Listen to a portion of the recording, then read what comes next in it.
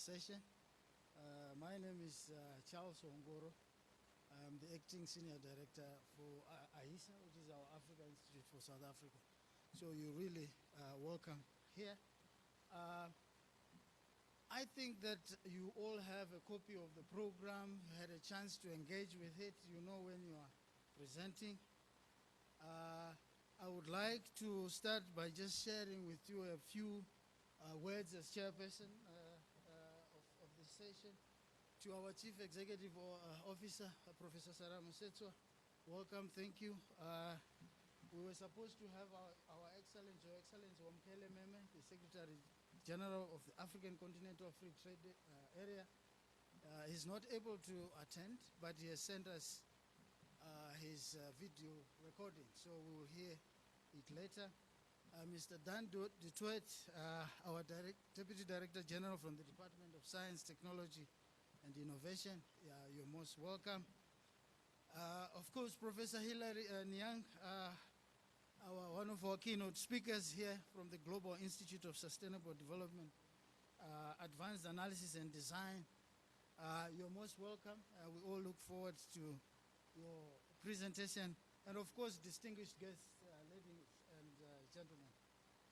I just also want to say, as the chair, that you are warmly welcome to the 10th African Unity for Renaissance Conference here in Johannesburg. Of course, this theme, harnessing digital technology and artificial intelligence for sustainable development in Africa, is both timely and urgent. I'm sure you would agree with me. It seems to me it's a defining moment for our continent. And across Africa, digital technologies and artificial intelligence are no longer abstract options, concepts, or distant possibilities. They are here with us. They are beginning to shape our economies, redefining our governance system, transforming our trade and value chains, but also influencing our political discourses and mediating peace and security processes. So the question for us is not whether digital transformation will happen. It is with us. And therefore we should be saying, how will Africa shape it? How will Africa govern it? And how will Africa harness it to realize the Africa we want under Agenda 2063? So today we're going to have a whole session that is going to look at various things, the broader strategic landscape of digital technologies and AI. We're also going to interrogate the digital transformation and relate it to the Agenda 2063. So we have a session on that. And then we'll turn back to our SDGs, of course, asking whether digital technology and AI truly accelerate development. And then after lunch, we look at the question of infrastructure gaps and connectivity challenges. So I think that we do have people who have the knowledge and experience. And it's always exciting to see that we have you come here and decided to afford your time with us to discuss some of the key questions or objectives that we think we will achieve in this session. Really is to deepen our critical interdisciplinary reflection on digital transformation, to strengthen our continental collaboration among scholars, policymakers, etc., to generate, obviously, actionable policy insights that advance sustainable and inclusive development. So I'm hoping we'll have a lively debate. We are hoping to learn from you, and the conversations, I'm sure, will be highly productive for all of us. We do have quite a tight program, and I'm sure people have seen the time allocations and so on. So we'll try to keep as much to time so that we hear the key points of what you want to share. Now, with those few remarks, I would like really to invite our Chief Executive Officer, Professor Sarah Mosetswa, to give us the official opening remarks and welcome. Thank you. Let's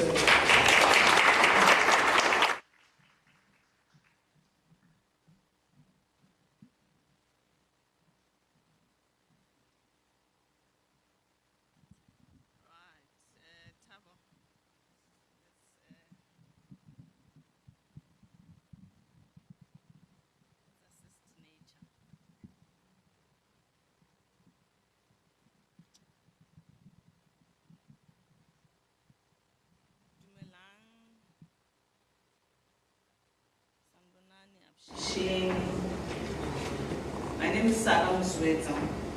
I want to just say a couple of things about this morning, today, and why we are gathered here. Firstly, a warm welcome to all of you. I'm seeing a lot of friends, and I'm now worried that I'm going to go to some commission and they're going to say, yeah, Salam says every time you have these gatherings, you are just bringing a bunch of your friends.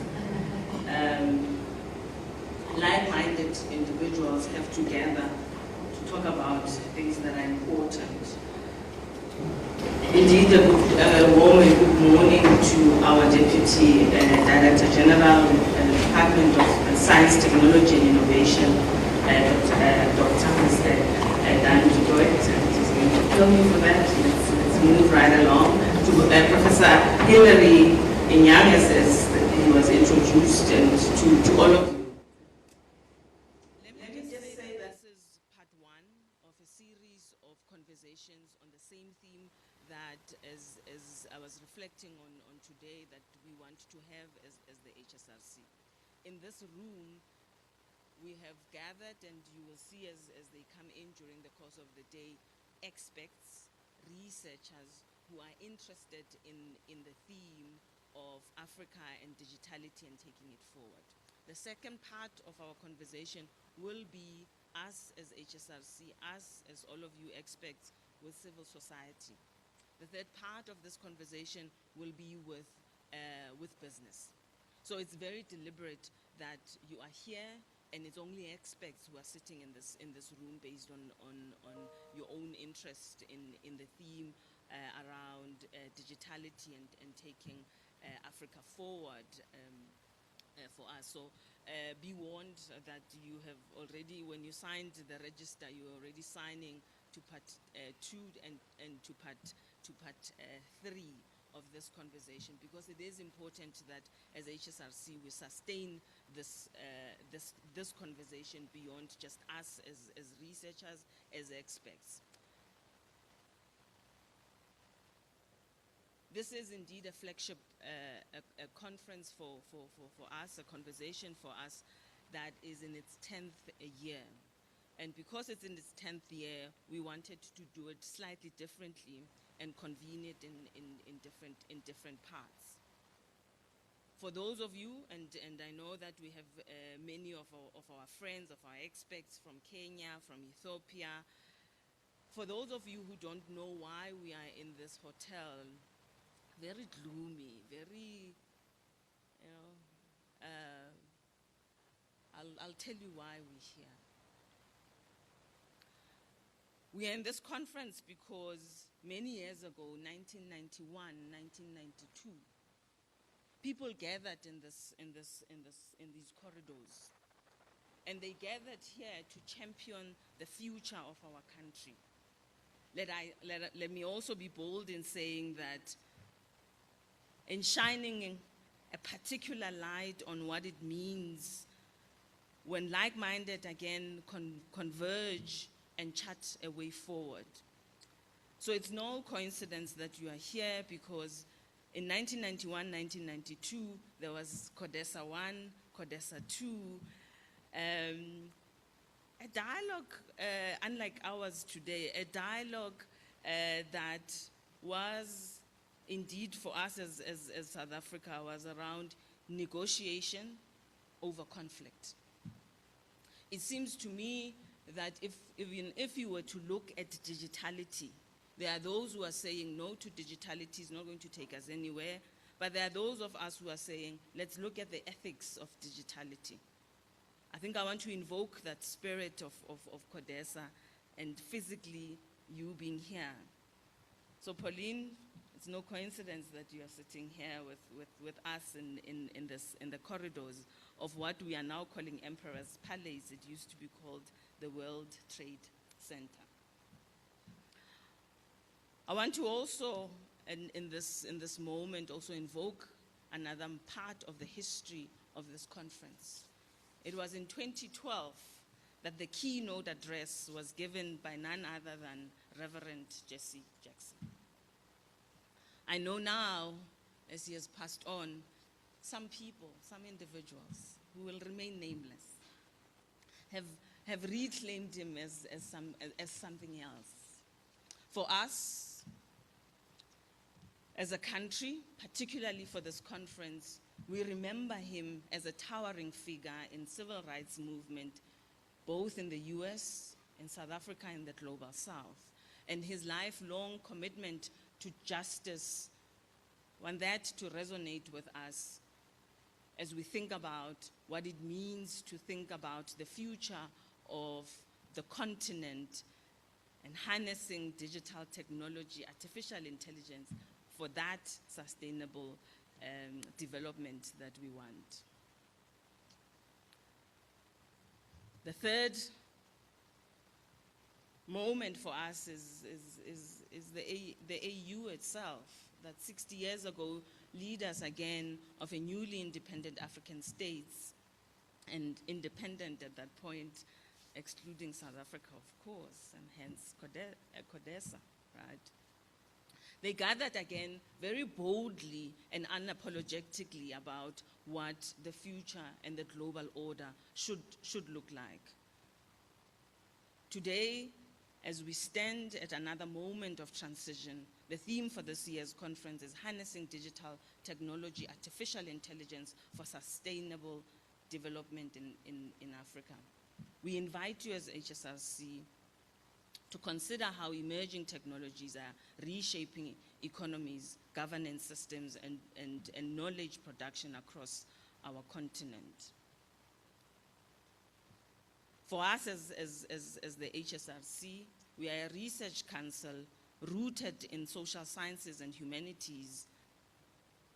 We recognize that technology is not merely technical. For us, it is three things, of course. It is social, it is political, it is economic. For us, it reflects power relations and institutional choices. It shapes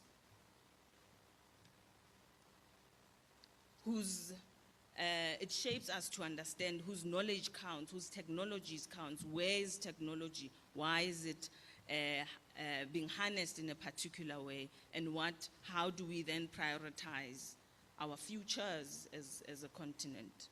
This conference then provides us, I think, with a space to engage, as I said, for now, as experts, the next part with civil society, for they will not be left behind.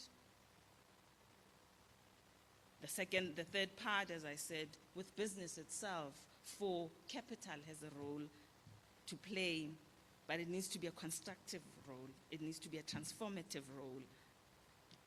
I think this conference, for me, should provide those understandings so that when we engage with civil society, when we converse with business, we are able to converse as one, with concepts, with thinking that indeed appreciates that technology is not only economic, it is deeply political, it is deeply social.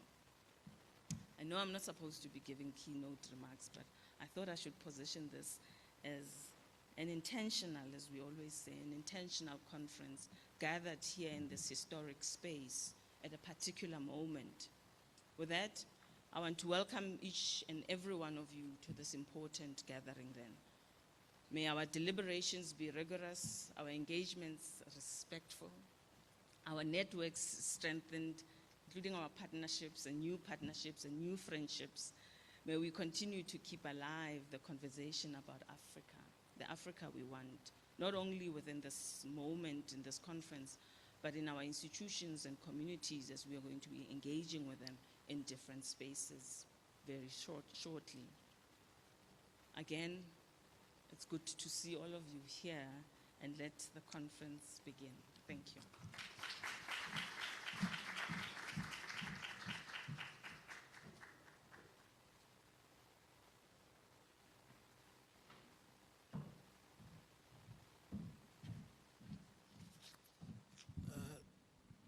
Thank you very much, CEO, for providing us a context for this conference and why it matters that we still engage as Africans to try and solve African problems.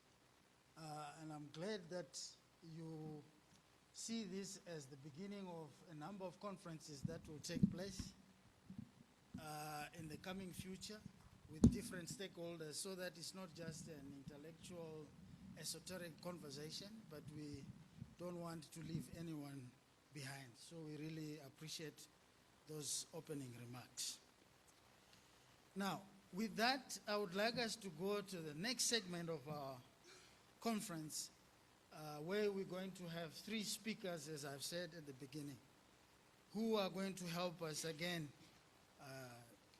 put together or share with us the landscape when it comes to science, not to science, but to digital technology and AI.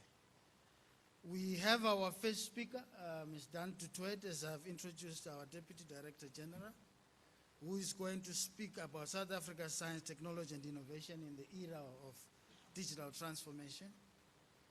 His CV is quite long, many years of diplomatic service, joining our department since 2002 as the Deputy Director General in 2014.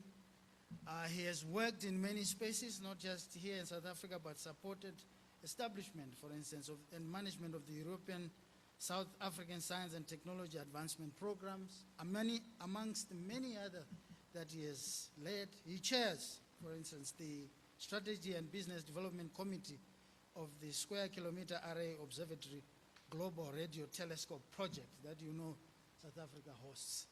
So I don't think we could have found a better person than him to share with us his thoughts on this topic. Dan, please.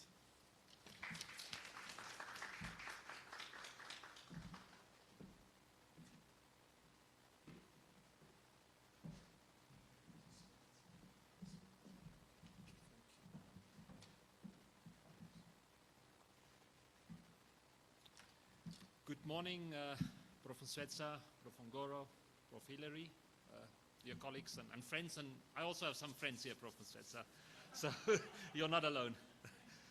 It is indeed a great privilege for me to be here today.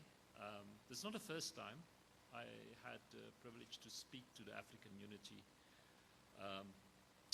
for Renaissance Conference, but normally I'm invited, typically in the role of a government official, to say some opening or welcoming remarks. I think this is the first time I'm actually invited to deliver a keynote address, so that's quite intimidating.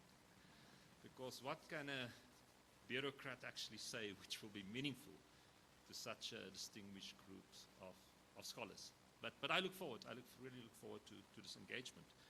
But it would be amiss for me not to start by also doing what, as a government official, I should do, and that is to pledge our support and really emphasize the importance of this gathering. I know I can with full confidence say that this debate, this discussion is exactly the one our Minister, Professor Nzimande, wants the community to have. Because the objective of harnessing digital technologies for Africa's development through closer integration, through closer cooperation, that certainly ranks amongst the apex priorities of our government.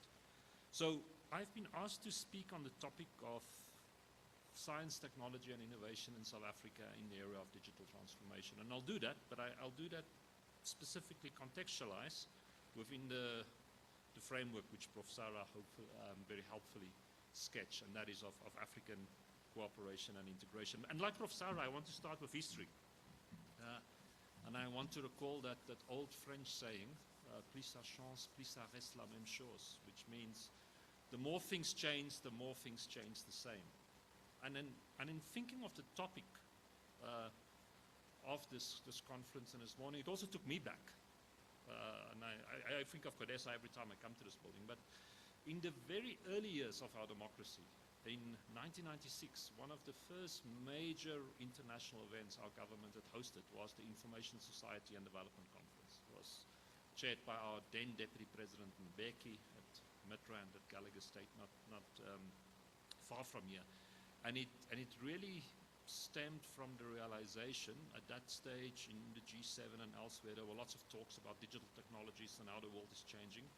And South Africa, as has been a consistent theme of our foreign policy, then warned, well, this cannot be to the exclusion and without the active participation of the rest of the world. And that's where this event was then organized between South Africa and the European Union at the time. And if you, I went to, which we didn't have in 1996, AI, and I just asked AI last night, so what happened at the 1996 Information Society and Development Conference? And it said this was a landmark event convened by President Mandela to bridge the digital divide between developed and developing nations.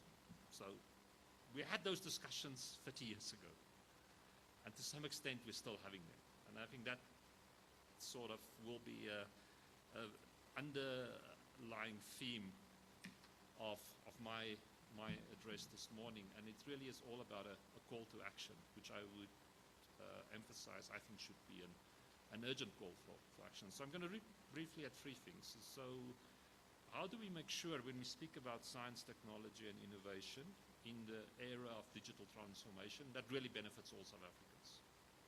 And then to build on the specific theme, how do we harness those technologies and specifically AI for sustainable development in Africa? And what all of this should do, it should really reinforce African Union for a true renaissance. So starting by the role of science, technology and innovation in digital transformation, I think the first point to emphasize, and it's something we at our department under the leadership of our minister is acutely aware of, and that is that not only does science, technology and innovation contributes to digital transformation, but the whole enterprise of science, the whole knowledge enterprise, generation of knowledge, that's being transformed and needs to transform. And in South Africa and elsewhere in Africa, we need to be prepared for that, and we need to invest in that. And that means the training, the retraining of our scientists across all disciplines, without discrimination,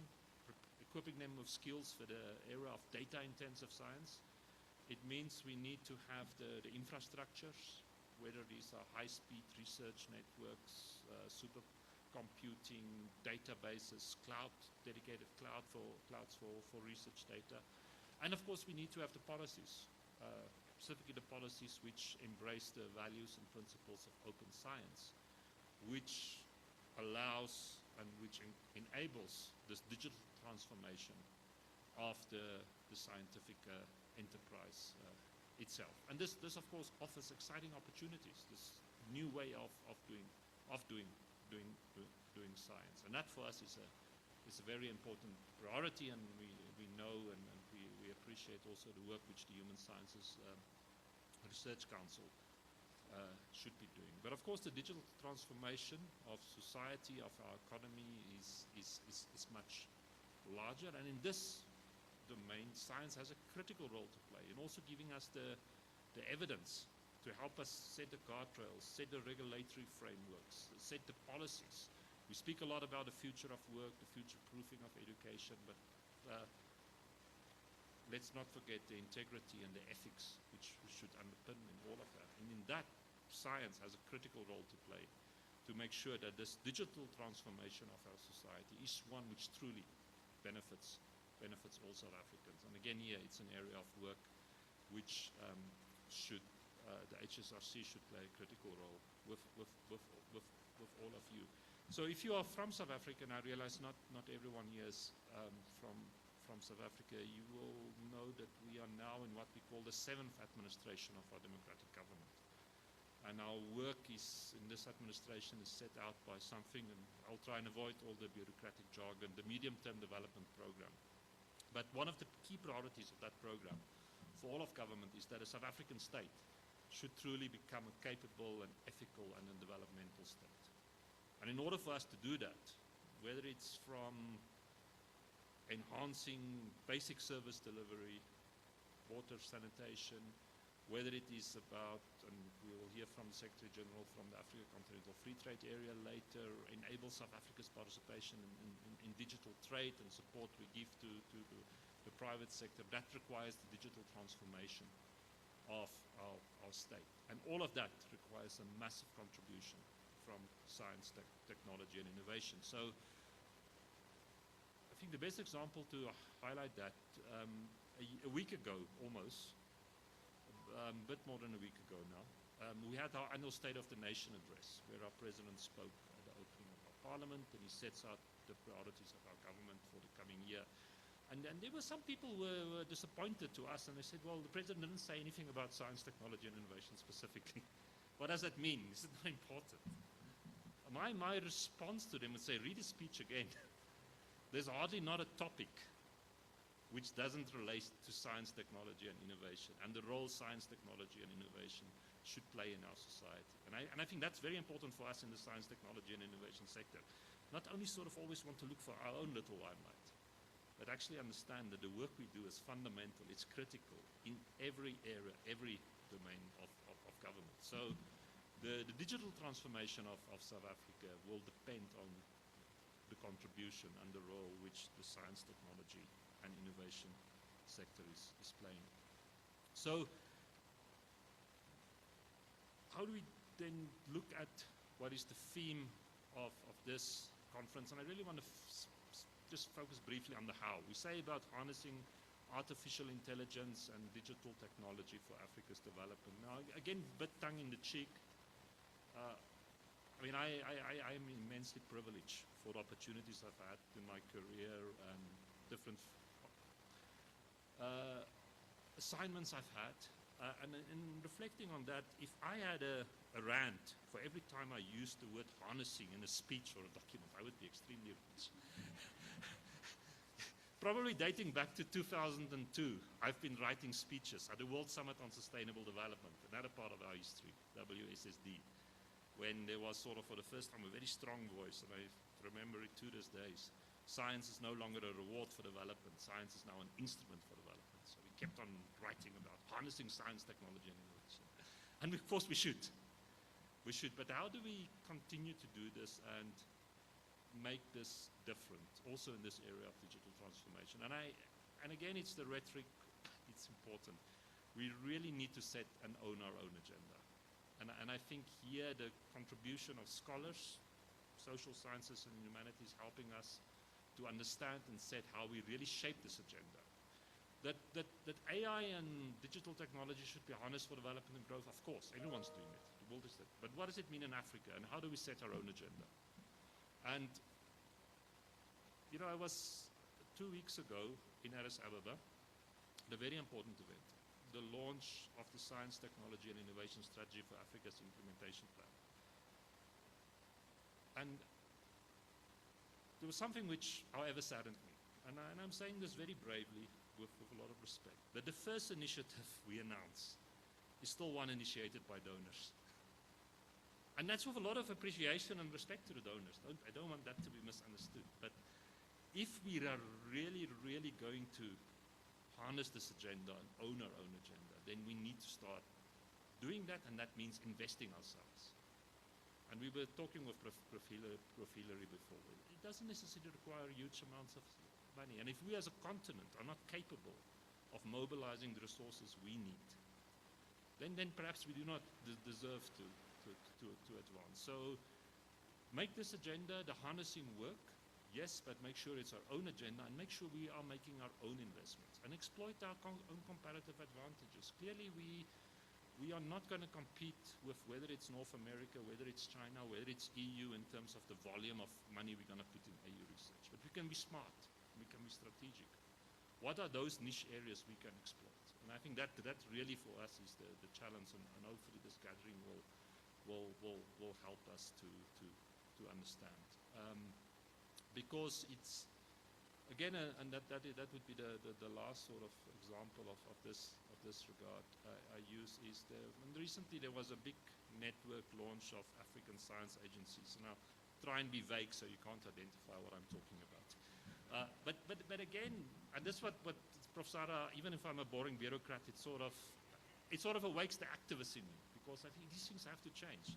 So we launched this African network, and then what is the contact point? The contact point is a person at a donor agency in the global north with an email address not in Africa. So then things haven't changed. And then we doesn't blame anyone other than ourselves. And I think for me, really, this is what I really look forward to this gathering here, having that type of discussion. And of course, we need to make sure that if we're going to harness digital technology and AI, we truly be the system. We know there is so much talent on our continent. There are so many success stories of entrepreneurs, but they're not part of an integrated system, and we really need to build that ecosystem. And again, it's also the challenge for us as government, speaking to myself. How do we, for example, use our procurement policies to actually stimulate knowledge generation and innovation on our own continent? And it often happens, sadly, also in South Africa, where we as the DSDI, we invest in a technology development, and then a sister department would go and procure that same technologies abroad because of the procurement rules, etc. So these are the type of things we speak about AI and digital technology, and again here, this community of scholars, I think, can help us play a role in how we shape policies to make that happen. And then the last point, I think digital transformation, digital disruption, it comes with huge opportunities, but it also risks.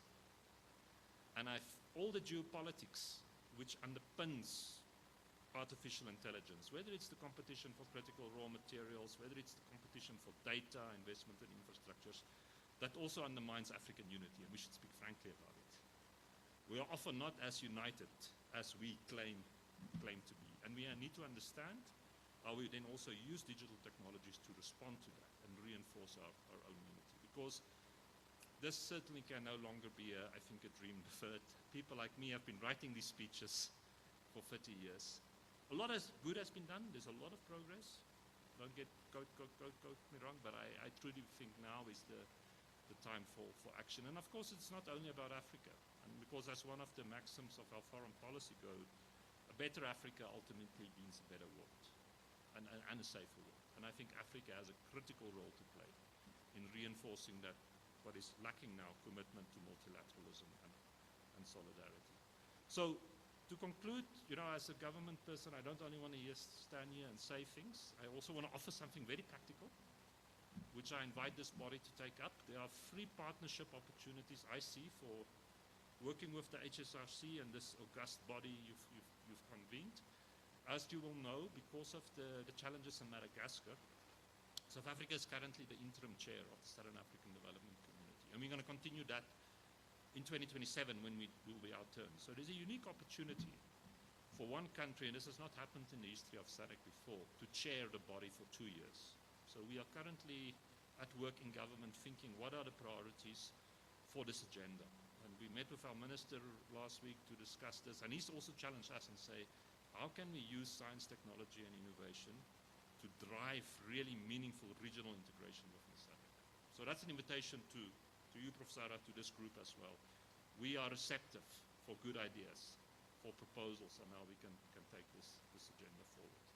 Second is I refer to this, the implementation plan for science, technology, and innovation.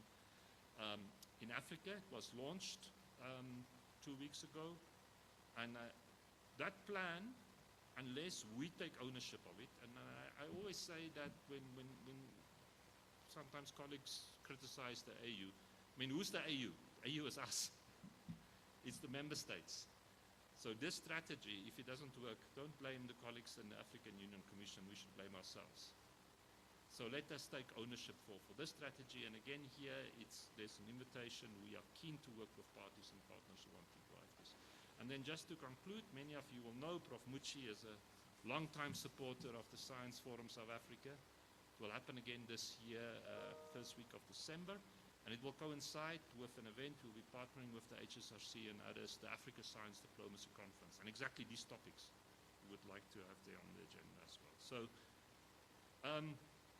even before 1996, a lot of this we speak about. Our former President Mandela, he spoke at an event called Telecom 95 at the International Telecommunications Union in Geneva. And again, I asked AI, so what did he say? And he said his speech is famous for framing telecommunication as a matter of human rights and social justice rather than just technology. And I mean, those words still ring so true. You can just replace telecommunications with AI, digital technology. So that message is still very relevant for us. In that speech, the former president said it's about if we have to bridge the gap, and that gap in technology we have to bridge, otherwise inequality will persist. We have to promote inclusive access, and it's of course investment in the youth. So I am really looking forward to continue the collaboration and the engagement with all of you, because I am convinced, knowing that there are many friends in the room, that yeah, a lot of good things has happened, but we also know things cannot be the same, stay the same. Things need to evolve, and the potential of these technologies is exactly to disrupt. So thank you very much, Rosara. Thank you for the opportunity.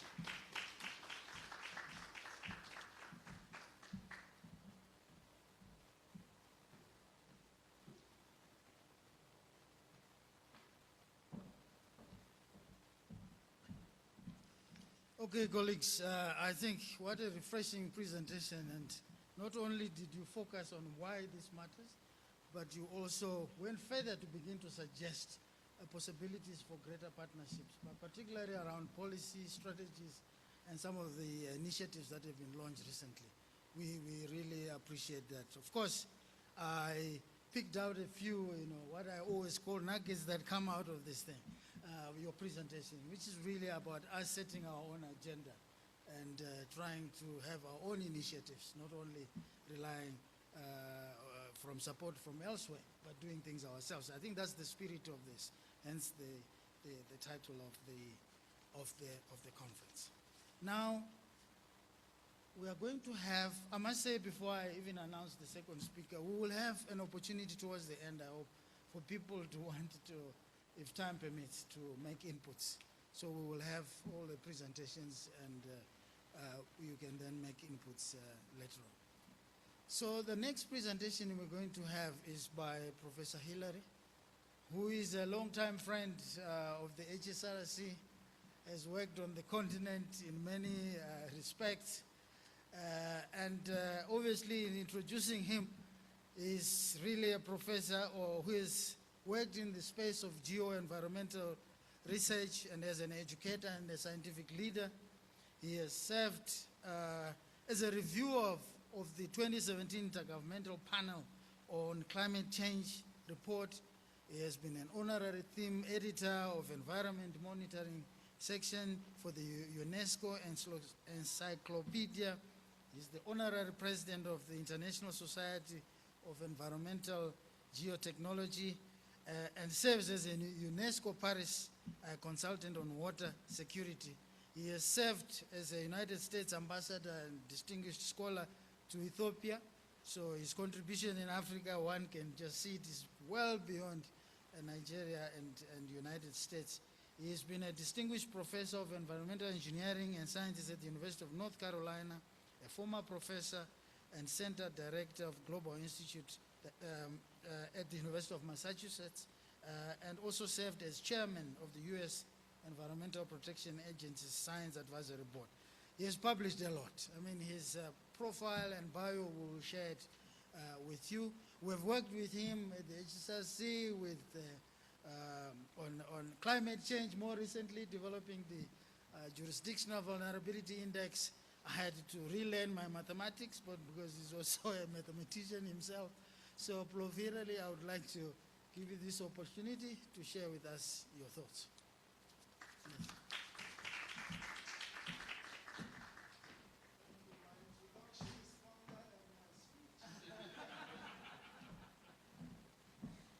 Thank you very much. First, I must pay homage to whom homage is due. The CEO, Professor Mosetsa, thank you very much for inviting me here. Certainly, you have brought dynamic leadership to HSRC. The chair himself, Hongoro, that mathematics, I tried to water it down so that we can accommodate you, but it was still problematic. Of course, Mr. Dan Dutoit, who has been at the center of very many initiatives. I remember coming here so many times, meeting with him. He has been at the center of very many initiatives here in South Africa and beyond on promotion of STI. This will also not be complete if I don't mention Professor Mamo Mushe, who was one of those at the very beginning. Is it 10 years ago? Who joined and invited me to make keynote speech here before my friend Jesse Jackson, the late Jesse Jackson, came the next year. Wonderful, you set the tone. Professor Tukuzani, of course, was with him then, and they are the ones who organized that first one. I thank the organizing committee, lots of colleagues here, Dr. Shetty, Dr. Fugo, many others, distinguished ladies and gentlemen here. But my topic will fool you. It's not the one that was projected because that's a 2-hour-long seminar. The one I'm going to speak on is to follow in the framework set by Dr. Musetsa and Dr. Dan Dutot. Necessary framing and deployment of AI across African socio-economic sectors. I want to help set the technical framework for your presentations. I go into some details in some things. I won't cover them all because I promised to use only about 20 minutes in my presentation today. Let's begin with not much ado. First of all, somebody projected this. This is not my speech, but it's the summit on AI coming in 4 months in the United States. It's the largest AI conference that we are organizing in North America. It will be held in Charlotte, North Carolina from July 10th to July 16th. It's a very big conference, cuts across all socioeconomic sectors. But I need to go directly to my presentation. I hope you loaded it. Let's see. No. This is not the presentation. I hope you loaded it. It is necessary framing and deployment of AI across industrial sectors. Before that starts, let me join the previous two speakers, my distinguished friends, to say that the capacity of any global region to galvanize the intellect and other capacities of their own region to produce goods and services for their own part of the world is a hallmark of any region that wants to develop and to the benefit of their citizenry. And to do this, I usually identify 5 or so instruments. The first is regulations. Regulations because order comes with it. Out of regulations will emanate policies. Policies because they are written in a way that most will appreciate and not the legal mumbo jumbo that would be very difficult to implement without policies coming out of them. The next one is market incentives. Mr. Dan Dutoit alluded to that it is not just that you have documents with targets. You have to generate the mechanisms to do that. Funding is part of it. Engagement across the board of agencies, the private sector, non-profit organizations. So economic incentives are very important. The third is, the fourth is data and monitoring. If you don't have the data, what are you going to plan with?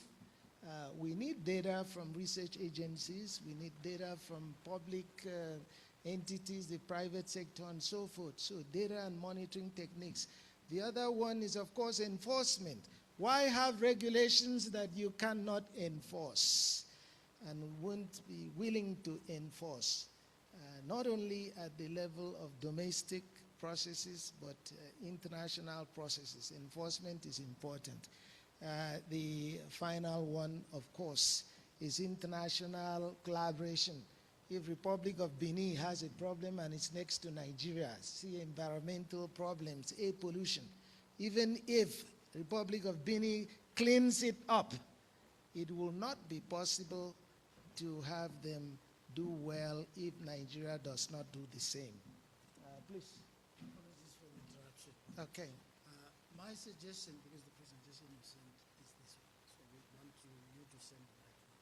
What we will do for now, my apologies for interrupting you. Okay. We will pause and then play the video clip for the next keynote speaker And whilst we then, cue in the right presentation. And then we join. Yes, we rejoin. Yes. Because the one you sent is this one. Yes. So apologies for that. We will just go through it. Here we go. Yes. Okay, these things happen. I wish we had set up an AI to check whether the presentation sent is the correct one and so on. But it's a minor hitch. We should be able to resolve it. What we've decided to do is to then have the last presentation, which was to be made by His Excellency Wamkele Mene, who has gracefully agreed to actually do a video because he's not able to come and attend the session. So we will play that video clip, and then after that we go back to Prof. Niam. Are you on cue now? I just have to be sure now. But it has started and there's no sound. Research Council for inviting me to address you at this year's Africa Unity. Ladies and gentlemen, let me express my sincere gratitude to the Human Sciences Research Council for inviting me to address you at this year's Africa Unity for Renaissance Conference.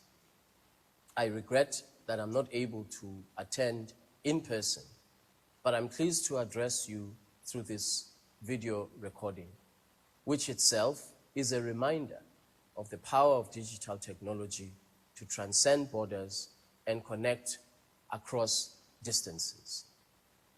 I'm pleased to address you on a topic that is very close to my heart and central to the work of the AFCFTA Secretariat.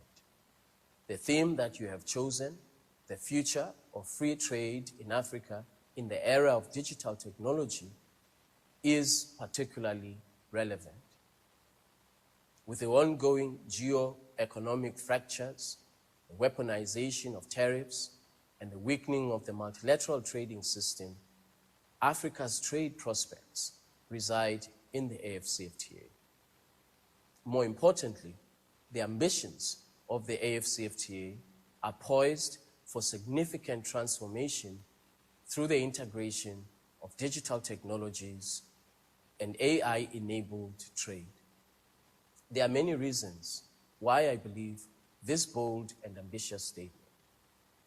Allow me to mention a few of the reasons why I believe we are well on a path of success through digital trade and AI. Digital technologies and AI offer significant opportunities to overcome traditional trade barriers, promote economic growth, and redefine Africa's position in global value chains and competitiveness in international markets. Digital technologies and AI provide Africa with a pathway to overcome structural impediments and unlock our trade potential as a continent. In particular, African governments have the opportunity to deploy AI to improve efficiency, develop new value chains, and enhance digitally enabled services. In the year 2024, the market for digitally delivered services was valued at over $40 billion in Africa. AI has emerged as a transformative tool, transforming sectors such as agriculture, finance, and healthcare, with immense potential to reshape trade by enabling a shift from raw commodity production to higher value processed goods. In addition, AI is expected to add $1.2 trillion to Africa's GDP by 2030, an increase of 5.6%. AI is not only transforming key sectors, but has also established itself as a crucial economic driver for the continent of Africa. Last year, investments in AI across the continent exceeded $2 billion. In recognition of this significant potential of Africa's digital economy, the heads of states of the African Union adopted the Protocol on Digital Trade to provide regulatory framework for the digital economy. This protocol establishes a continental legal framework for a future where digital technologies and AI can substantially improve trade efficiency and competitiveness. Certainly, the rapid tech and AI advancement requires robust policy and regulatory frameworks to manage data, protect privacy, ensure ethical AI development, and prevent monopolistic practices. Effective data and AI governance are central to Africa's digital trade ambitions to ensure fair competition, safeguard data privacy, and ethical use of technology. The Protocol on Technological Advancement, combined with the Protocol on Digital Trade, establish a robust legal framework supporting privacy protection, digital trade, payments, and data transfers. It also ensures that our technological companies are adopting an inclusive, interoperable, and secure digital framework in which to do their business. Distinguished ladies and gentlemen, here's the good news. Africa does have the resources that are required to participate in and benefit from digital technologies and AI. In this era, what is required to power the digital economy is natural resources, which Africa has in abundance, skilled human resources, data centers, amongst other tools that are required.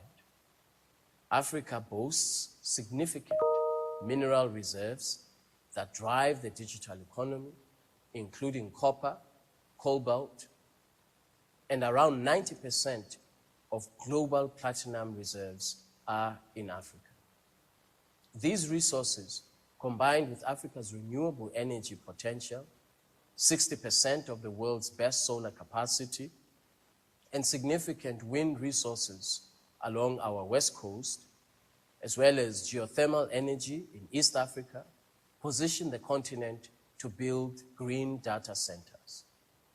Africa has the highest return on foreign investments, 11%, for example, surpassing the global average of 7%, according to the United Nations Conference on Trade and Development. In terms of mobile telephone penetration, Africa will have 900 million smartphones by the year 2030, double the number of America and Europe combined. Africa also has the youngest population in the world. By the year 2050, 40% of the world's youth will be in Africa. That means 1 in 3 young people globally will be African. With the appropriate digital skills, this demographic becomes Africa's strongest competitive advantage. This is highly significant for innovation, human resources, job creation, and technology. Having said all of this, ladies and gentlemen, let's take a moment to reflect on the Africa we want in the era of digital technologies and AI.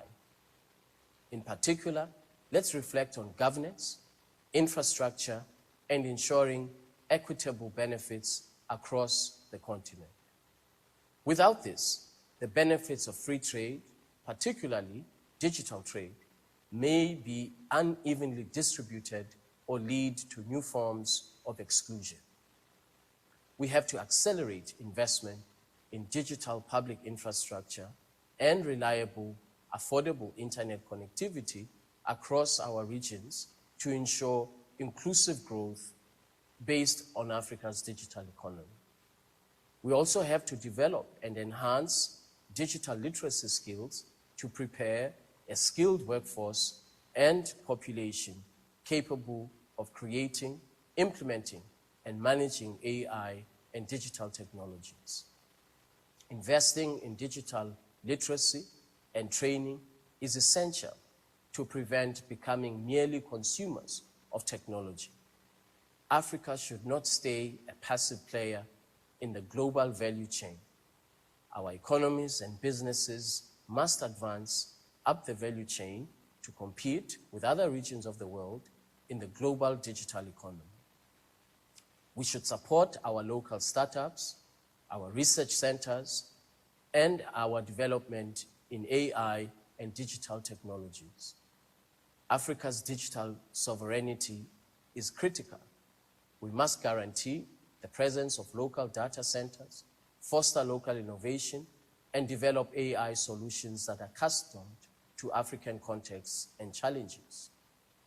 More importantly, governments, businesses, including MSMEs, women and youth-led businesses, must leverage digital platforms and AI to simplify cross-border trade, improve transparency, and reduce transaction costs within the AfCFTA framework.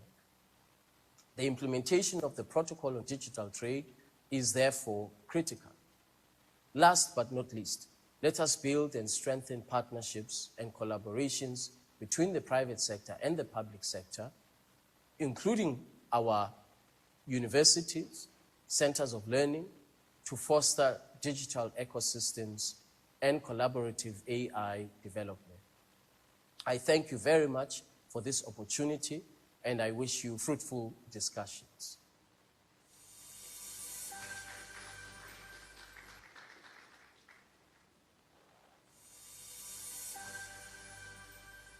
Ladies and gentlemen, They haven't called for an encore yet.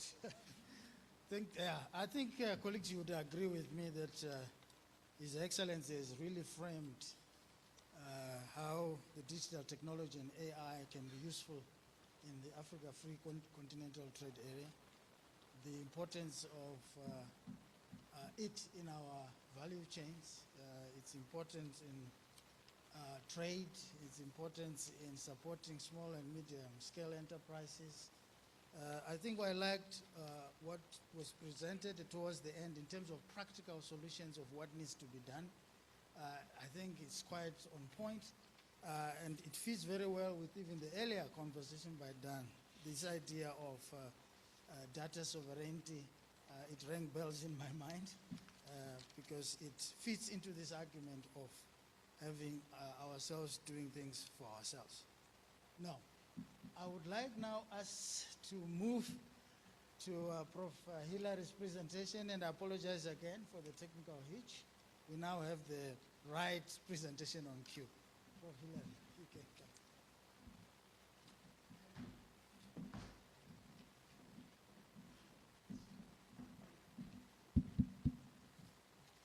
I'll now move very fast to what we need to do, because essentially we have heard that we need to develop infrastructure, we need to have data centers, we need to have training. How do we do that? So I will skip the first part of my presentation because we've heard themes on that, so no need to repeat what has been said by a lot of our colleagues. But first, look, AI is part of a continuum of global economic development that came all the way from the 1700s with the first industrial revolution, which was that of mechanical production based on water, wheel, and cement, and it's gone all the way up to now. So what do we have now as the instruments of the fourth industrial revolution? There are about 5 of those. You have cyber physical systems, they are all mixed together. You have Internet of Things, artificial intelligence, and big data. So for Africa to play well, Africa needs to be in those. But let me skip some of the things I wanted to say, because this is basic. You know what artificial intelligence is, that it comprises 5 of these things. These are the utilities that need to find application deeper and deeper in African governance and economic development programs and projects. Formatting AI applications in various economic sectors. Let me just let you know that the AI is part of this TISA 2025-2034. Mr. Dan Dutoit here had a meeting in Egypt, and some of these things came out of there. Look at the areas of application of ICT, which includes AI. Look at the boxes to the right. You have industrialization, human capital, infrastructure, and skills. These are some of the things that were mentioned by Mayable CEO earlier on. Frontier and emerging technologies. They just met in India not long ago, about last week. that was the largest gathering of folks in that sector. And they are trying to get Asia to be the dominant part of the world on those technologies. Science diplomacy, very important partnerships because it can project discoveries in one area and things that are put up in one jurisdiction or region and transfer to others. That's one of the utilities of science diplomacy and other things there.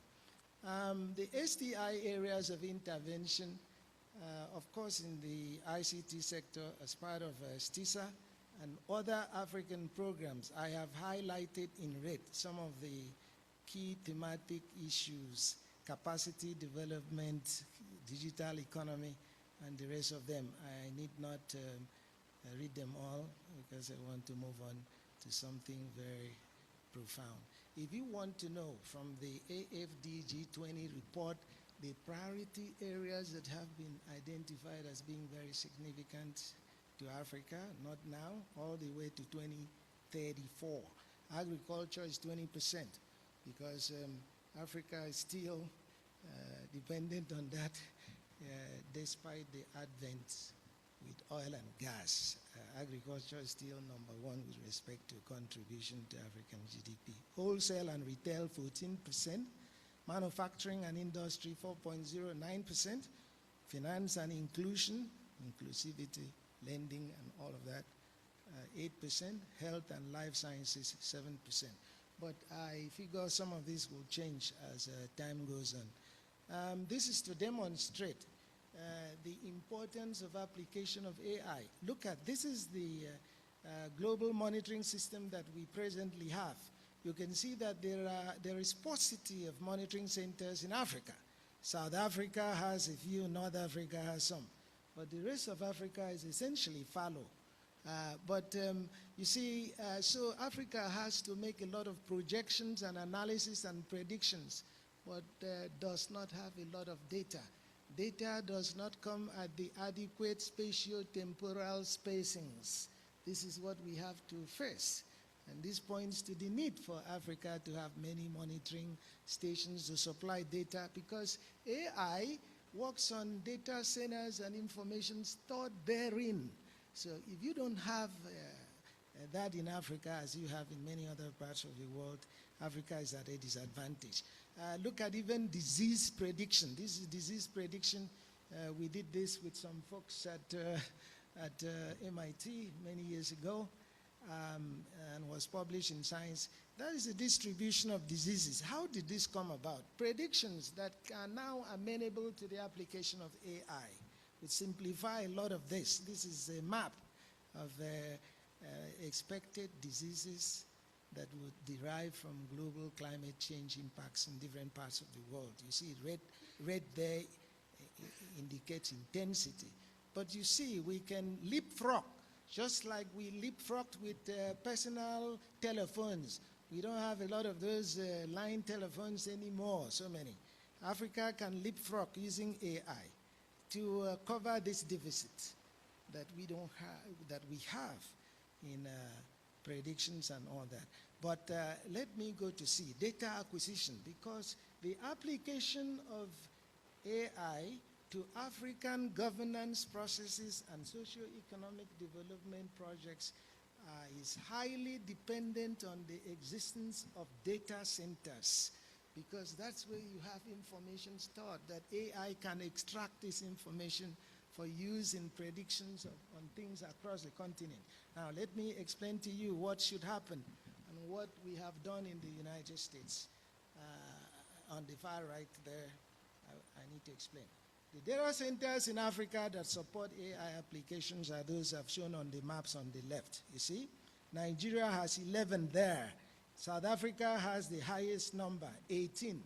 You have about 18 data centers. You have Morocco with 12 and so forth. I would say these are grossly inadequate, not only in total number, but the spatial distribution across Africa. You look at the inland countries that are very few. You see them distributed along the coastal regions of Africa, but you don't have in the hinterland. Look at the right. That's what I think should be the information architecture of every African country. You see that you would get data from research from academic institutions, government agencies, corporations, and then civil society. There should be screening. You cannot get all the data about your country and just dump them there to be scavenged by other countries in a competitive world, a world in which you have insecurities. So what you would do is to do screening. You have those data banks. Some of the data are very germane to national security interest of the country. Those are the ones that go right. You see, I've put there sensitive information. Those would go right and would be truncated right there without access to competing countries. But then you have this other side that I've labeled green. That would be for general dissemination and for use by AI and so forth. And you see, they would be distributed to academic institutions, public agencies with access, and then the press and others. So that is the appropriate information and data management architecture of countries that will do well in governance and socio-economic development programs. Now, building AI support infrastructure and operational systems in Africa. You see there, where you have lighted up with red, green, those are the density, high density of connections to ICT systems, both the backbone and the one from space. And I'll get into that in a moment. You see also that Africa is very, very sparse. South Africa has done well. Nigeria, Morocco, Egypt, and Kenya tries, and Rwanda also. So you need to have more connections, more devices that take advantage of internet to be able to apply AI significantly. So density of equipment used in Africa has to increase in rural areas, in urban areas, and so forth, in order to be part of this. I'll tell you the practical problem we have. Many years ago, I came here to this same conference, and I presented this thing on the left. I drew it up to present. Our problem in Africa, I repeat, is the very low density of data on any issue. Low density, you understand? So while if you come to the United States and Europe, we need to build a road, and then we have soil data at every point, closely spaced. So the design will be consistent with the information available, will be applicable. But when you come to Africa, people have to start doing things at primary level. You want to build a road, but now you have 1/3 of the project being devoted to soil testing, whereas in other places we have spatio-temporal distribution in maps that show soil densities and so forth everywhere. So the lack of these points being closer together in Africa is a problem.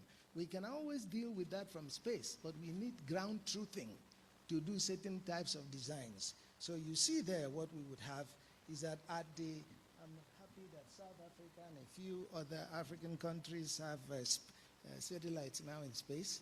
I will show you which ones have and which ones don't. Look at the ones on the right, recent space capacities and activities in Africa. Those ones that are brown are those that have the most number of analytical systems in space that provide remote sensing data, very important. That's the first step in developing any country. Remote sensing of natural resources, remote sensing of cultural sites, remote sensing and everything, spatial distribution of minerals, many other things, rivers, advent of drought can be picked up, farms where they are. So that's very important. See the countries that have it. South Africa typically has the largest number of these kinds of things. There's Algeria there. Algeria has tried. You see Egypt, you see Nigeria, you see Ethiopia and Kenya. Ethiopia is coming up too, I know.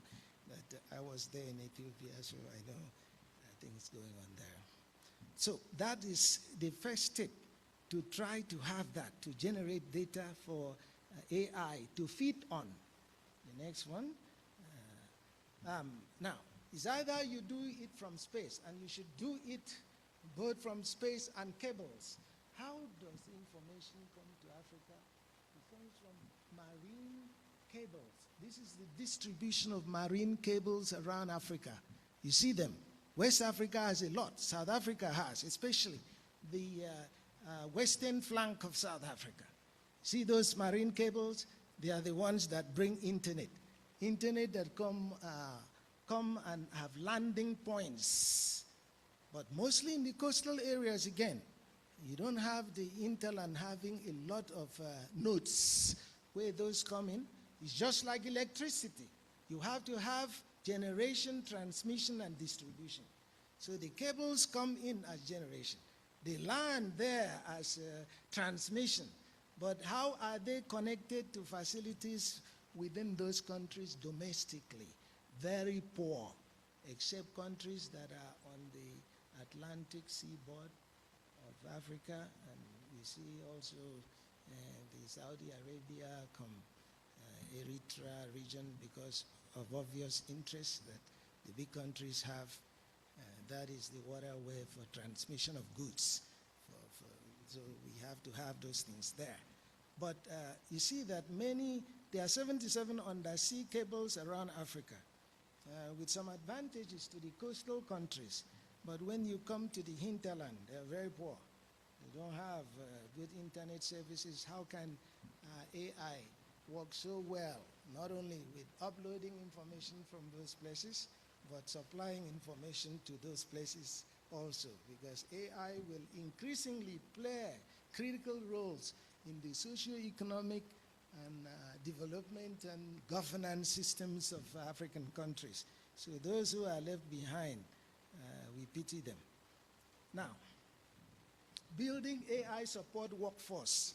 I heard when the CEO mentioned that workforce development is very important, especially for even HSRC, the Human Sciences organization, support organization, is even more important than any of the others, except maybe the universities and the Department of Education. And let's see what happens. I am very happy that the CEO mentioned, and also you can see even in the career of Mr. Dutoit, he has been in science, he has been in social sciences, he has been. This is what I call my 3 rings of knowledge. 3 rings of knowledge. You are out of this, you can't function properly and holistically. You have the social sciences on top there. You have engineering, technology, and computing sciences. I have put AI there. You see the red level. And then physical, biological, ecological sciences. Some people call those people the softies and so forth. They are not. Every branch of knowledge is very, very important with respect to human development. But in the boxes that I've put around these 3 circles, if you are basically in the private sector, you are generally on those things that I have enumerated and bullet pointed on the right-hand side. You will be talking about market incentives on things, risk communication, public education, conflict resolution management systems, and so forth. Dan has even mentioned that while we can construct these schemes, we need to find some means of implementation.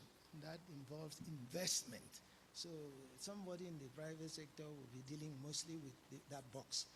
On the box on the left, that's the preoccupation of people in the public sector. They deal with regulations, policies, technical guidance, systems, education and training, enforcement, and incentives. But they all derive from deep education in these 3. One can be a specialist in one ring, but must also know at least perfunctory knowledge about things in the other 2 rings. So that's important as the educational system is constructed to take advantage of AI and to promote African entry into it. There are many types of skills, so people don't necessarily have to have all of them. You just have to have those that apply to what you want to do and have a little bit of the rest. So the educational system or the workforce training patterns must provide this. You see diplomatic skills there. Who thought in the past that the word science will be mixed with diplomacy?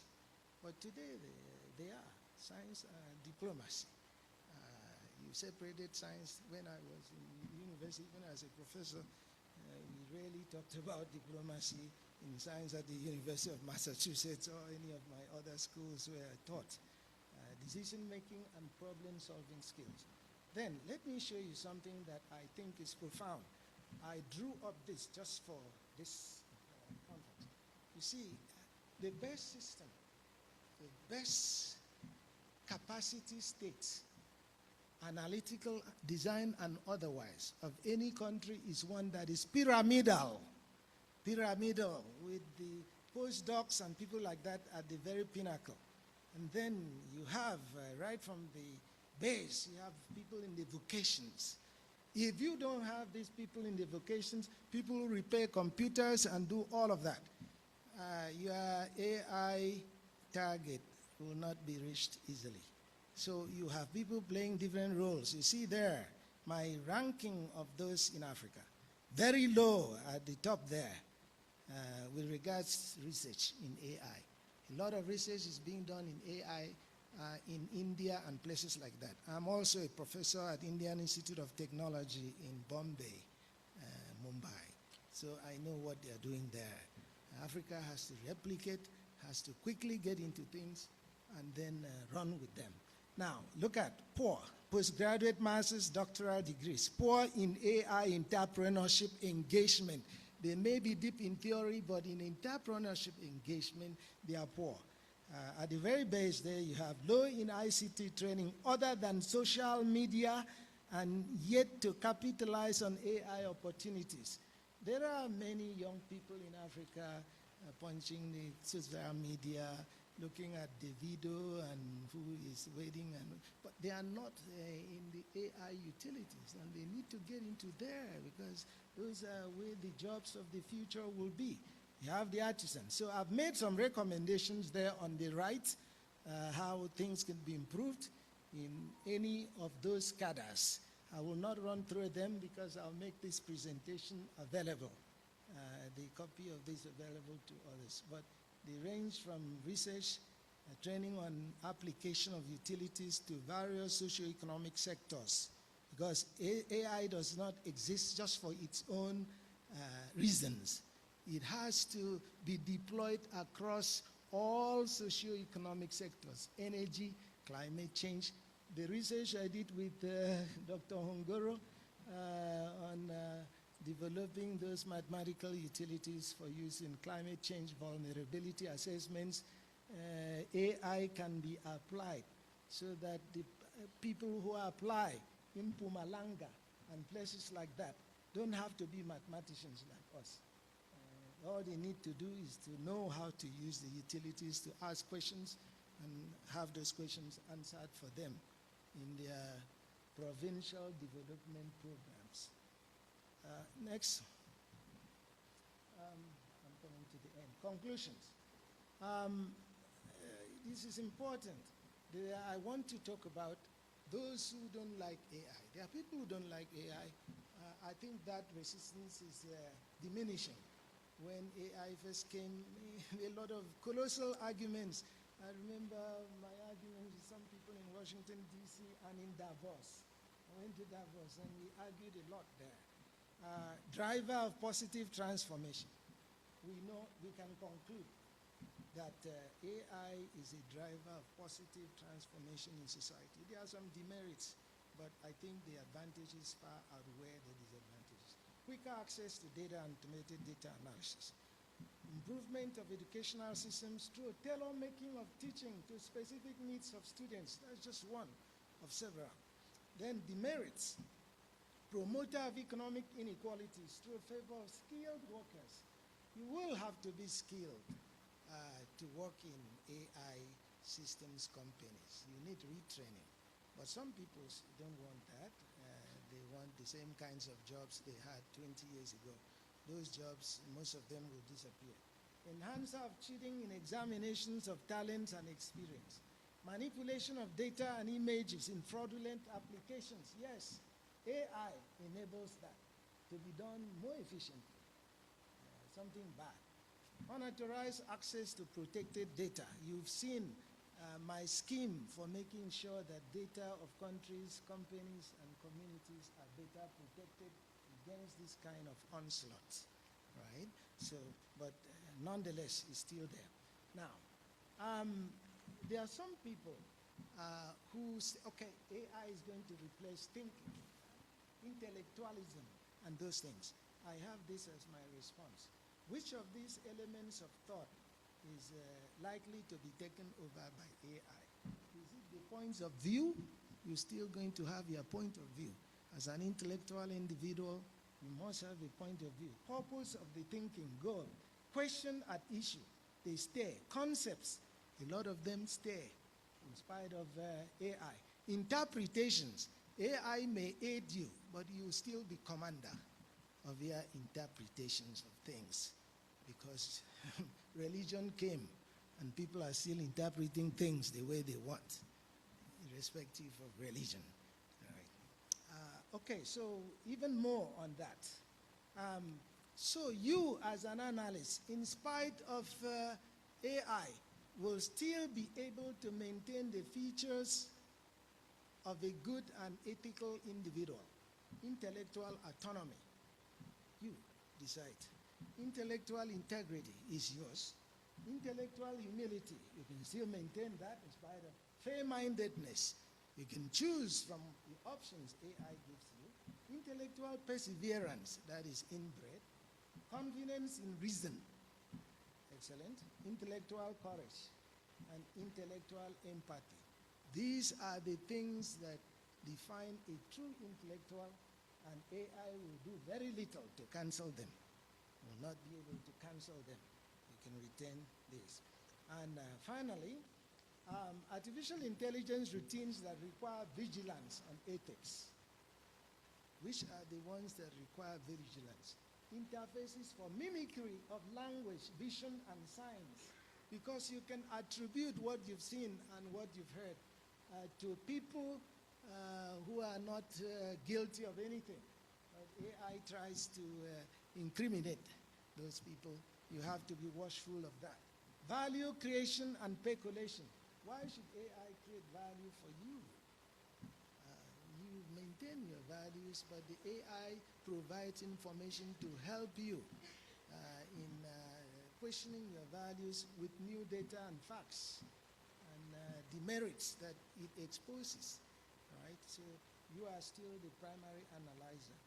Memory emulation can try to emulate memory and even bring out visualization systems that trick you into thinking that that is reality, whereas it is not.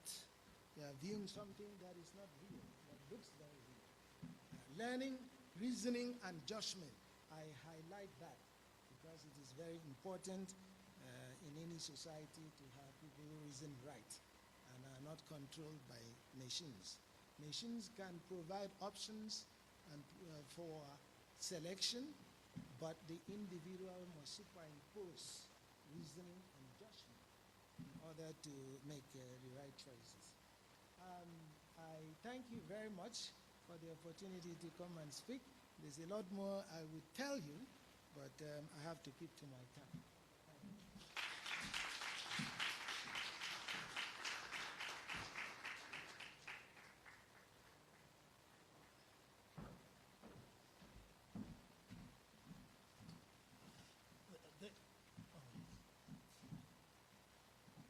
Thank you very much, Prof. Nyang.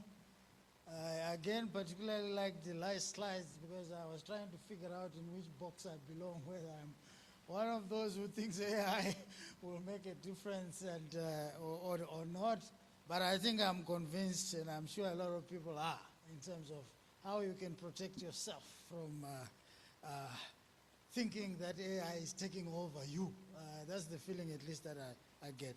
But I think you were able to share with us, I think in a very good way, how AI can be deployed in various sectors of Africa, the forms of deployment that we can have in different sectors, and also the fact that for us to be able to utilize AI or technology very well, we need to invest in these sectors in many ways, both in terms of infrastructure, in terms of workforce, and also to understand how the global world is working and our competitiveness. I mean, those maps, clearly, if I was a policymaker, they would frighten me when you start seeing the distribution of how the infrastructure, the use of equipment is different across the African countries. I think we really appreciate that. We'll have more questions, I'm sure, as we have coffee and tea.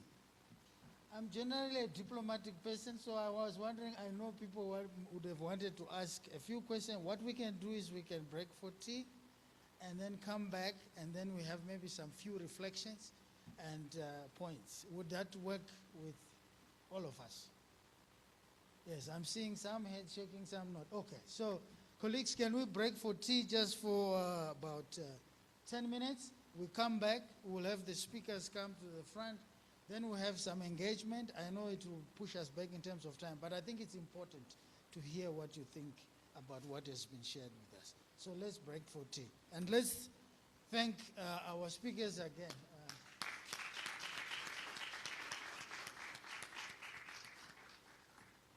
Camelo, don't worry, we'll share the gifts afterwards. I can see. All right, let's break for tea. I think tea is just outside of the door there, and then we'll come back in 10 minutes' time.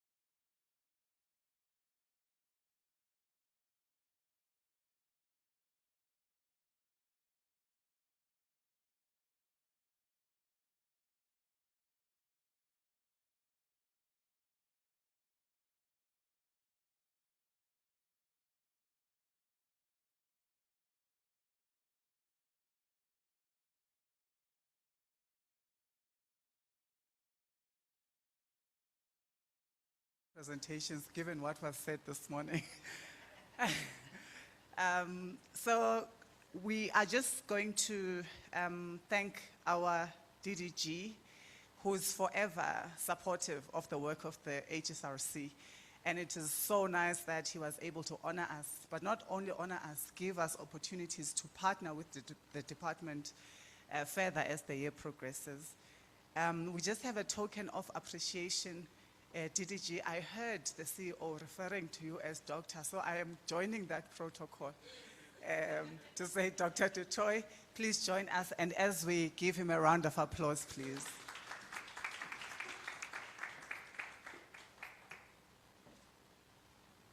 Thank you so much.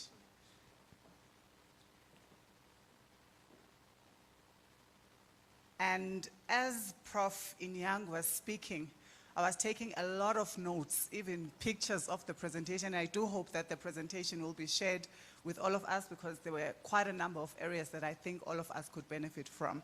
Prof, it was so rich, and it was challenging us in different ways to think about the digital transformation space, and we appreciate you so much for that, as well as for your continued support to the HSRC.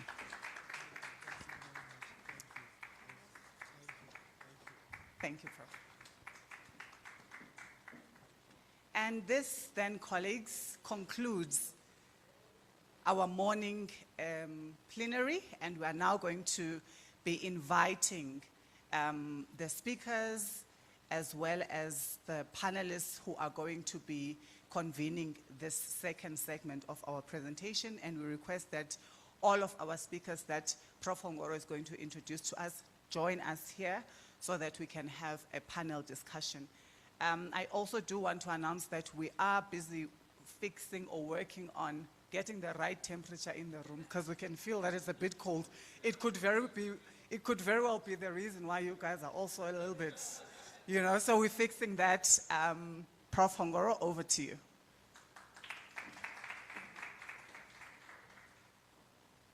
Thank you very much, Bongi, for that. I think it's always a pleasure to have you here and assist as always. The next session is going to be a plenary, and we are going to have a number of speakers. And the first speaker is going to be Dr. Chris Chetty, who is going to do it virtually. So we'll have a virtual presentation, so we'll link up with him when the time comes. The other speaker is going to be Prof. Eunice Kamara, to come to the phone. Please, yes.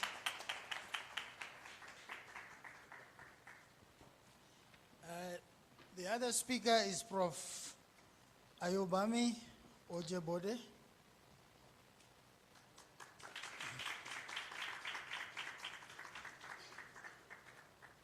The other speaker is Professor Ndani Mapiswana.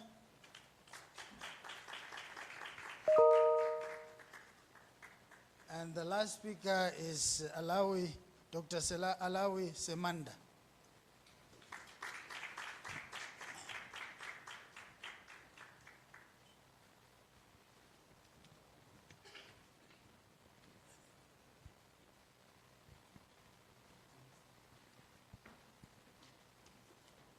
Okay, maybe to start with, whilst the others are settling down, is to ask for Dr. Krish's presentation. Is he online? He's online. I'm here, Charles. Okay, just a minute. Yeah. Okay, so this part of the session, of course, is we want to look at digital technologies and artificial intelligence in the context of Agenda 63. I think a lot has been said already in terms of how Africa's vision is about. And it would be useful for us to hear what you think this digital revolution and artificial intelligence means in terms of achieving Agenda 2063. In what ways can it enable the achievement of that vision? So we will have obviously 10 minutes of time. When you see me looking at you, I'm politely trying to say your time is up and try to keep to the 10 minutes. Unlike the first session, I think we would like to create an opportunity also for people to ask questions. We need to engage.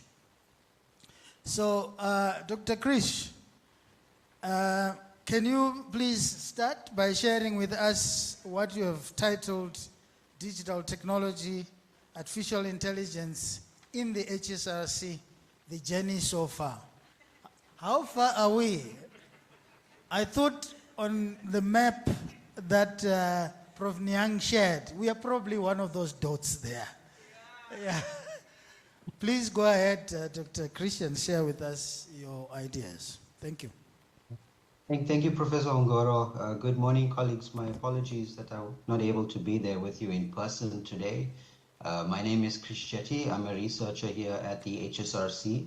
And I've been studying and experimenting with AI now for the past few years. And as Charles mentioned in the title, I wanted to talk to you today about what we've learned at the HSRC as we've been working on an AI strategy to take us forward. So I wanted to start off by looking at what happened just last week at the AI Impact Summit in India. And the consensus that you found there was that among the US tech leaders, they're saying that artificial superintelligence, what they call ASI, is no longer just a distant sci-fi dream. We're actually talking about some form of technology that could emerge within 2 to 10 years. So if you're wondering what is artificial superintelligence, ASI, this is where the AI gets so advanced that it's more capable than all 8 billion people on the planet combined. And when you listen to these tech leaders, the likes of Sam Altman and the others from the US, from OpenAI and these big tech companies, they're positioning it, describing it as a gentle singularity, some sort of smooth universal benefit that we're all likely to experience. But if you actually look at the movement of capital in the world, you'll see the reality is actually far more aggressive as they try to compete for control. And so what you're seeing now is this massive coordinated sets of investments which are now really designed to concentrate power and technological supremacy in the US, and it's meant for them to try and pull ahead of China in this battle for supremacy. And so the issue is when these tech giants are now carving up the future, we have to ask the question, where was Africa? We weren't even at the table, we're not in this picture, and these are issues that we need to grapple with and figure out how will this change. Next, I want to look at the reality in the ground. And if you have a look at this chart, I hope you can see it there in the room. Each block here represents 3.2 million people in the world. And this is the picture of the world as of February this month.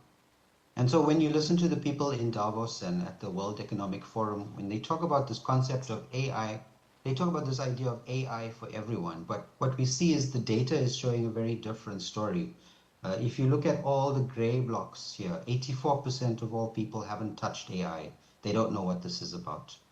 And then only a tiny fraction, less than 1% of people at the moment are paying for these tools and using the tools. So that's the orange and the red blocks that you see on the screen. So if you take a moment, you can also then think, where do you feature in this chart? Are you a gray block? Are you a green block? Are you an orange block? Meaning, how much are you using AI? Are you paying for the service if you are interested in? And then you take another step and you think, where is Africa? We don't have the Africa picture here. This is the whole world combined.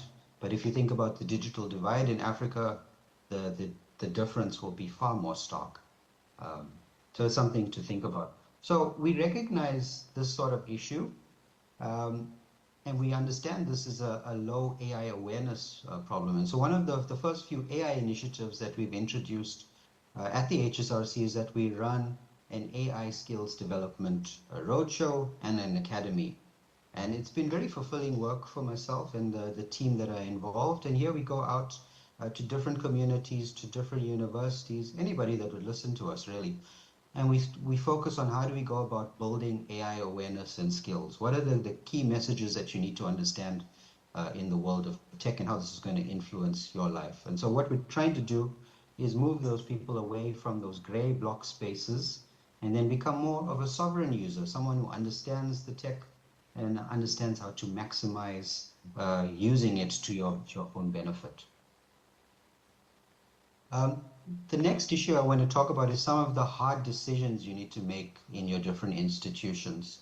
And when you listen to the likes of the World Economic Forum and the big tech companies, they push a narrative that says the world should just embrace the cloud. They say that we need to just become users of the hardware that's been supplied by the big tech firms. And this is really a trap of permanent rent seeking in a way. They want you to continue to pay.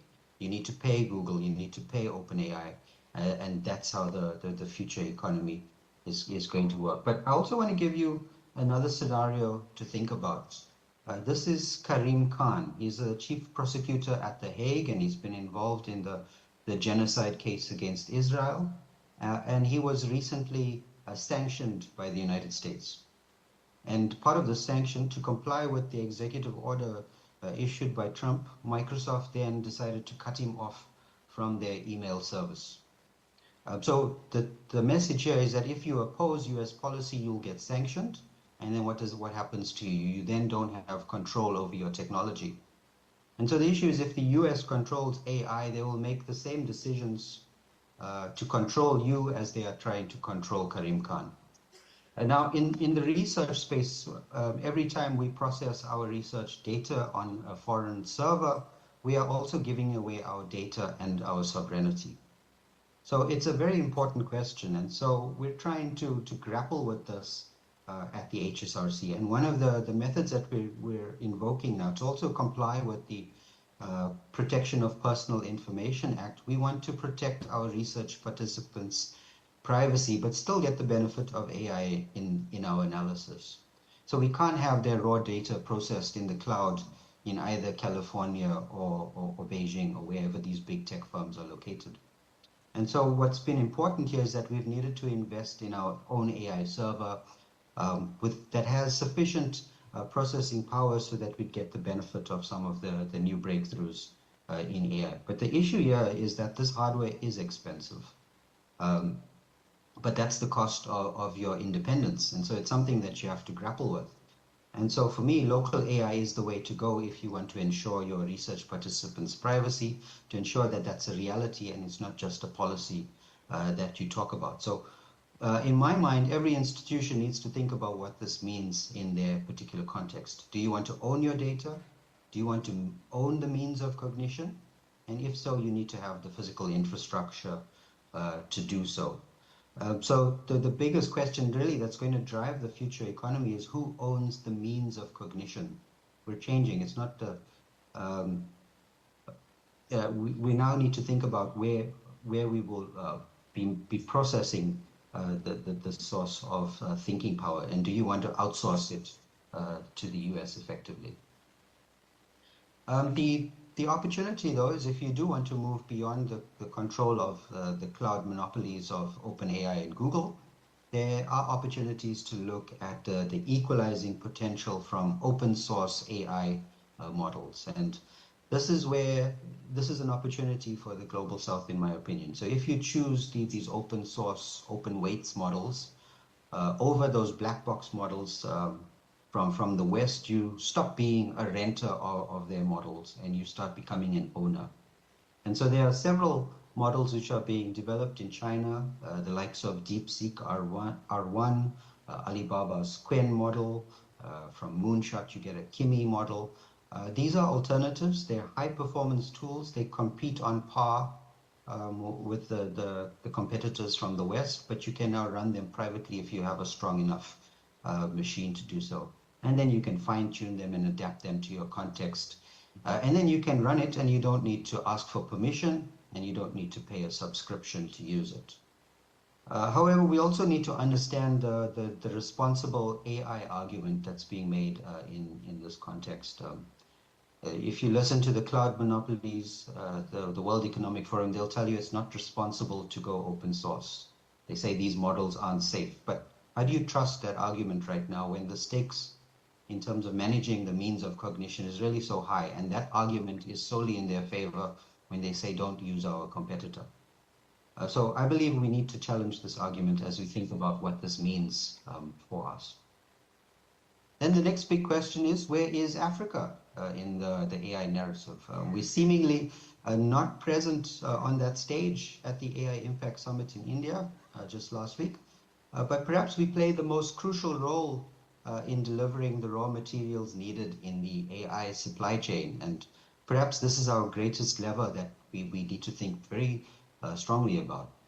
So the race between the US and China in this AI race, it depends on minerals such as gallium, germanium, tantalum. And all of these minerals come from Africa. And so for too long, we've suffered from an extraction mentality. That's been the focus of our economy. Large corporations extract what they want, and then our countries don't get suitably compensated. And what we've found is when you look at the supply chain, when you sell those, the key value comes in refinement. So when you sell the raw materials, the likes of bauxite, you're selling it really for peanuts. But as soon as it goes through some sort of refinement, you can then get 10,000 times more the value of that material than you would if you just sold the raw material. So we really need to invest in refinement so that we progress up the supply chain and get a better stake in the semiconductor supply chain. I think what we also need here are geological surveys to tell us where are these minerals, what do we actually control, so we can have better insights into our repositories in our countries. And then lastly, as we take this work forward, one thing that we've learned is that collaboration really is essential. And at the HSRC, we've started an AI community of practice for the Global South, because we know working as an individual, really your success is limited. So we need to share our resources, whatever they might be, between us. The AI server that I mentioned that the HSRC is invested in is one that perhaps we could leverage for our collective gain. And so we need to be thinking about the big questions that I raised here today. We need to be thinking about the future of our economies, what this impact of artificial superintelligence is going to be on the world and on the African continent.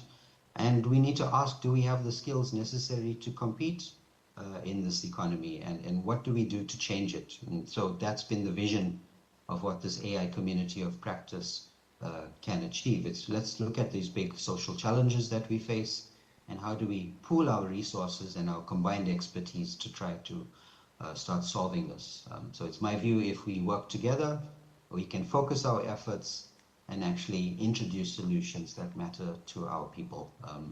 And so collaboration really is the key for our growth. Thank you, Charles. I'll leave it there.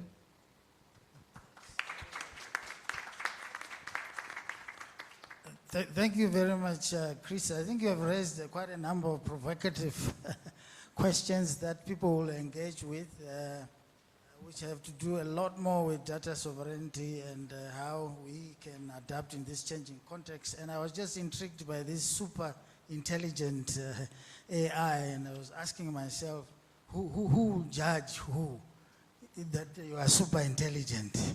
Is it AI or me? Okay, thank you very much, Chris. Just to move on, we are going to now have an input from Professor Eunice Kamara. I won't say a lot, I have seen your bio, but for you to share just your thoughts around health, digital transformation, and AI in Africa. Please go ahead. Okay, thank you. We could have the slides. I was requested to talk around health, digital transformation, and artificial intelligence in Africa. So I added my title as a sub, and I said, let's be honest. On the screen, Kenya, of course, is well known for athletes. Athletics has a lot to teach us. Even as individuals, win as individuals. When they are training, and even when they are running, when they are competing, they compete as a group. I didn't know that. They compete collectively for one person to win. I learned that from the Kenyan team. And probably that's got lots of lessons for us. What is it we expect out of this 10-minute session? I'm hoping I can unsettle your minds and also unsettle your hearts. If I don't succeed in doing anything else, I would be happy just to do that. Because my middle name is Disruptor. I like disrupting. And when people are disrupted, they begin to self-retrospect and they begin to be aware of who they are. We need to be aware of who we are as the African continent, as African peoples. I'll begin with a question. What do you see there? It's related to digital transformation, it's related to health, it's related to AI. What do you see? What's that? Anybody quick? I have only 10 minutes. Quick response. Ayo, what do you see? Help us out. What's that? A camp. Sorry, it's not a camp. Anybody else? It's like a clinic where people are coming. Excellent. This is a maternal clinic. Oops, this is not working because there is a title there. The screen is not moving, so as you sort it out, this is actually a maternal clinic in Kenya today. I'm not talking about yesterday, today. Where other places are digitally transforming and using artificial intelligence to say, you have the likelihood of getting cancer in 50 years from now, people are meeting under the shade, under acacia trees. This is an acacia tree. Those of us who are aware of deserts or early dahlias, the acacia is the only tree that will provide you shade. And the acacia has barely any leaves. Okay, then I had a story, but because we've lost a number of times, I'll skip the story. I was going to say story, and hope you can tell me story come. Okay, we will skip the story. Within the UN Development Goals framework, health is central. Whichever framework you choose to pick, whether it's the USDG one or whichever, health is always central. Almost all the SDGs are directly related to health or will contribute to health indirectly. So health is very critical.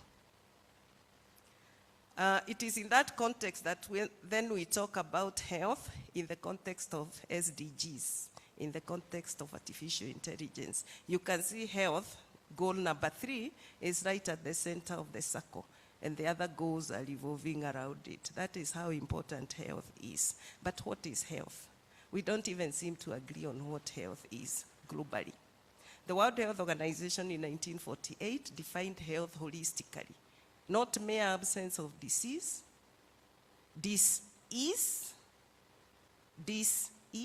not just mere absence of disease, but holistic health, every other perspective.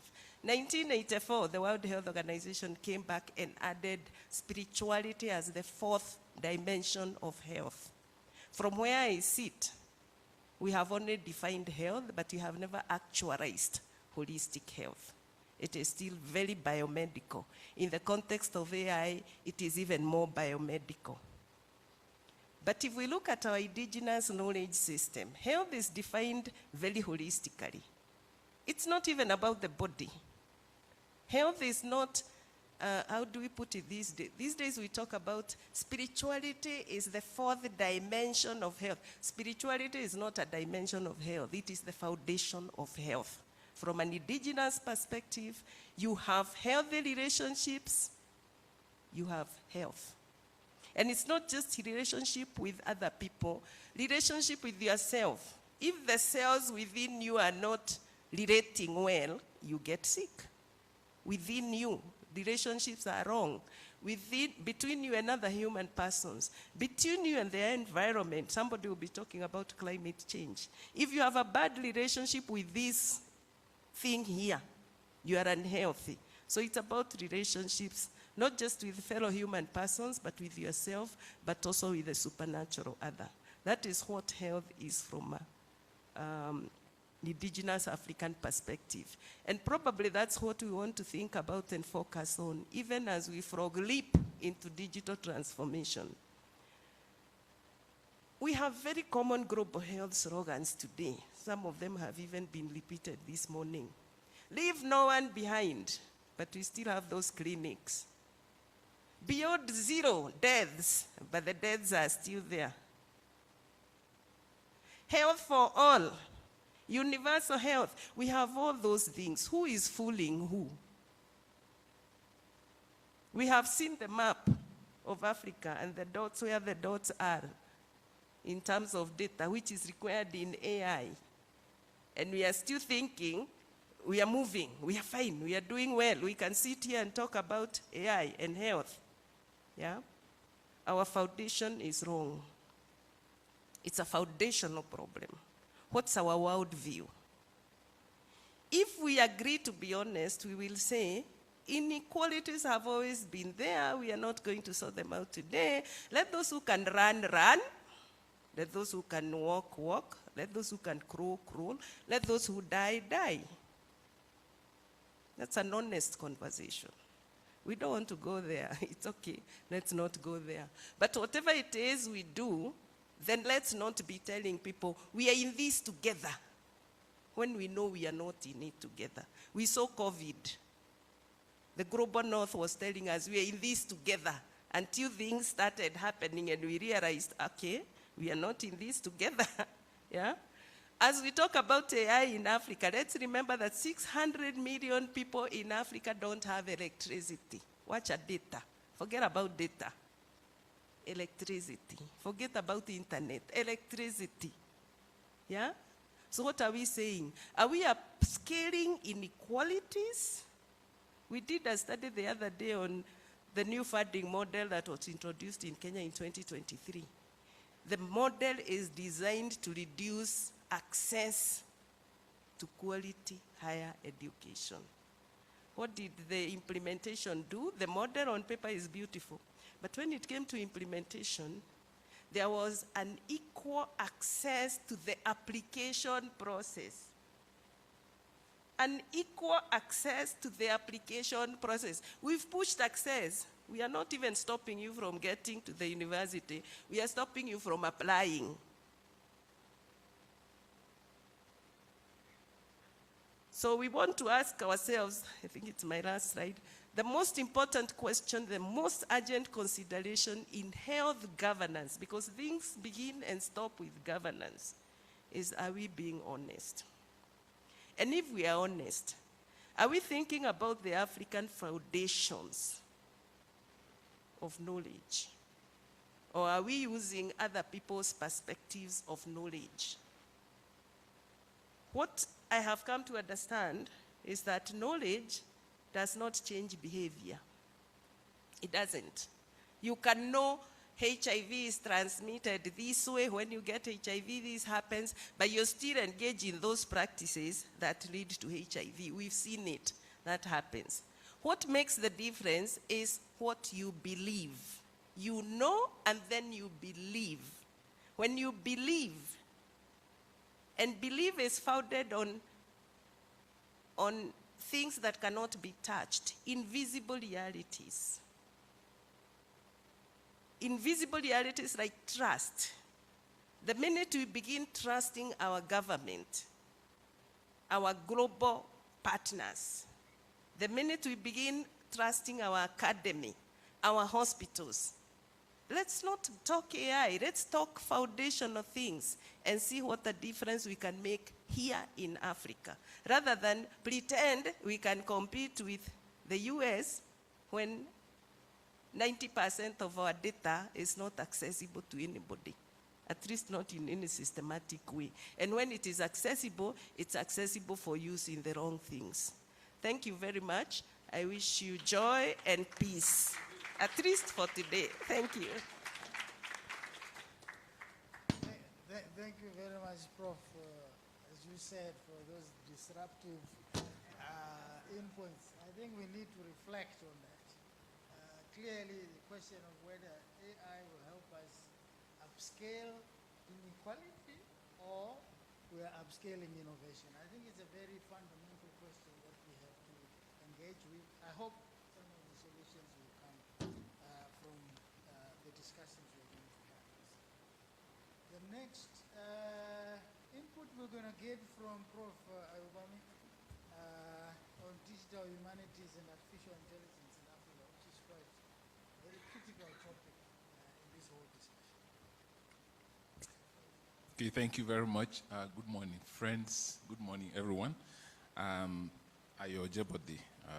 I'll be talking about digital humanities and artificial intelligence in Africa.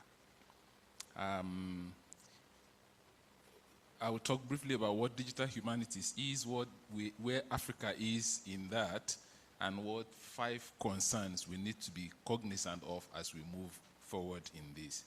And so digital humanities is an interdisciplinary field that brings together modern digital resources, practices, and approaches and attitudes into the ancient, time-honored practices of humanities, the pedagogy of the humanities, research in humanities, and all forms of interventions in humanities. So it's a marriage of 2 forces that used to be seen as opposing, but now collaborative. And it's a process of doing the humanities, teaching, learning, research, etc., in a digital way. In a sense, it is not entirely new. I mean, in the humanities, we talk of computational linguistics. That is, we've been talking about that since 1940. I mean, I wasn't born then. Forensic linguistics since 1960s. And in communication studies, there is what we call quantitative content analysis, which is extremely digital. So it is not really new. But what is new is the widespread application of the digital to the humanistic endeavors in the last 10, 15 years. And so when we talk of digital humanity, talking of performing image analysis, such as image recognition and tagging for easy location. And finally, and crucially, we're talking of executing image reconstruction. So if archaeologists exhume, and they've been exhuming, mummies of old pharaohs and take it to Europe, and one ear is missing, AI can help to look at that and say, the ear that is missing looks like this, and you can put it back there. Yeah. But what is the state of digital humanities in Africa today? When we think of the health of a discipline, there are many things that we use to measure it. I'll talk about 4 of them. One is, are there institutions and hubs where this field is being taught, learned, and practiced? And I'll say yes. In Nigeria, we have in the University of Lagos the Center for Digital Humanities, which is doing really well. We also have at the University of Ibadan the French Institute for Research, which we call IFRA, and it is now like an open digital and archive, and is funding grant PhD in digital humanities. In Ghana, we have the University of Ghana Digital Humanities gathering regularly. Here in South Africa, the examples are just too many to list in UNISA, University of Pretoria, and so on. Second is we ask, are there ongoing projects around that field? And again, in Africa, the answer is yes. They may not be sufficient, but there are little, there is a number of projects going on everywhere. And then the third, we talk about, are there networks of people discussing that issue that the field is interested in? Again, in Africa, that is also true. In South Africa, for instance, we have the Day of Digital Humanities, which is regularly organized by Digital Humanities Association of Southern Africa. In Lagos, we have the Lagos Summer in Digital Humanities, which is organized in the University of Lagos. Same in University of Ghana and so on. This may not be sufficient, but I think what I see is more of hope than of despair in this. But is it all good stories? So as these hubs happen, as this network go on, as these events are executed, there are also concerns that we need to talk about and we need to address. Let's be honest, to quote my friend, Professor Eunice Kamara. One, are we building mortuaries or are we building clinics? Mortuaries receive the dead, preserve them, and make sure that they are not destroyed. But clinics address the question of what made them to die in the first instance. Mortuaries are reactive, clinics are proactive. Much of what we call digital humanities today is reactive because we are digitizing existing manuscripts, endangered cultures, and so on and so forth. There is not enough that is going into preventing cultures from becoming endangered and becoming dying. That's an assignment for us. If you take away the use of digital humanities of AI to teach indigenous languages, what is left of preventive digital humanities remains very small. Number two, digitizing versus generating. And the digital is free to document, to digitize, to make available. But the digital, like the historiographer of old, is not free to invent. Now it is possible for me to conjure Martin Luther King Jr. to appear on this screen right now and speak my indigenous language. Now, how are people 50 years, 100 years down the road be able to know that that was fake? So again, it's something we need to think about. The third is flying the helicopter versus walking the streets. And Eunice actually showed us that.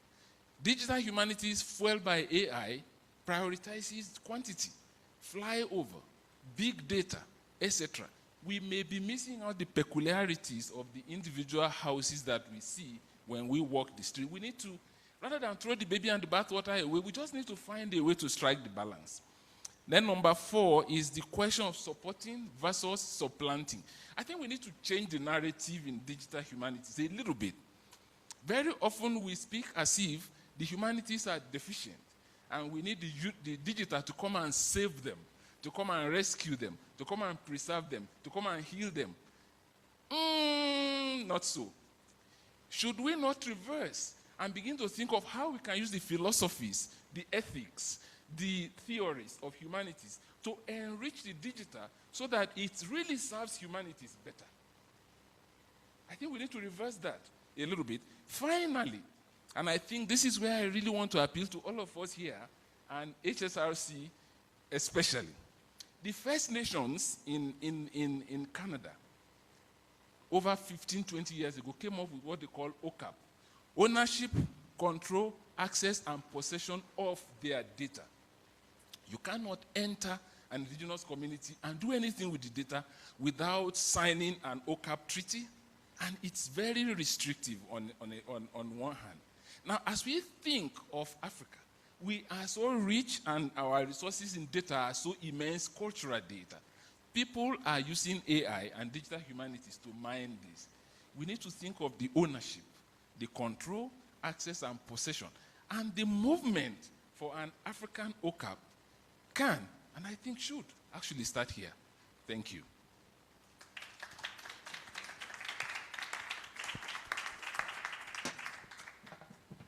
Again, thank you very much, Prof, for keeping to time, but also saying quite some provocative issues that we need to engage with. What I particularly liked is that you've tried to locate it within digital humanities and tried to engage with the issues that we're raising about AI, its potential challenges and its potential use. I hope we're not building mortuaries only. We are now working on prevention and clinics and so on. That's how I would summarize how I've understood it. Thank you very much for that. The next presentation is actually Professor Ndani. The colleague from Professor Wingo was not able to join us. So I would like to ask Professor Ndani to share with us, again, this idea of sustainable digital transformation.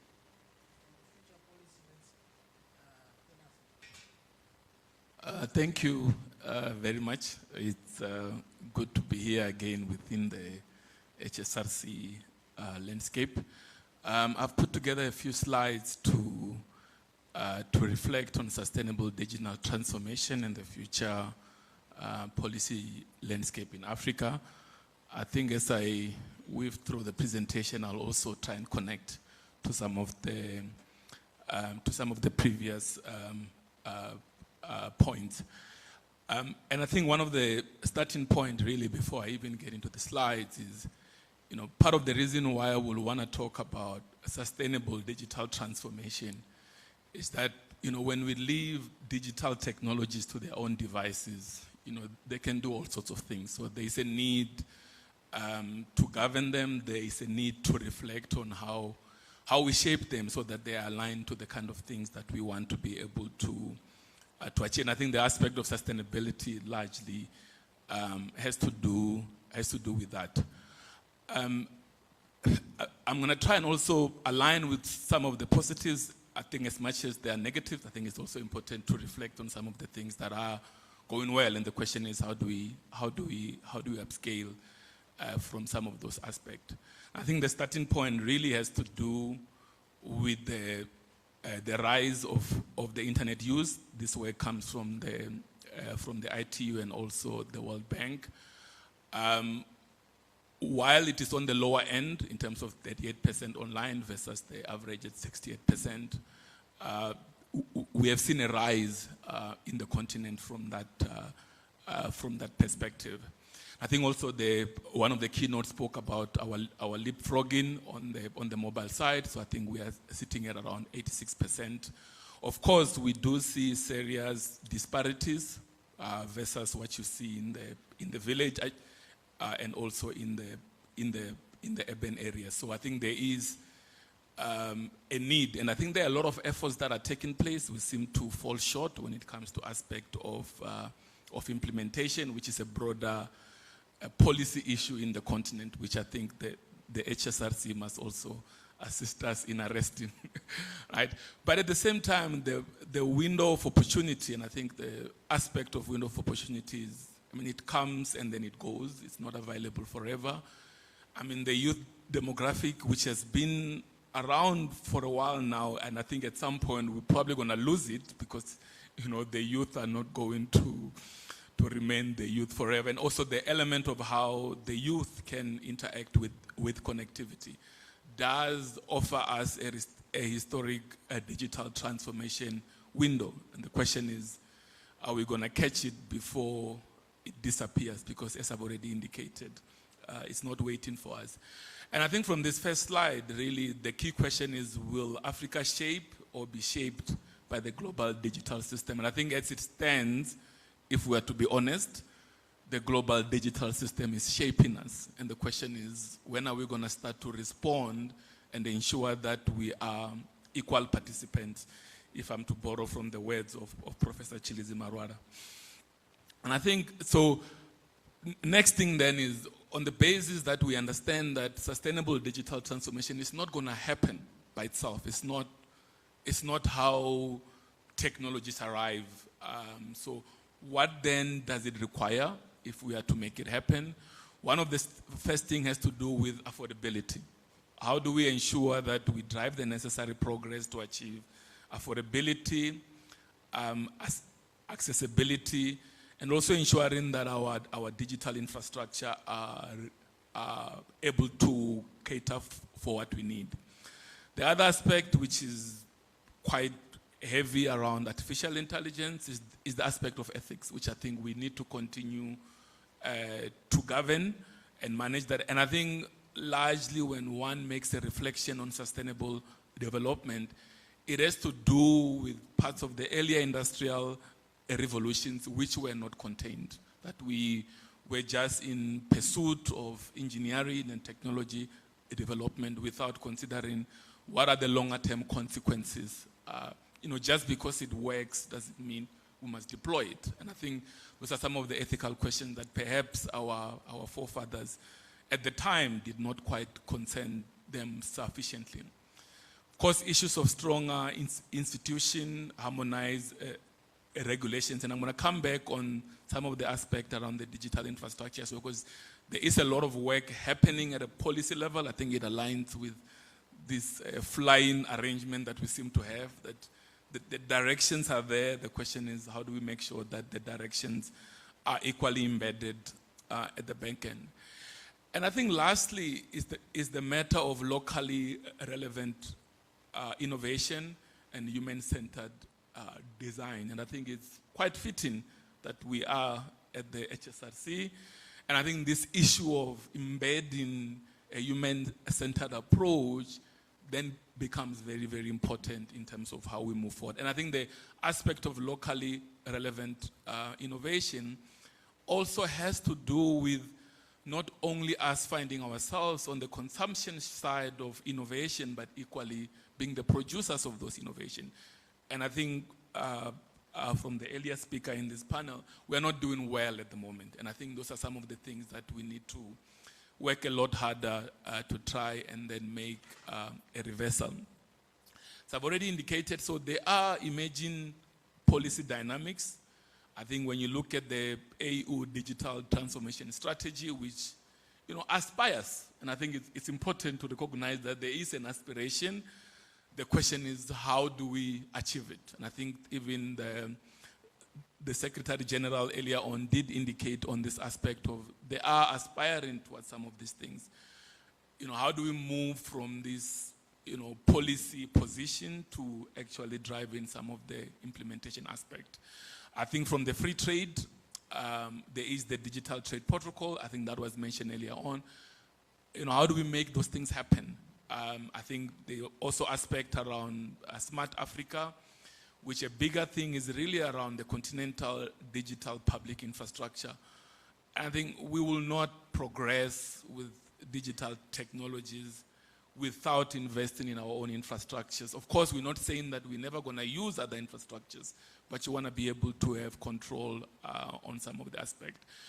And I think broadly, largely between Kenya, South Africa, Rwanda, there's national AI and digital strategies that have been rolled out. Again, there are strategies. In some of the instances, like South Africa, the National Institute for AI has been launched, but it can remain an institute for quite a while without actually making any delivery. And I think part of the conversation here perhaps has to be, how do we move beyond policy positions to guiding? I don't quite like the word implementation. I prefer operationalization. How do we shift to policy operationalization as part of the overall policy cycles? As I've indicated, digital public infrastructure is a catalyst, and it is where we're going to have the electronic IDs, the digital payments. Even some issues of cyber security, we'll be able to manage them better when it's ours. Because now some of the issues we're probably experiencing is because we're actually not in charge of that particular infrastructure. At the same time, when we have our own, it offers a foundation for inclusive digital economies. And of course, I think aspect of trust and strong data protection are elevated when these infrastructures are our own. I think one of the earlier speakers touched on how expensive these things are. So we're not saying we must wake up and then we have the entire infrastructure. I think there are a number of ways on how we can navigate and innovate to start having some of these controls in place. I think there are a number of progress. I think fintech has appeared to be one of the areas where we seem to be doing well. I think even if you look at the investments on startups, fintech seems to have received quite a lot in the recent years. While the earlier speaker has touched on some of the very concerning realities in Kenya on healthcare, there are other places where aspects of drones, telemedicine, and AI triage tools are being utilized. And the question is, how do we move those tools from the pilot areas and be able to widen their applications and their deployment? The AI Institute in South Africa seems to have quite a greater focus around agri-tech. And I think considering also the nature of some of the economies in the continent and the impact of climate change, they will benefit from us improving aspect of digital advisory, aspect of precision artificial intelligence as well. I've already spoken about the AI Research Hub in South Africa, which was a product of the Presidential Commission in the 4IR, of which I was part of. So it's good to see that in some of these things, I mean, we made about 8 recommendations, and I think only 1 or 2 have made it through, and it's over 5 years now. So I think those are some of the things we must help the government to progress better.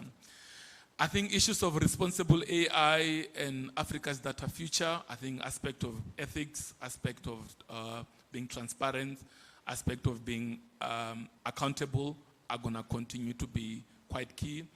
African data for African innovation, I think when we traveled to Brazil last year for the academic forum, I stressed very strongly that if Africans' data is being utilized to drive innovations, Africans must benefit from those innovations. Otherwise, then we are not. We are continuing in a very unfair setting of which we must resolve. Issues of strengthening digital processing agreements and harmonizing the regulations. I think from just a systems of innovation perspective, if you want to foster interaction, things must be harmonized. Otherwise, we create frictions. We just delay deployment. Of course, aspect of skills, of literacy and public sector capacity. I think it was great to hear some of the perspective from Dan du Toit earlier. And I think that's what we want. We want our bureaucrats at the same time to be able to understand some of this aspect and provide us key decisions on that end. Last slide, I think the issue of the digital public infrastructure, how do we accelerate that? I think, one of my grave concern with the free trade is it speaks a lot about the actual trade, but doesn't speak a lot about the people and the movement. And part of trade is the movement of ideas. So if people are not moving freely in the continent, which we have the technology now to be able to enable some of those things. I think I've already spoken about the digital trade protocol.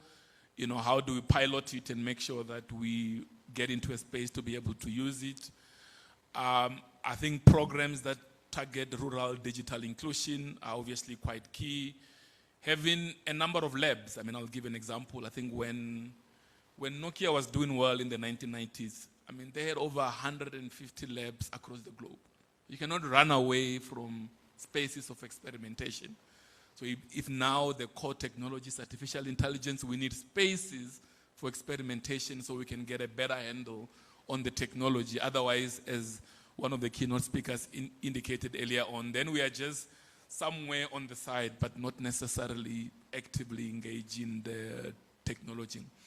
With digital technologies, we do have the opportunity to establish some of these monitoring dashboards that we are able to track some of these aspects. So the technologies are there. The question is, how do we then progress in that direction? Thank you very much.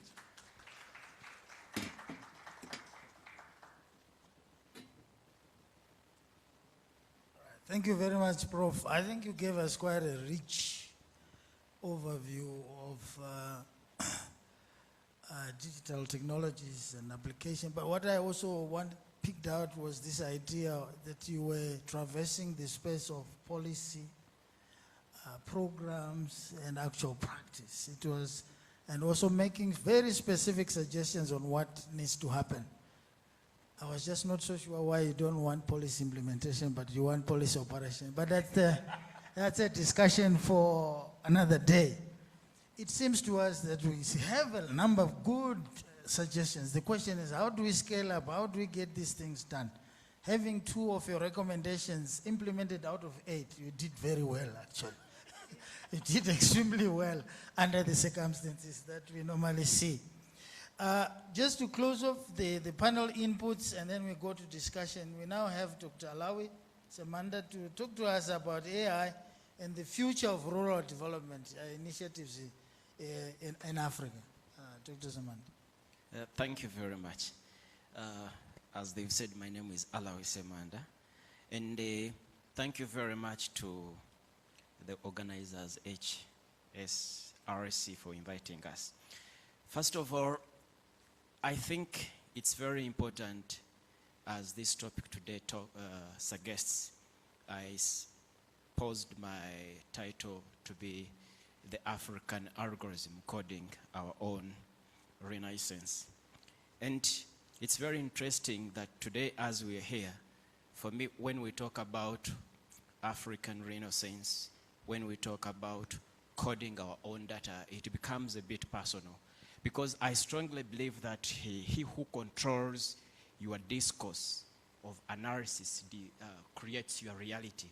And therefore, if Africans, if we cannot dominate, if we cannot create our own discourse, then the reality will be created for us. And you may recall, it's not long ago, when Africa was trying to stand on its legs to say, we want Africa identity to be known, we want to have our values, and President Thabo Mbeki was very key in that area. That is when United Kingdom's The Economist came and told us that we were a hopeless continent. And I don't think that this was just a random thinking. It must have been very deliberate.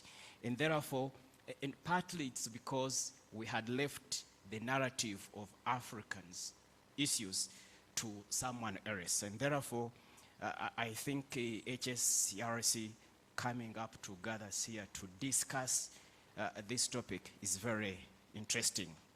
And again today, I think that as we are discussing this topic, it is not just about discussing the tools. I think we are also looking at the engine of the next phase of the African Renaissance. And I think because we all know that the first Renaissance stage arguably was on political, where we talked about breaking those colonial chains. And today, we are here to look at not oil or gold, but to look at how can we use data. There is a scholar called his historian, Nova Haredi. He's an Israeli. In his book, 21 Lessons for 21st Century, very fascinating book, where he explains data, and he's telling us how the world in very short period will be basing on data, even to the extent arguing that we might have currency that would be done through not US dollar or euro, but rather using data. And this is not a coincidence that today we see different companies that are coming up to make sure that they can take the process of harvesting data from us. And therefore, it means that if we don't fully embrace this phase of African Renaissance, of coming up to know our data, how to correct it, how to control it, someone else is going to benefit from us, as we already saying. You know, for so long, they've always told us that Africa is a consumer of technology, but we don't see Africa being a creator of this. And we can see from the apps we are all using, they are developed, designed from elsewhere, even the data. But again, they come to us here, we end up using them. But the good news is that AI is a change maker in this case. It offers us like a shortcut, and we can do a leapfrog to make sure that we can use artificial intelligence to reach where we want. However, for this to happen, we must move from being the users and start developing on our own and create what I have called the African algorithm. And make sure that we have a digital space or ecosystem built on our terms. And friends, you can also say that this is possible because many years back, hundreds of years, we had Africans. An African would treat someone who has gotten, say, a leg fracture or an arm fracture. You sit here in Johannesburg and you treat someone in Cape Town through waves. This was done by an African. So if this was done by our grandparents or great-great-grandparents who had no formal education, what stops the African today with formal education from doing this kind of thing? I think it is very possible. The question is, how can we engineer, how can we support the kind of indigenous knowledge which we had that we seem to have killed? And I think all these things are possible if we can rethink, because just picture it, me sitting here, a patient is somewhere else, and you are treating this person, and later the person will get better. And there are many ways how AI can help us. For example, in agriculture, we know agriculture is the backbone of Africa. And we also know that it is being disturbed by climate change. So why don't we develop models that can help tell a rice farmer, maybe in Nairobi, for someone in Zimbabwe, in Kampala, on when certain pests are likely to come, when the prices are likely to go up. And it normally disturbs me, for example, in Uganda, whenever we have famine, you get support, food donation from China, and they are in other countries, and their soils are not the best. You think that we can do better, but the question is that we don't have this technology that can help us to guide farmers on what to do really. Secondly, I also think this is on preserving and modernizing our culture. The Renaissance today is not just about GDP. I think it is also about identity, looking at our languages, looking at our history. And if we don't digitalize it, it means we shall not have our languages put into training for people to understand. Someone will not know from AI to have Xhosa, to have Yoruba, to have Amharic or Uganda or Swahili. It will be very difficult. So we have to do this ourselves. And the good thing is that it's already happening. This is happening because if you see about 20 years back, or even 30 or 50, I remember when I was growing up, our baby sisters in villages, you would find them creating dolls or babies from banana fibers. But today, these baby sisters, they no longer do this because we help them by going to supermarkets to buy them dolls, and you kill this baby's innovation of creating using the banana fiber and more other things. So I think whereas AI is good, we also have to make sure that for Africans to benefit, our values, our culture is not kicked out of it. And lastly, is to look at the issue of policy and ethics framework. I know many seniors have talked about it. And if you ask yourself, I've seen most of innovators, whereas they were maybe born in South Africa, born in Europe, you find they are in the United States. What could be the reason why? Because the United States offers that environment and allows people to think and try, but in Africa we limit them. And I will give you an example. About 2 months back, a Ugandan young man created an app to give data on elections, and the authorities arrested the young man. Other than taking him and making sure that they give you more training, then you can help in innovating. And this becomes a challenge. So on this note, I really would love to thank South Africans and the South African government. Thank you very much for rejecting this very ridiculous America First Global Health Strategy. Unfortunately for Uganda and for Kenya and some other African countries, we've already embraced it. They are going to collect our data in name of helping us to build a health ecosystem, which I think at the end, we will not benefit from this data first. It will be, and even the name America First Global Health Strategy. But unfortunately for us Africans, most of our governments, over 14 have already signed and accepted getting a few $1 billion in exchange of giving them rights for up to 25 years.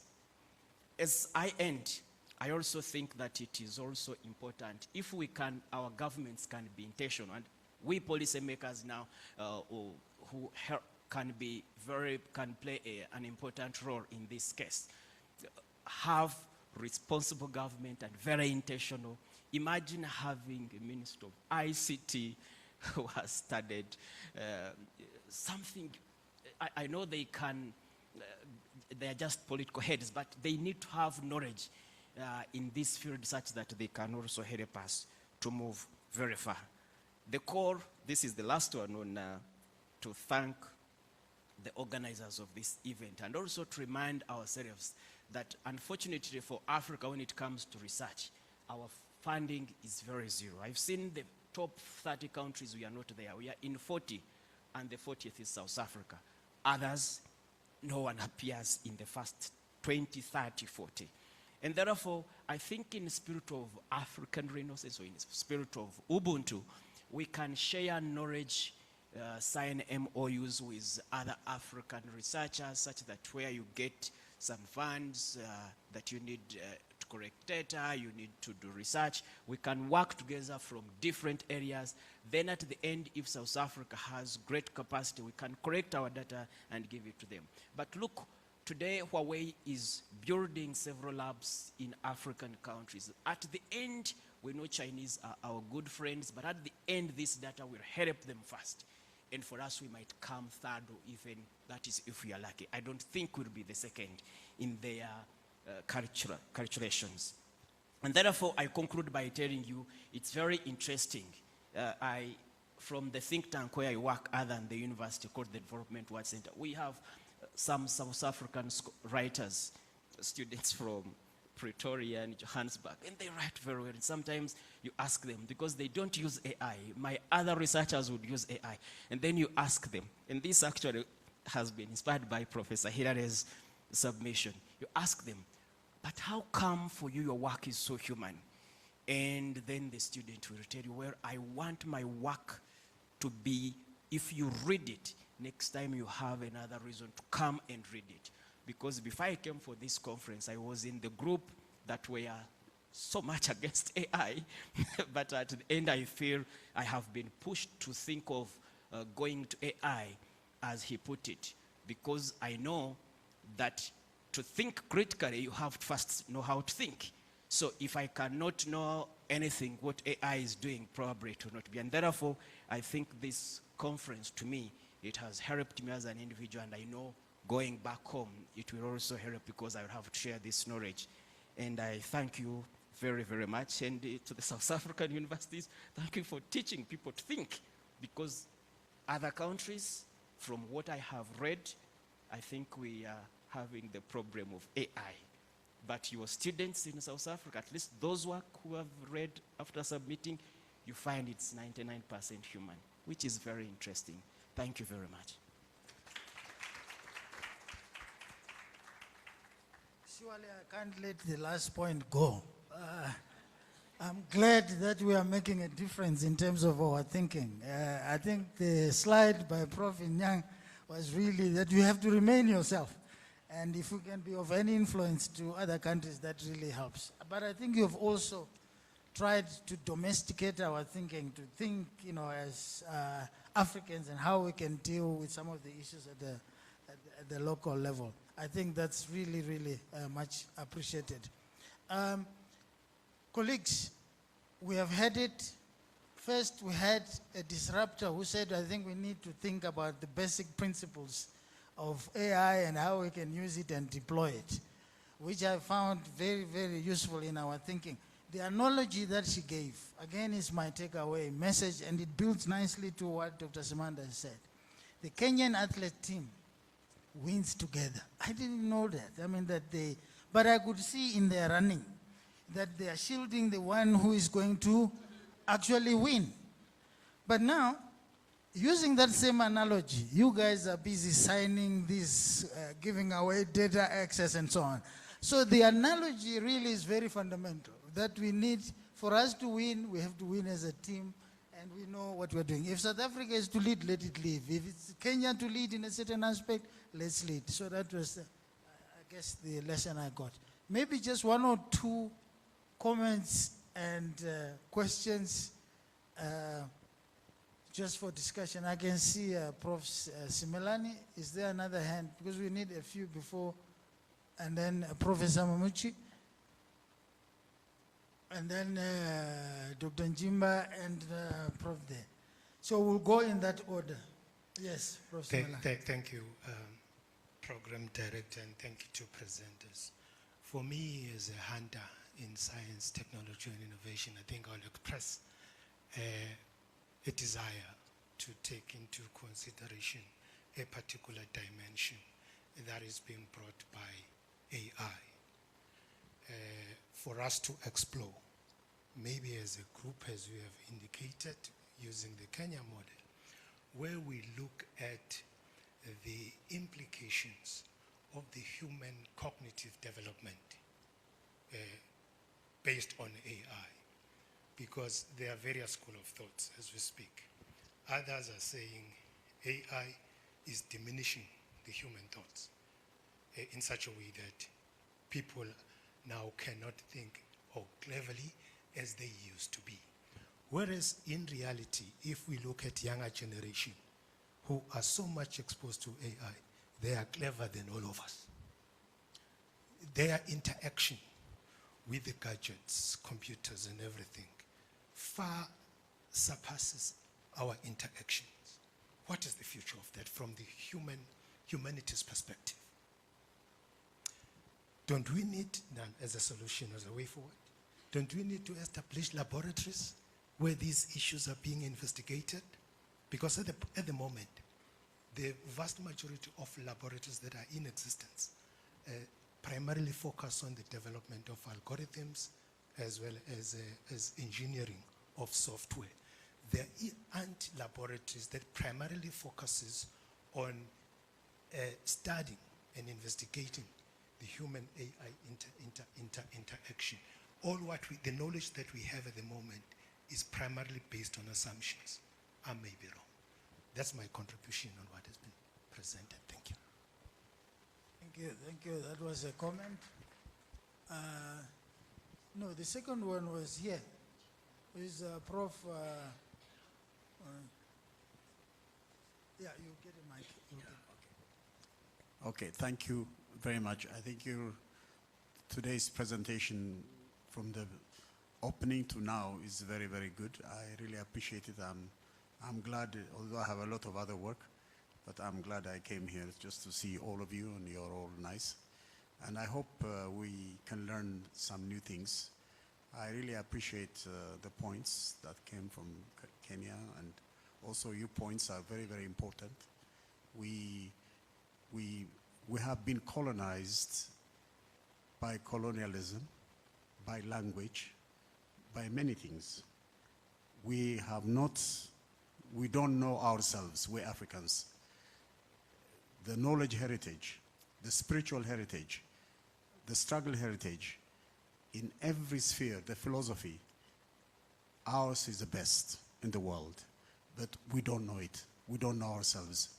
My worry now is also with this digital technology, the cyber crime, the cyber world may continue to also affect us very strongly.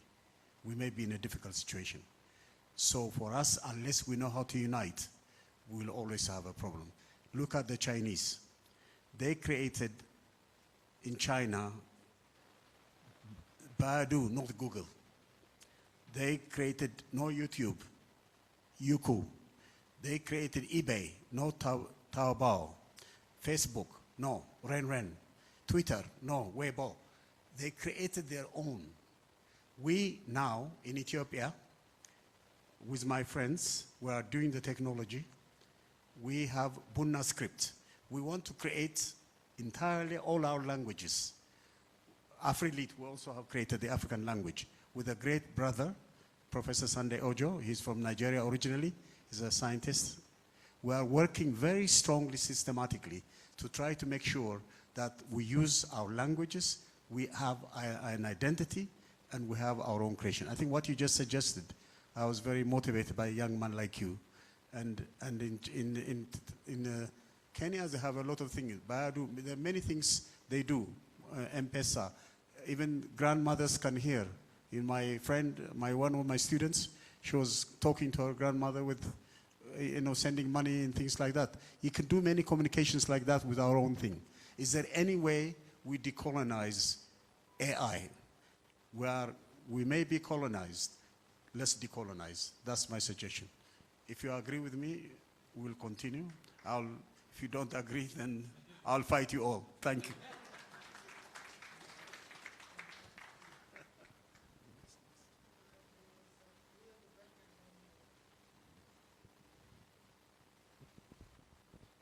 Hello, thanks. I think Prof. Mamomuchi took my words. But let me ask this question. I'm old enough to ask the question. I saw the front loader putting sand in a truck. The cry was, our husbands who used to shovel will lose their jobs. I saw the VCR come and go. I'm a biotechnologist by training. We studied Northern Blot. I saw biotechnology come and go. I'm seeing digitalization coming. So my question is, in all the issues here, we are always crying about, it's because we were colonized. So I've given you a trend from the 70s. It doesn't mean I was born then. I'm a 2000. So my question is, what needs to change in us further than acknowledging that we were colonized? It's a known fact. What needs to change to get that momentum to move forward? I'm just reflecting. I don't have the answer, and I don't expect it. If somebody has it, I'll be very happy. What needs to change in us as Africans? Thank you.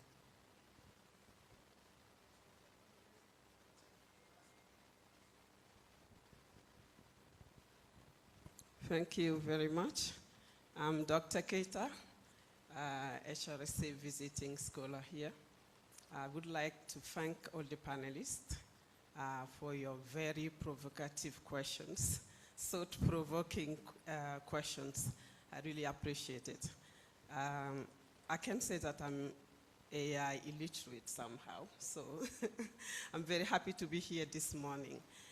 I would like to jump in into what Professor Ennis had just said about the Kenyan team, which I really appreciate also.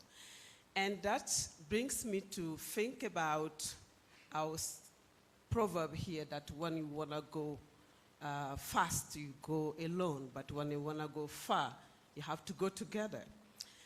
And from that spirit, I would like to know, each of you here, what African solution do you suggest for us all to go together? I come from Mali.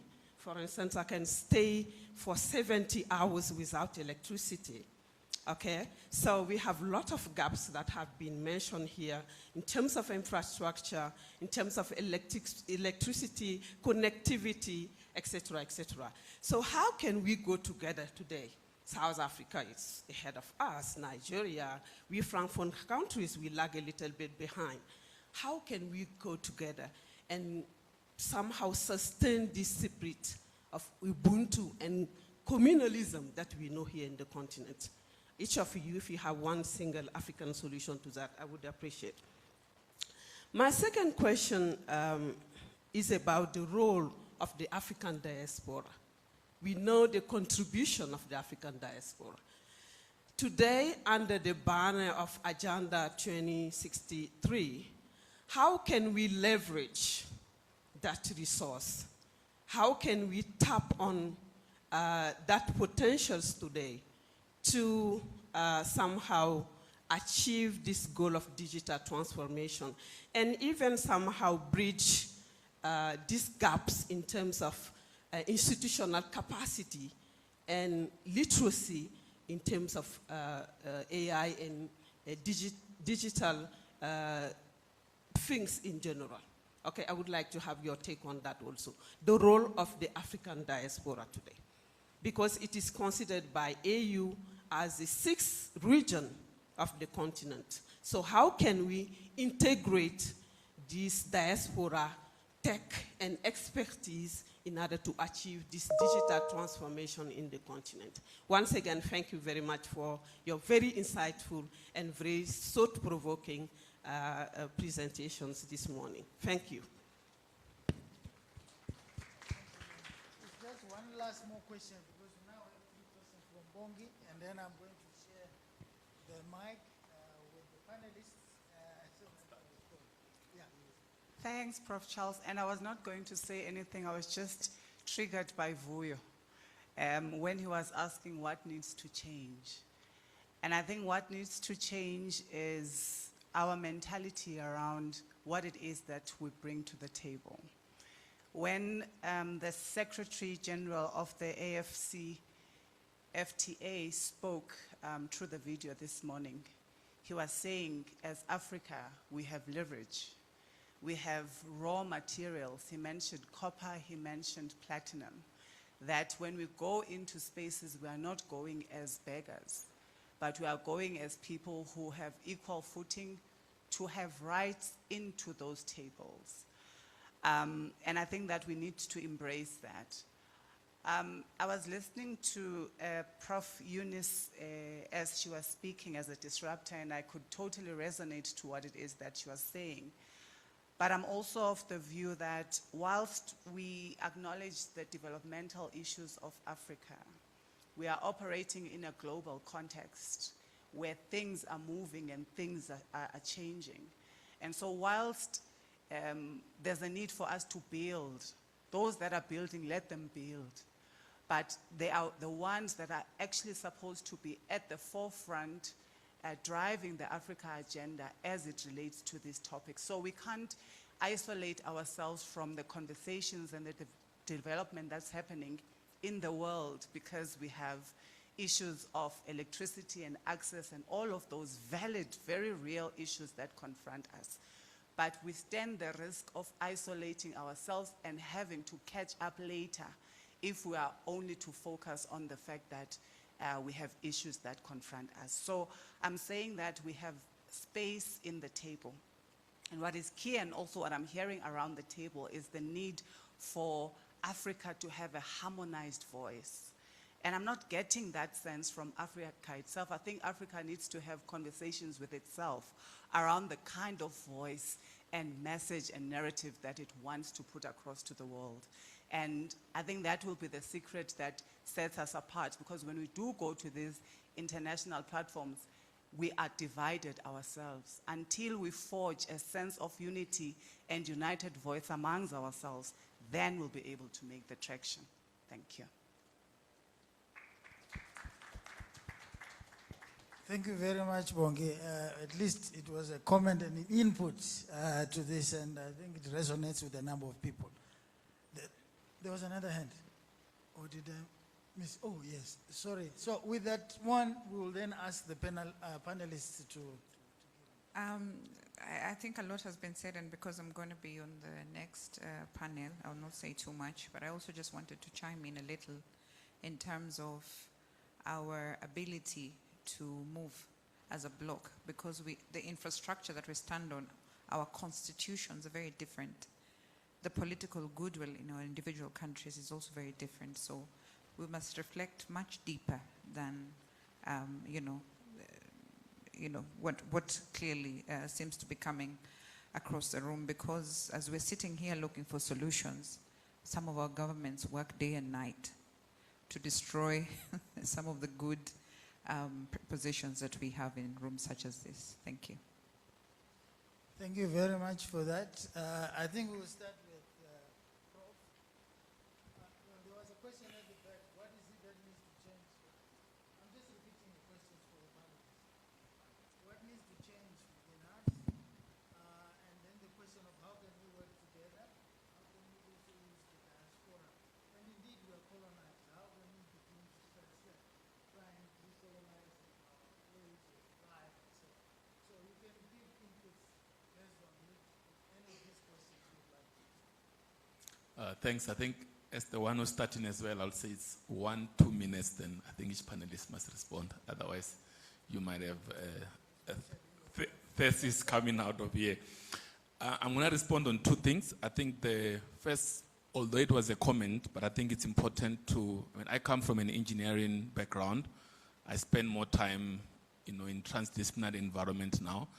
So I don't think we should be trying to build social sciences labs alone. I think we must be building labs that do the technology part, understanding the social part. Otherwise, when these things are treated separately, then we are only going to continue.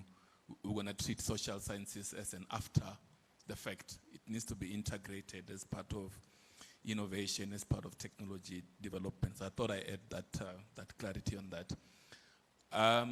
On the issue of what African solutions do we suggest, my one comment is, there's a need to understand why a particular country doesn't have electricity at the rate where we think it should. So I think there's a need to have the relevant needs analysis at a country level because there are different issues. So that's why I'm not comfortable to give a solution, because I think perhaps what we should be doing from a research point of view is conducting some of those needs analysis so we fully understand why does a particular country not have this, and then we can have solutions out of that. Thank you. Well, for me, I think South Africa, I'm sorry I will put a burden on South Africa as a country, but I think South Africa has a great role to play, because many African countries, from my own perspective and some other African countries where I have been, there is a way how we view South Africa. And I can tell you this, if you move in Uganda, I'm giving you an example, on streets, you ask someone, the former South African foreign minister, everyone will tell you Dr. Mendisa. She gained fame the way she was so assertive, articulating the issues of Africa. But not only that, if you see our scholars, there is that respect we give South Africa. And then so we think if you lead, we can follow. Then teamwork. Imagine what she talked about, how their teams are winning. If all African countries said no to the US, that yes, we'd want your money, but we are not going to give you our data, and we spoke in one language, I'm very sure they would have rethought. But unfortunately, they can't, because they approached Kenya on its way, they approached Uganda, and there was not that unity or consultation. And so these guys have decided to eat us in small, small pieces. So that kills us. And then the last part is to tell our young people and ourselves to refuse these free things, at least when they are not from Africa. Ask yourself, whenever you are from Africa, it's okay, we can take them. Just ask yourself, if you have traveled either to Europe, if you have traveled to anywhere, when you get off your continent, you start getting free internet on the plane, Starlink, Elon Musk. It is only in China where you don't get it. Once you enter the airspace of China, it stops, because for them they have a system to block it. Let's ask ourselves, what are they taking? And we've seen what is happening in Iran. Lastly, it's a very polite suggestion, very, very polite, South Africans. You know, we are talking while we look up to you. I will tell you, for me as a Ugandan, it is very difficult for me to get a South African visa than it is to get a visa to the US. It is very, even under Donald Trump. Now this is very ironic, because we are brothers and we look up to you. I know there are many people who will come and flood here and who will not go back. There will also be those challenges. But I think the thinkers here, South Africans, you can devise ways. Make it easier for brothers and sisters to come to South Africa. Actually, I didn't know that I was going to get a visa. This is my second time to come here, but I didn't know that I was going to get a visa. So I think there should be something done for Africans. And I know, because when I talked about it during our pre-G20 conference, many Africans clapped hands. And when I asked them why in our private chats, they said, well, it was also very hard for me to get a visa.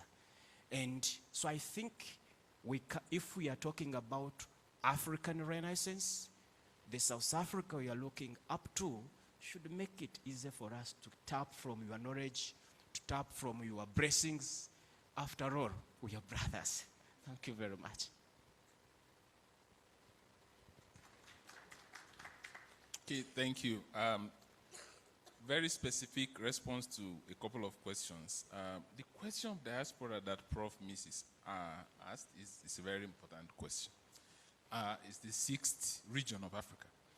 I think a huge amount of good deeds are going on by the diaspora. There is no question about it. Our diaspora remittances every year keeps increasing, sometimes multiplying.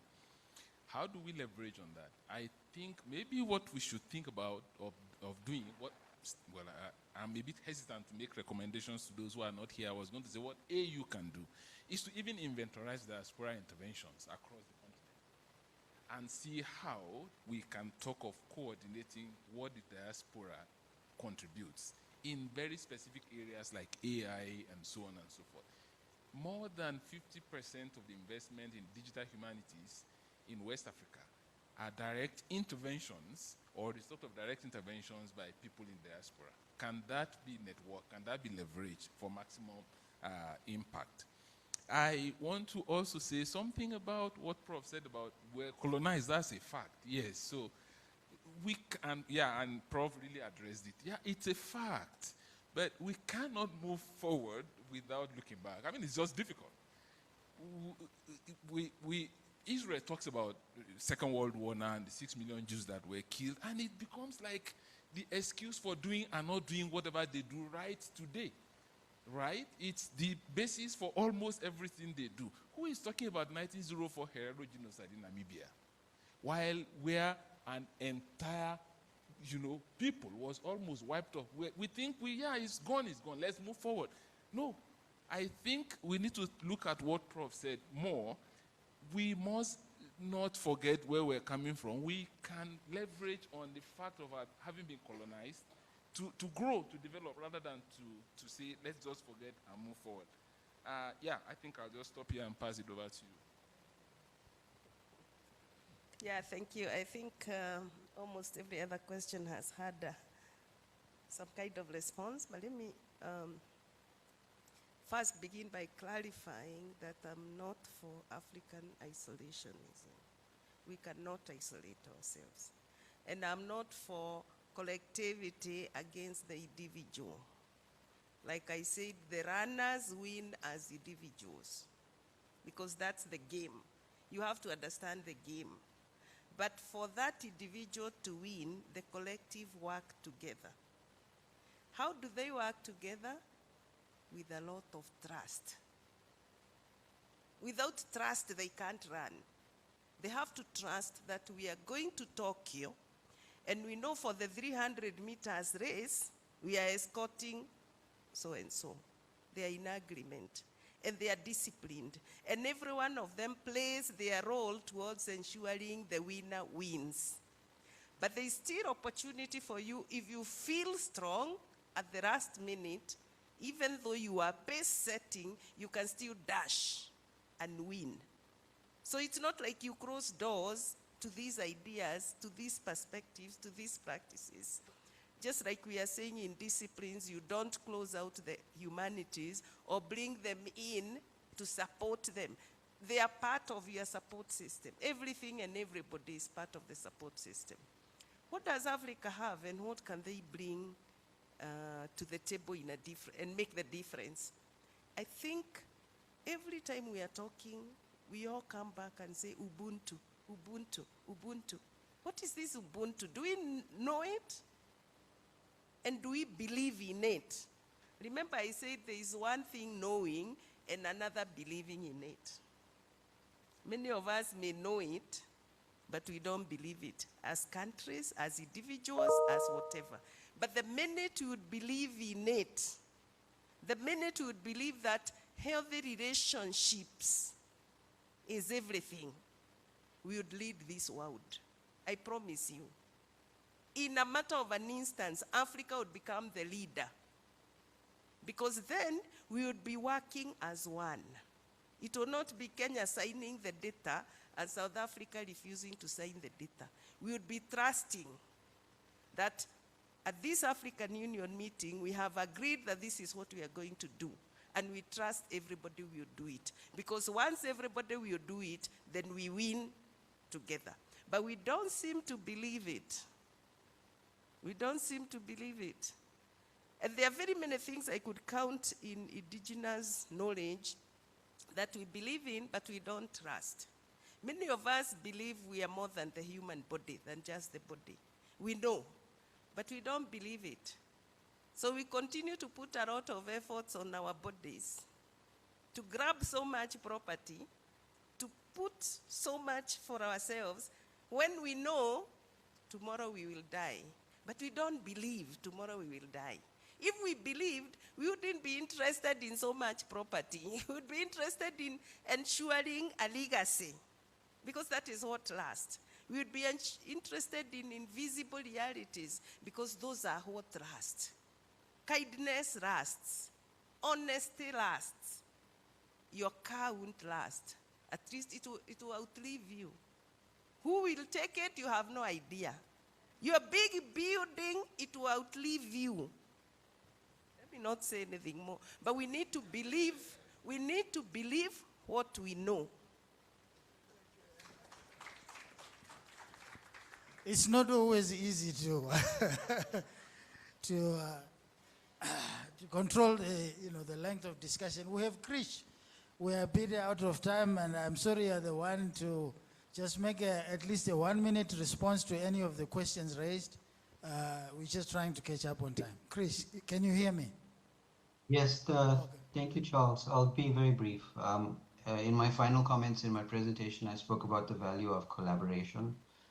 So the more we collaborate, the more we start to use the new tools that are there, I feel like we will be generating a lot of new insights, especially if you look at the pace of development. But I think the challenge we have is that we'll be in our little group, we'll be generating these insights, we'll have all this new knowledge which will be created, but there's a problem where we don't channel that information down to those that are implementing change. So we need to have that connective tissue between ourselves as the thinkers and those as the doers, so that they can act on the great ideas that we will generate. Thank you, Charles. Okay, thank you very much. Colleagues, help me thank our panelists on the issues that they have raised. We are about 20 minutes late, so we are going to have another panel session. So I would like just to say thank you, Prof. Yes. Okay. That's good. Thank you very much. Thank you very much. Right. The next session is one that will be facilitated by Prof. Niang. Prof. Niang, here's the mic. Thank you, ladies and gentlemen. So we'll just proceed because we are about 20 minutes behind. But I wouldn't say, fortunately, one of the speakers will not be there, so we'll gain 10 minutes from there. Okay. But let's acknowledge the panelists and call them to the stage. The first person is Professor Tlau Ramaroka, Professor, Development Planning and Management at the University of Limpopo. Please join us on stage. Thank you. Unfortunately, we won't be having Professor Yibel Tal Wale Ashtake, Professor of Economics at the University of Gonda.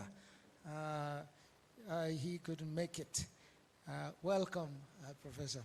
Then next will be not physically here, but by virtual means. So please make sure that when it is his time to talk, that is online ready to join us. That will be Professor Davidson Muno Dawafa, Professor of Community Medicine at the Faculty of Medicine, Midland State University in Zimbabwe. Is he already? Oh, wonderful. So please join us on stage if you are here.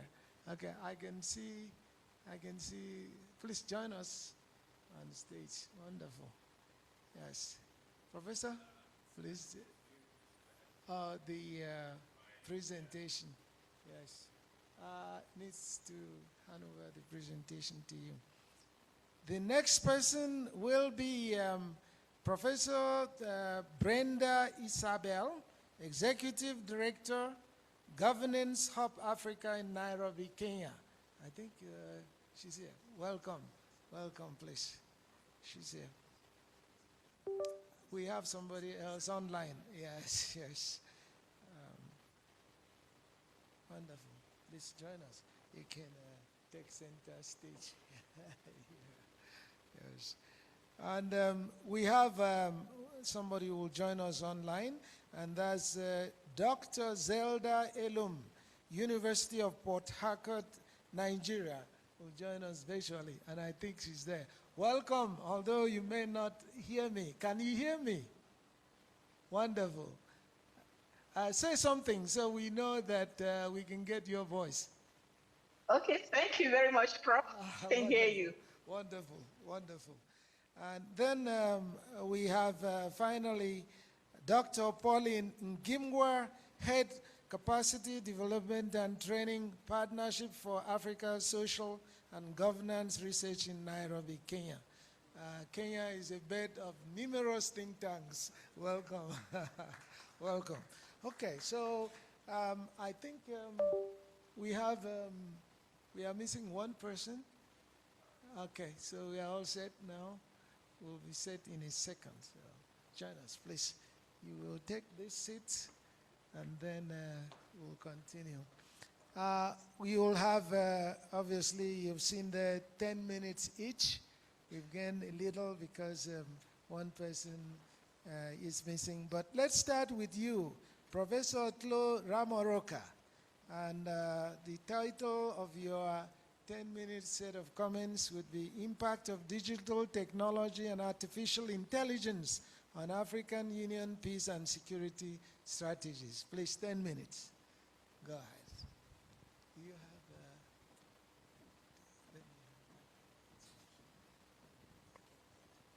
Thank you very much, Prof. As introduced, Kinatlo Wagaramroga. The professor part for now, because professors are assumed to have all the answers. I do not have any answers. So whenever I get in trouble at home, my son will be saying, but you are the professor, you must have answers today. No, I don't have. So this is the structure of my presentation. So we're going to be looking at our introduction and until the conclusion, basically the content thereof. And in our introduction, there's an agreement in the room and across the globe that there's this rapid transformation that we see in our lives with regard to technology. And we would know and we would agree that this technology is shaping our lives in a particular manner. So in this case, we're talking global governance, we're talking economic development, we're also talking about security strategies, in this case, in reference to Africa. And with that being said, the African Union, the AU, and its Peace and Security Council, the PSC, has formally recognized that AE has massive impacts on their governance and conflict dynamics. So it has been taken into consideration that it must be integrated within their strategies. So there's a comprehensive framework that is aimed at preventing, managing, and also resolving conflicts through Africa-led solutions, although the focus is also on AI. There's also a hint that how society chooses to integrate AI will also determine whether it broadens human opportunities or deepens inequalities. We know the characteristics of our African continents. If we were to go deep into those, there's a lot that goes on in our continent. I cannot move the slides now. Okay, so we're going to touch base with the evolution of digital technology and AI in AU peace and security strategies. So the first phase is the foundation phase, which happened around the 2020 to 2012, wherein the main focus was the adoption of the basic ICT tools, which was characterized mainly by your manual data collection and limited analytics capacity. We must bear in mind that when we talk peace and security, we must always be alert. We must always be on our toes. We need to know what's happening around the world and what could potentially directly or indirectly affect us. So the second phase was the digital integration phase, which happened between the 2013 and 2019, which was also a response to the adoption of the Sustainable Development Goal, specifically Goal 9, which it focuses on industry innovation and infrastructure. Then, at that point, the shift was from reactive conflict management to data-informed prevention. Someone talked about us being reactive rather than being proactive. So that was the focus thereof. And then the third phase was strategic digitization phase, which happened between 2020 and 2024. And in this case, the focus one was on policy momentum with regard to integration of digital transformation into continental peacemaking frameworks. So we're looking into that to say how then technology can be integrated into these strategies. Then the last phase, which happened recently in 2025, that was the investment for common African AI regulatory frameworks, which are aligned with ethical standards. And bearing in mind that these ethical standards that we are onto, they are also international norms as well. So that was the various phases, just to give a brief idea as to why we are here. And then institutional and strategic shifts by the AU also happened around last year, wherein there was this high-level engagement with the leaders of the PSC, and then the idea was to assess the risk, was to ensure that through AI there will be a fair assessment of the risk and conflict reduction associated with so many things. Misinformation be one of the key issues, and infrastructure and skills gap were one of the focus areas in these deliberations. So from that, there has been a shift in terms of policy responses by the AU. Firstly, institutional frameworks and advisory bodies which were established in order to maintain AI as part of their peace processes. Secondly, the governance of AI and its regulatory frameworks, which of course, when we're talking of ethics and international norms, that comes to play. And also the centers of excellence and capacity building. We've been talking about knowledge and skills that are needed for Africans to be able to juggle with this AI. So in this case, the focus is to build expertise and harmonize efforts within our states. So also we're talking of inclusive multi-stakeholder engagement, who should form part of this.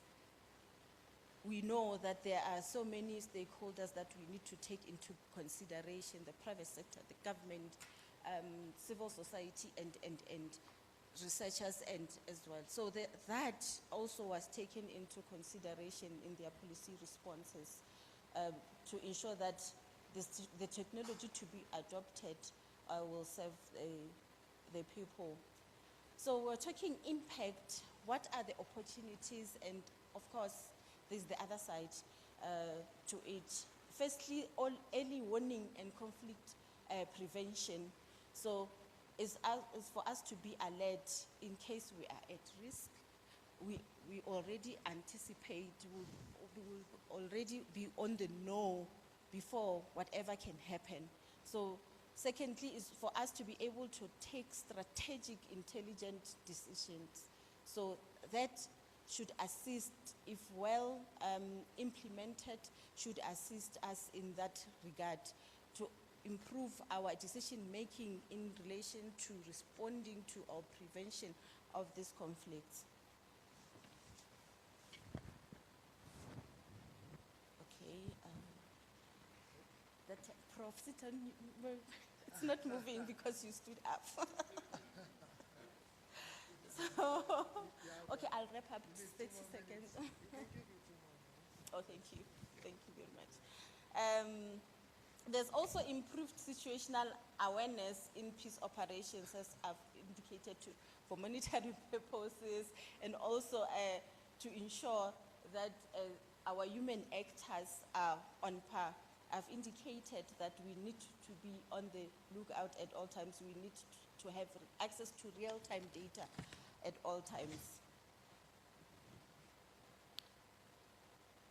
Yep. Prof has messed up with the moving of this thing. We also need to strengthen our cyber security and counter hybrid threats. We know that our systems get hacked all the time. So how then do we protect ourselves against the cyber attacks as well as part of the mission? This one. And also for logistics, for planning purposes in terms of resource allocation, and our resource would also include human resources, our infrastructure, what is it that we have, what is it that we need to strengthen on and build on. Also looking at, of course, the cost associated with that. So, like I've indicated, there are also risks and challenges. There could be, AI could be exacerbating inequalities. That's something that we need to be on the lookout for, especially within the context of our continent. And we can also be looking at around us weaponizing and misusing technology. If that could happen, that could be another risk that we are faced with. There could be risks around data governance and privacy and ethical concerns. In the morning, there were issues raised about ethical concerns around AI, the use and the adoption of AI. We also want to be thinking of this, if ever we have the skills, the digital and infrastructure gaps, knowing the Africa that we are in. Just now they've indicated that electricity is one of the key resources that we need, that we lack. So as part of the recommendations, as part of the recommendations, we need to invest in digital infrastructure and AI skills that will help us to get to the level of development that we have. That will be across all the member states. And also we need to ensure that we develop standardized ethical AI and data governance framework that are tailor-made for Africa. We also need to promote intergovernmental and public partnerships. That is also important to ensure that the needs of all the people that should be served are accommodated. Also ensure that AI deployment supports human rights and community resilience. Remember, we need to look out for human rights in this case. So in conclusion, I would say, yes, there are both the risks and the opportunities of adopting this AI for building peace and security around Africa. And also looking at that, perhaps the biggest question that we need to ask ourselves is that, are we ready in terms of the skills that we need, in terms of the knowledge that we need, and also looking at the AI culture that is required, the infrastructure and the resources. Thank you. Thank you. Thank you very much. From the look of things, the AU has a very comprehensive program and plans and targets. So please, we'll move on. I won't make many remarks because of time limitations. So we'll just move on serially to the next set of speakers. The next is Professor Davidson Muno Dawafa, Professor of Community Medicine. Professor Dawafa, go ahead, please. Thank you. You have the mic for 10 minutes. Thank you, Chair, and thank you to the organizers and the colleagues. I'm meeting probably for the first time. I also have friends here from the past, so it's good to be back. My presentation will be very much in line with, I think, a lot of things that we have heard about, but I just want to reflect briefly on the last discussion. I didn't want to speak during that time because I thought I'll use my time when I'm up here.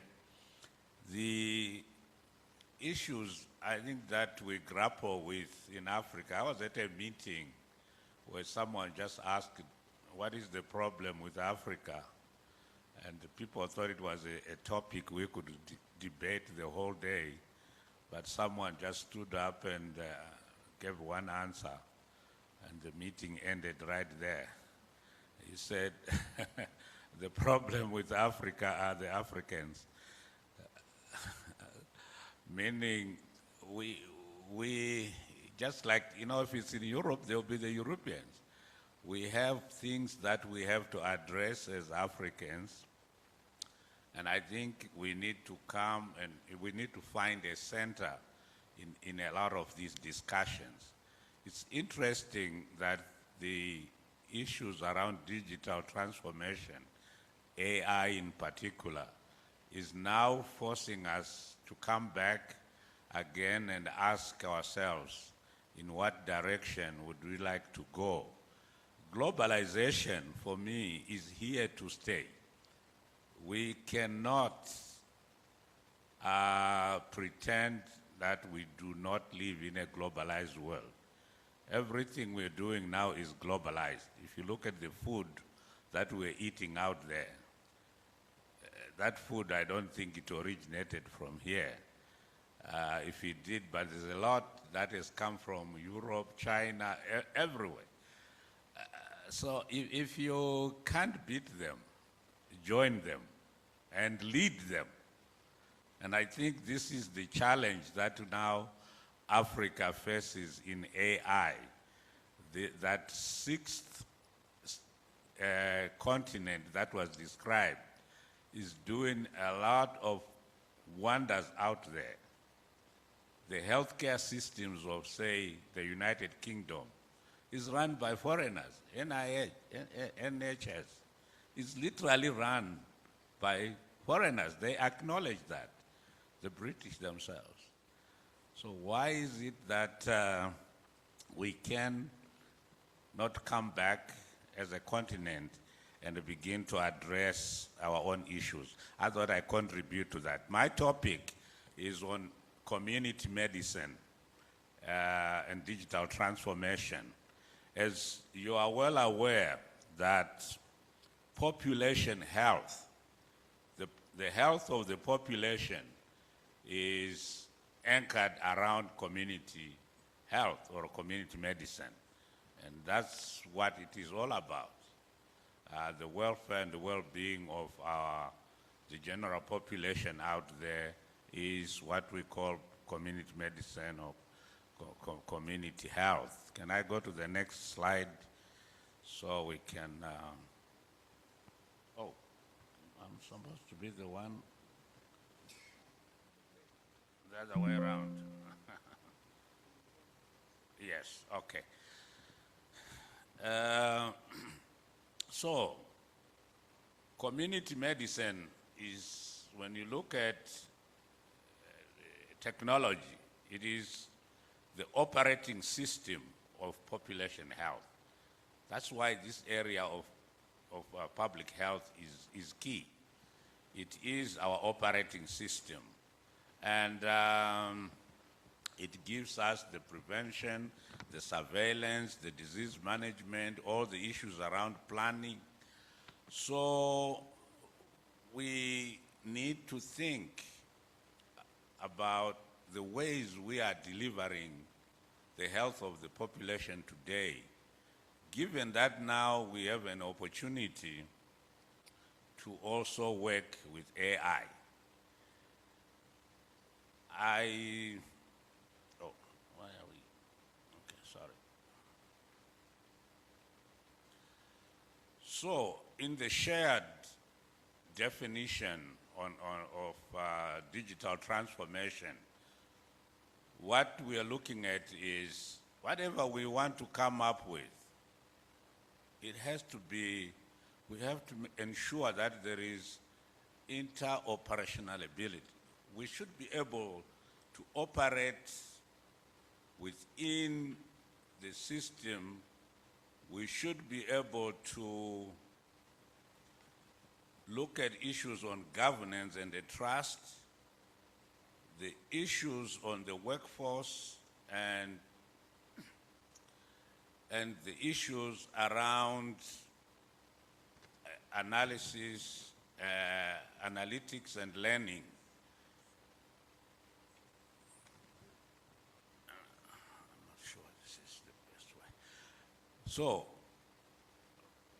there will be priority areas for us to work in community medicine. And as I've already pointed out, population health, the issues on my eyesight is, I'm getting, yeah, I'm trying to say, but can I? Yeah, can you increase the font for me? Yes, please. Yeah. I think they can. Now, or I can do what this university, these university professors want to. Oh, okay. Oh, yeah. You almost. Yeah. Can you shift it so that it just fits? Sorry about that. I thought it was only Prof. Ongoro getting a little bit of scary moments out here. Yes. Okay, that's fine. Okay. So, where AI can help responsibly, I think we should be able to come up with good fit examples. Risk stratification, for example, is very important for us to do in population health. We should be able to use AI in the work that we want to do in aspects of, say, triage support. We should be able to do checklists, referrals. AI should help us. We should be able to look at, say, issues around the supply chain and forecasting. You should be able to also look at anomaly detection in surveillance signals. The issues that are also considered here, non-negotiable, and I think my current chair raised some issues that AI will not replace this. The human decision making remains, and accountability is our responsibility. The explainability, documentation of models, the issues related to data protection and security, and continuous monitoring. This is what you and I must do. But AI can help us look for those good fit examples. I worked in a very remote area, and I was reporting to colleagues in the capital city where they are seated in their air-conditioned rooms, what I'm seeing in this very remote area. And somebody sent me back a message, which I thought, this is about 3 days ago. And they said, you know what you're doing? Can you link up with AI and begin to report this information from this very, very remote area? You are one of the few public health experts who are there. Just report this information to AI, and AI will generate the other information that you need in terms of, I wanted to know about governance issues in that area. How does a clinic run? And in this clinic, they're supposed to have electricity. There's no electricity. I think someone raised the issue of electricity. The blood pressure machines that we have in the rural clinics today are run by electricity. The blood pressure machine must be connected to electricity. So when I got there, they were not able to take blood pressure for the patients. But they had a blood pressure machine. And I said, why? He said, because there's no electricity. The glucometer, the same thing. So patients are coming and they are not being able to receive the service that this rural clinic is meant to serve. And somebody sent me this information and said, so I was looking at the issue of the best fit. And this is the work that I think in terms of the data and the density we're talking about, that we need to do something. What are the core components? On a practical architecture, what would be the core components of the AI for community medicine that we need to have? we should be able to come up with very simple applications. We should be able to look at facilities.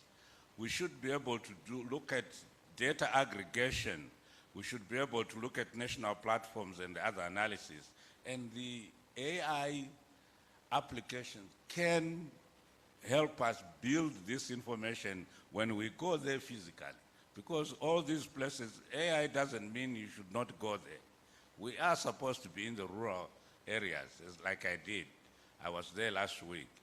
But I will be able to build a very simple system where now data is available for use at the national level. Yes, I'm left with just 2 minutes, but let me, what are the practical sequencing that we think we need to have? There has to be a foundation on everything that we do. And that's why I thought when my sister from Kenya was trying to make us really wake up and start thinking, she sounded like she was just hitting everything with a hammer. But later on I said, no, what she's trying to say to us is, go back and build a strong foundation. Let's come together and build a strong foundation. When we have built a strong foundation in AI, in community medicine, and the use of AI, let's scale up on the core workflows. And we then move on to optimize. We should not be looking at things that just come up overnight. What are the 3 messages? This is my last slide, sir. What are the 3 messages to remember? Focus on the outcomes and not on the applications. We should not really get ourselves so much obsessed into applications. We need to build an interoperability and governance at the national level. Everything that we build should be able to work with the other system or the other parts of the system. And governance, or good governance for health, is key. So this is an aspect that I think we need to look at, and then use AI carefully and only when you are ready. We should not think that AI is there to replace the human mind and our human commitments. We sit, don't let your budget allocations be done by AI. We sit in these budget meetings and we still give money to those who really don't need it. And the people who need it are not around the table. So use AI carefully and only when ready. I put there some references, and I want to draw your attention to the last bullet. Interestingly, I worked on this paper, but I really didn't think I would come to a meeting like we are today. This is from the Daily Telegraph in 2016. The lady came to us and asked, she was doing a paper on what Africa will look like in 100 years. This is a futuristic article. I urge you all to just Google this title and see what she says. What Africa will be like in 100 years. The 6 fastest growing economies are in Africa. But the population that you spoke about, we have the youth bulge. We are the only continent with the youth bulge, where the population is still growing. And for that, we also are the continent that have made begging a profession. We go around everywhere asking for money, yet we have all these resources. Thank you. Thank you very much. A set of solid recommendations for the likes of agencies that want to implement things at the national and lower jurisdictional levels. The next person to speak is actually speaking to us through digital means, so please connect her. She's Dr. Zelda Elum, University of Port Harcourt in Nigeria, And her speech is on artificial intelligence and trade transformation in Africa. Some things have been made today, some statements alluding to the importance of AI in trade. And please get her on to tell us and educate us a lot more. Dr. Edun, I hope you can still hear us. Yes, I can hear you. I'm trying to share my screen. Wonderful. Thank you, Prof. So you have 10 minutes, and then later on you can hang around for question and answer and comments session. Go ahead, please. I'm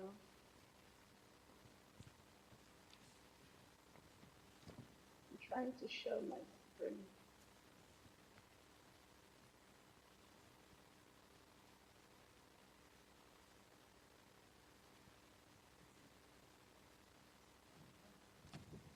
Sometimes the network.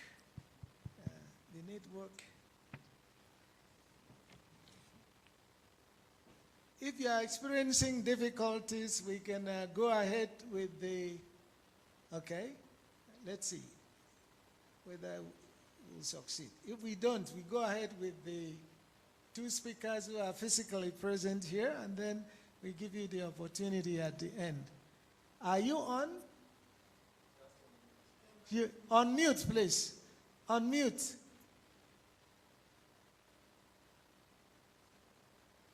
It could be a network issue. I know. Okay, I'm unmuted. You've unmuted. Go ahead, please. 10 minutes. Can you see my screen? Yes, we can see your screen and we can hear you loud and clear. Thank you very much, Professor Iyange.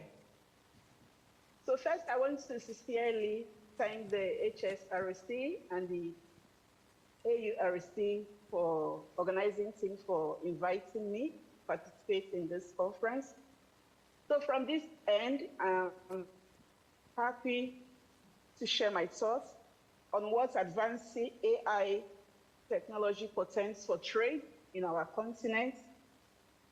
Of course, AI is potentially reshaping the African Sustainable Development Agenda, but there are concerns of which we have expressed here today, concerns on how Africa can harness the transformative power of AI technology through responsible, ethical, and inclusive innovation to drive. So when we talk about AI potential or AI transformation of trade, then obviously we're talking about digital trade. So artificial intelligence, as we know, encompasses a set of technologies within a digitalized process that makes intelligent decisions and automates tasks that require human intelligence. So a set of AI technologies all work together to increase efficiency in processing, reduce delays, enhance accuracy, and provide benefits of scalability in terms of penetrating into international market.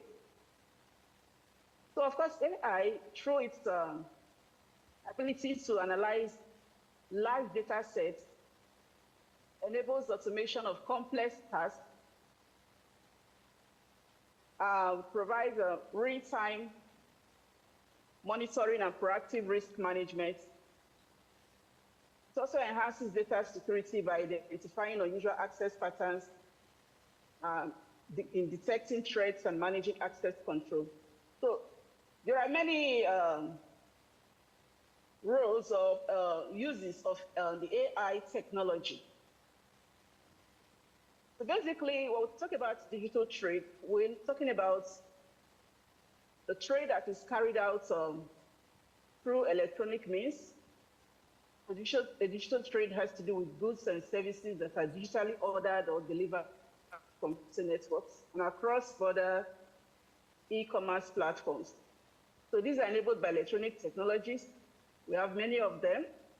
So we have statistics that showed that as of 2024, the global digital trade with an annual growth increase or growth rate of 12.1% was projected to be at 7.3 trillion, which accounted for 21.9% of total international trade as at that time. And this digital trade has been driven by technological advancements and globalization, as in the proliferation of e-commerce platforms and digital payment systems. So AI technology itself fully enhances digital trade by powering predictive analytics to forecast demand, optimizes logistics, automates customer services through use of chatbots and virtual assistants and all of that. So these are major benefits that AI technology offers. Offers efficiency, offers scalability, and also accuracy and reduction of trade barriers.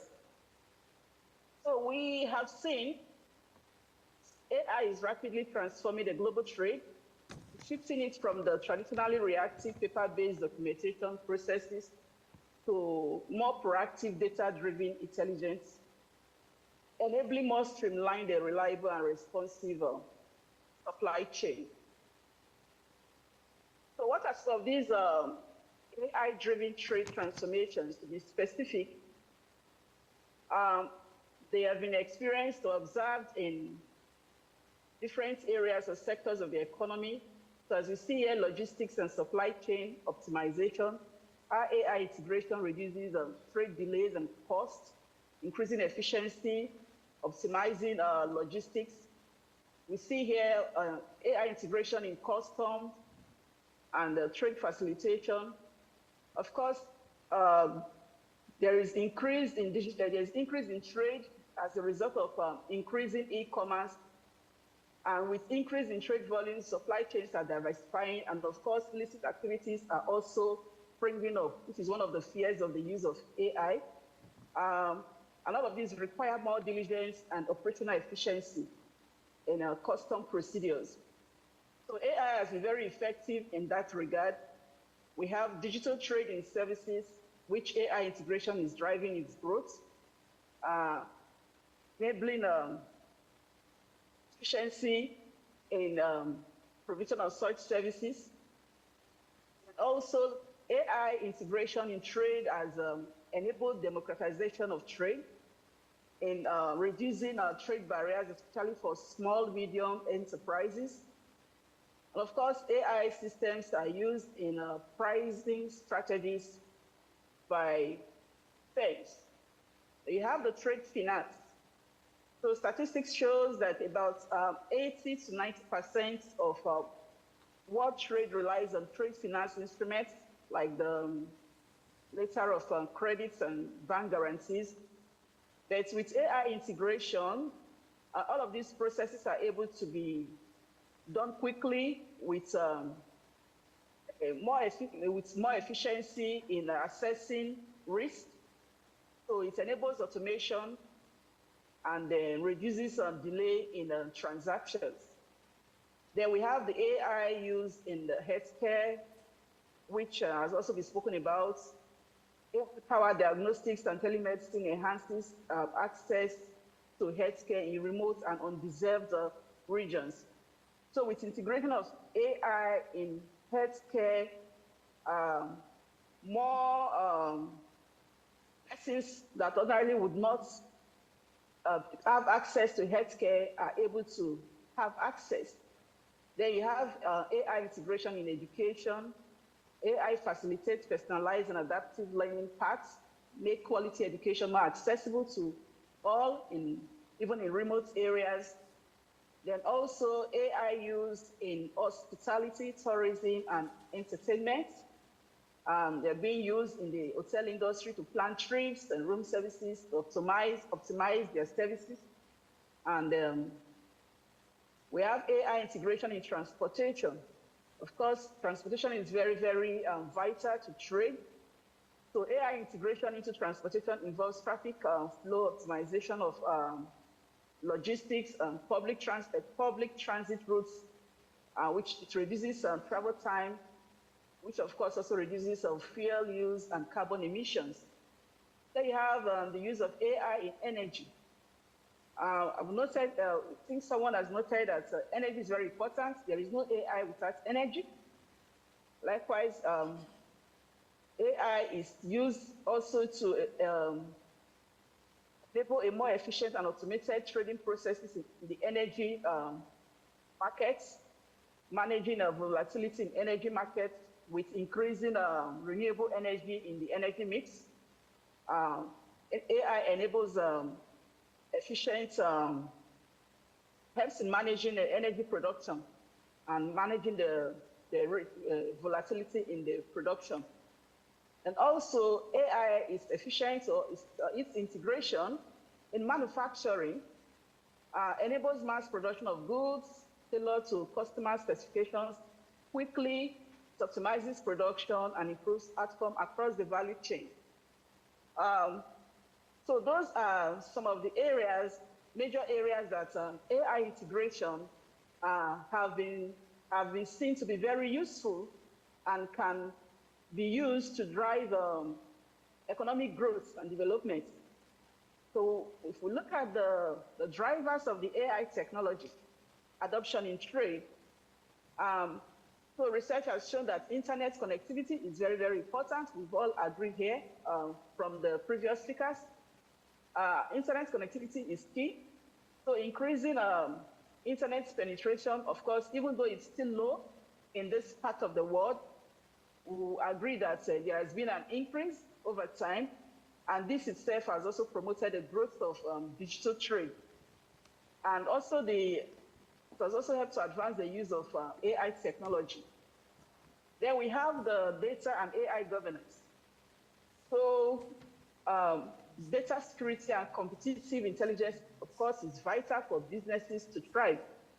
And so with countries coming up with policies or tools with which they can regulate data and in terms of ensuring data privacy and all of that, that in a way has also encouraged the use of AI tech, and it has also helped to promote digital trade. So we also have the big data and operational use. Of course, there is no AI without data. Data is the bedrock of AI technology. So with AI ability to learn from big data to identify patterns, make predictions, and automate decision-making processes, their increasing availability has also helped to promote the use of AI technology, or also help to promote digital trade. But we're not there yet. Then we also have the climate smart agriculture. So currently about 49% of AI technology being deployed in Africa are said to be in agriculture. And I am sorry, of course, I'm sorry, I have to let you know you have 1 more minute. I hope. Oh, okay. Yeah. All right. Yeah. So climate smart agriculture has been driving the use of AI technology in trade. Then we have increasing digitalization of the public sector. Of course, increasing collaboration of research and open source sharing. Then there's also the proliferation of e-commerce and digital trade platforms. All of these have, in a way, helped to drive the use of digital tech and the AI technology. But there are challenges like the uneven adoption and digital divide, then the inadequate infrastructure, the low internet penetration, the death of big data, the concerns about data privacy and the ethics. Then the way forward, there is need for inclusive trading system to be built around AI to avoid creation of an AI divide between the rich firms and the small firms, or poor countries and the rich countries. then you need to build local capacity, you need to localize our AI models, you need to harmonize regulatory frameworks, which are often in fragments. So there are issues of regulatory fragmentations that need to be harmonized among member states of the AU. Need to establish partnerships in order to achieve our mission for shared prosperity. We need to promote the right perception in society that AI is not replacing humans, but only enhancing human capacity. In conclusion, we know that AI has transformed internet.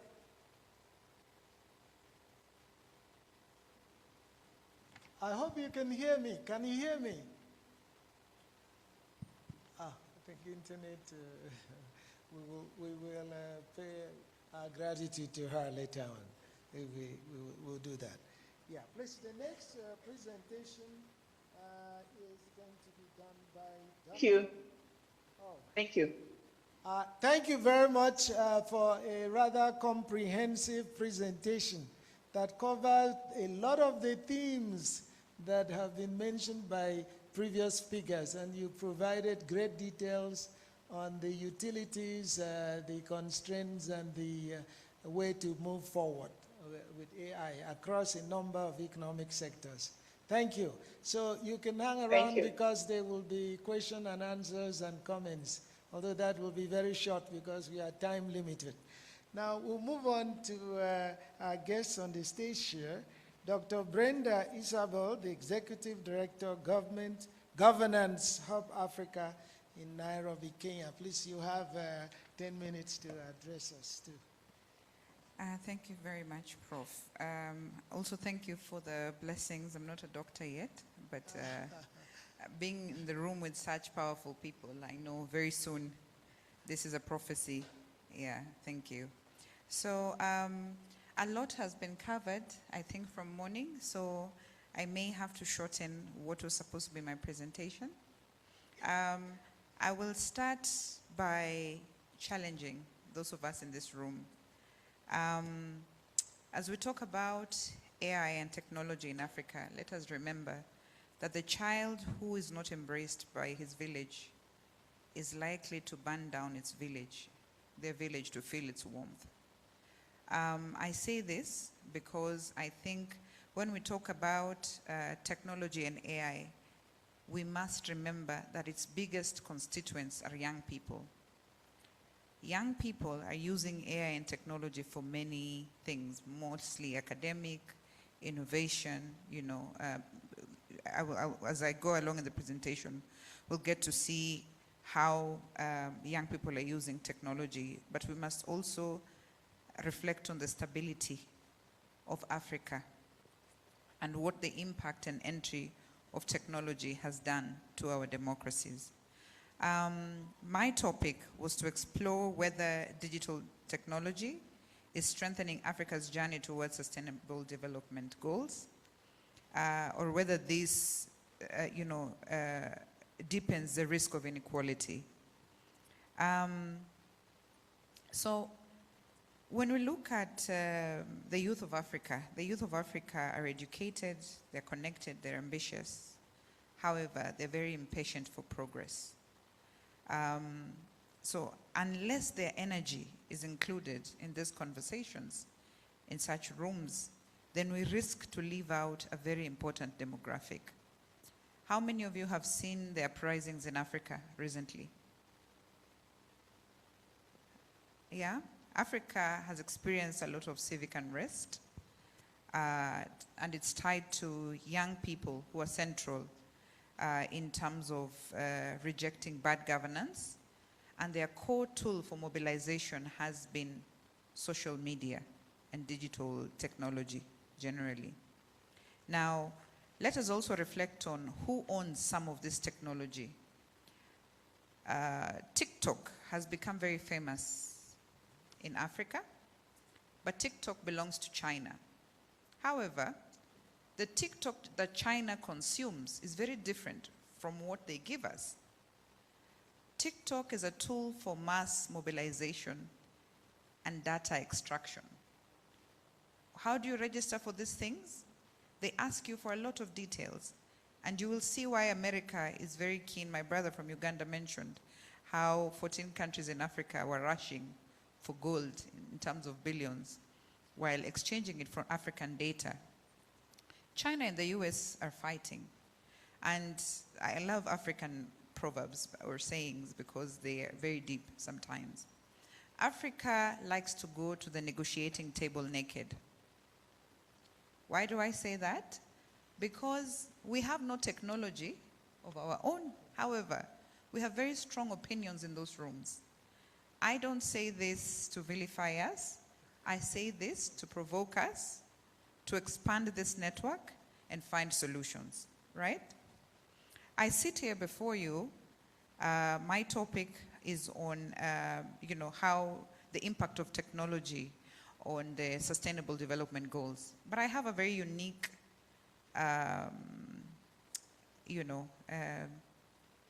my position is very unique because I speak not just as a consumer in Africa.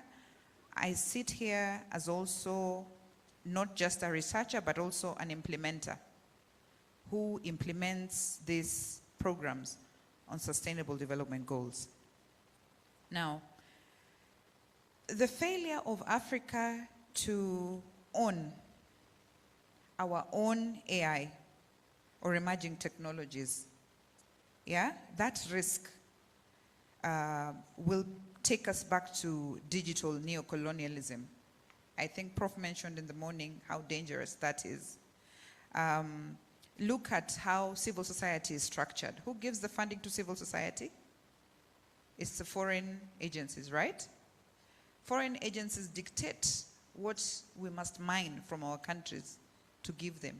We're giving data, So Africa is being targeted for much more than we see sometimes. We sit in these rooms with foreign agencies, but we must always, our heart must always belong to Africa and we do the right thing. Now, the risks of not having our own technology will, of course, increase economic inequality, sometimes job displacement, because, and I say this, I have nothing against foreign agencies, but also we are seeing a very strong movement of foreign firms coming into Africa, and they come to compete or outcompete African businesses. So this further widens the gap in terms of widening the wealth gap and displacing vulnerable workers in sectors across Africa. Data extraction is another thing that is happening. It has been mentioned that when you enter certain aircrafts, you will realize that you have free Wi-Fi and you start clapping, but they're mining data from your phone. How many of you know your phones listen to you? Have you not had a conversation with your friend, then suddenly the algorithm decides it wants to give you more information on what you're gossiping about? It's happening a lot. So let us also be very careful about these gadgets that we don't own. The other thing is the algorithm bias and the safety risks that comes with technology. So AI is not programmed on African data sets, right? The data that we rely on for AI doesn't come from Africa, most of it. Yet, we rely on it so much that we are programming governments and making policies based on external data. How dangerous is that? Extremely dangerous. The other thing is that brings discriminatory outcomes, whether it's in the finance, my brother here has talked about healthcare, even in law enforcement. Now, in Kenya, we have a situation where the judiciary have been caught relying on AI to make judgments in court. AI is not that intelligent. We all know that. It's just if you want to extract data, you put in something and search, but half the time, if you have to look through it because it may not be correct. But we've had situations where magistrates are attempting to use AI to give judgments. Of course, now that one lowers in terms of access to justice. If these people are not caught, you know, especially in the lower court, some of these things go unnoticed. There's also the cultural erosion that was mentioned in the morning, where we are now focusing too much on dominant global languages. AI systems are threatening our languages. At least there's Google Translate. So, but our local dialects and languages, you know, are missing. And then let's not even mention the dangers of surveillance and political misuse. In Kenya, this has been used. In 2024, you saw a lot of drama from my country when young people were rebelling against the finance bill. And what the government was doing, it was using surveillance to abduct young people and kill them. So AI is an amazing tool, but in the hands of dictators, it can become a very dangerous tool. Sorry if I seem like I'm trying to depress you, but this is the continent we live in. Let's talk about the cost of elections in Africa. Do our elections have to be this expensive? Yeah? Kenya is a Silicon Valley. We have M-Pesa and some amazing technology going on. But guess what? We spend billions to buy electoral technology. You know why? Because someone somewhere is making a buck, right? So it also means, in terms of corruption, AI is one of those places where you have soft landing if you want to be corrupt. You know, I have seen my brother from Uganda, and your election was the other day, and I'm sorry for what Uganda went through, Tanzania as well, where the government can decide to shut down technology, you know, and electricity, and suddenly you're in the dark and atrocities are happening.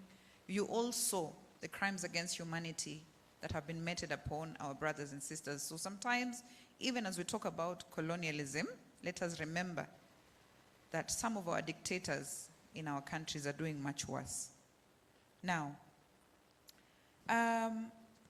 there's a lot of good things in terms of how technology supports the Sustainable Development Goals. It's not all gloomy. It improves access to services in healthcare, education, finance. It's boosting economic growth and jobs. It is increasing transparency in governance. You know, enhancing climate adaptation and resilience. It's facilitating data-driven policy and decision-making. So I'm sure you all know about the SDGs, but I'll just mention them quickly. SDG 1 is to ensure that there's no poverty. Then we have 3 on good health and well-being, 4 quality education.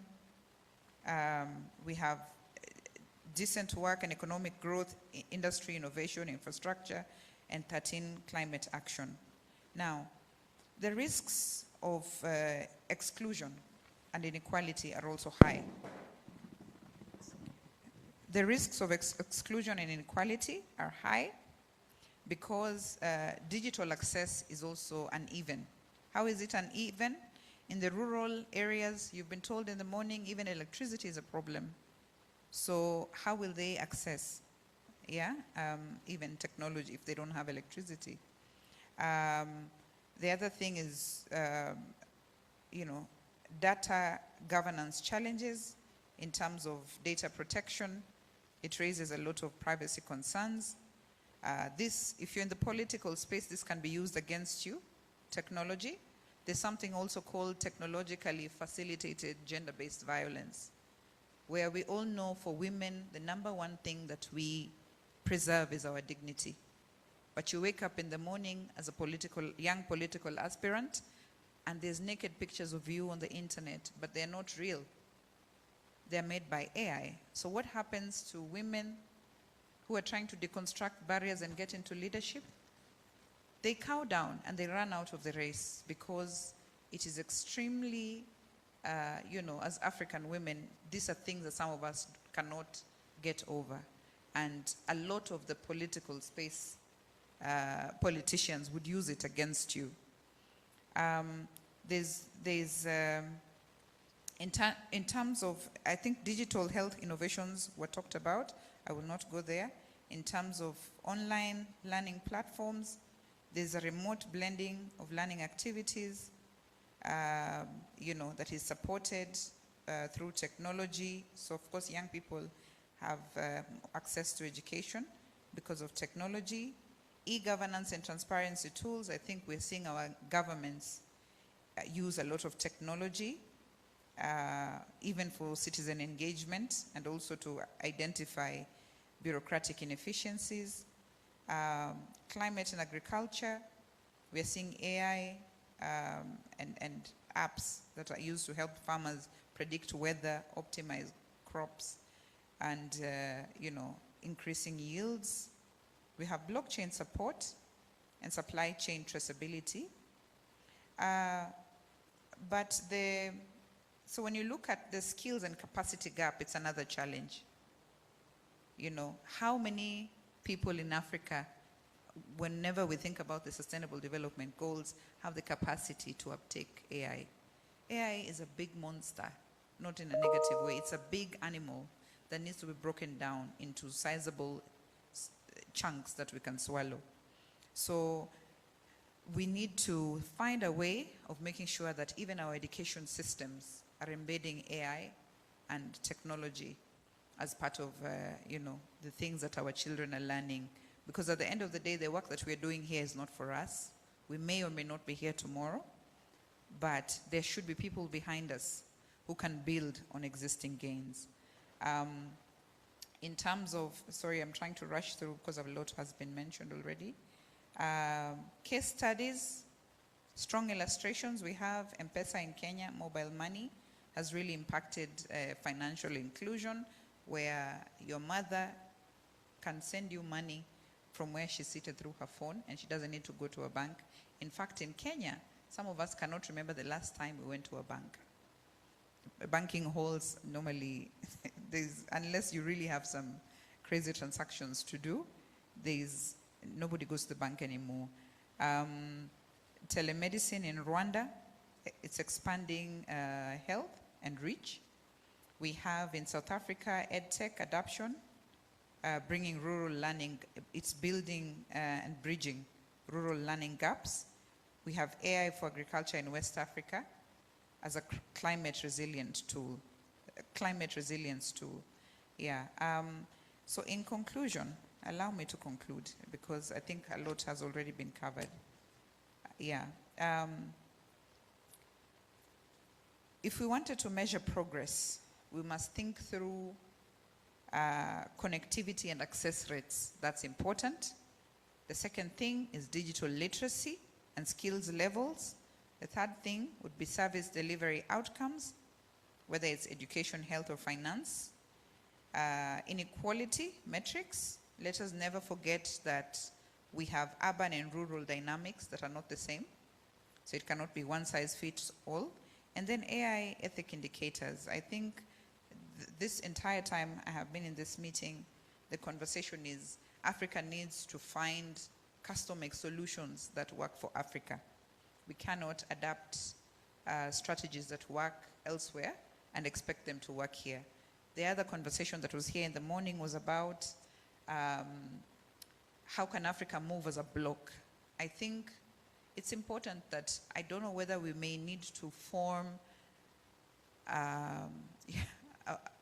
a working group. I don't know what it needs to look like for Africa. But like I mentioned in the morning, we all have different constitutions. Before we even go too far, the first thing that you must be in alignment with is the constitution of your country. The reason why Kenya, we always have chaotic elections that look transparent, but they're far from it, trust me. But Uganda is worse, and we're just neighbors. Tanzania is much worse, which is also a neighbor. So, but the challenge is the way Kenyans can revolt on social media and deal with our leaders is not the same way Ugandans can attempt. because the president's son is saying the way he's going to kill and maim the opposition leader, you know, on TV and on social media platforms. He's arguing with the US Committee of the Senate in terms of he's being told to take those words back. And so we are all standing on different infrastructures. It is idealistic to say that we want to move in the same direction, but we may need to come together to see who is ahead and how can we borrow a leaf from each other and see how to move forward. And the ones that are ahead of us perhaps can hold the hands, do a bit of hand-holding to the ones that are behind. Now, lastly, in terms of scaling up, I think we must be, there's a lot of potential for Africa to fast-track progress towards SDGs, from whether it's finance, climate change, but we must be deliberate and responsible. It requires foundational investments in infrastructure, digital skills, and research capacity, which was mentioned in the morning. We need to start funding, you know, research and technology for this to work. I think I will leave it at that, unless I'll get a question. Thank you. Thank you for a very comprehensive presentation, especially on the construction of a continental platform that bridges all the constitutions of the various countries. Remember also the fact that a lot of them came from different traditions. The Portuguese tradition, the Spanish. I think there's one country that is Spanish. That's Equatorial Guinea, and then Anglophone and Francophone.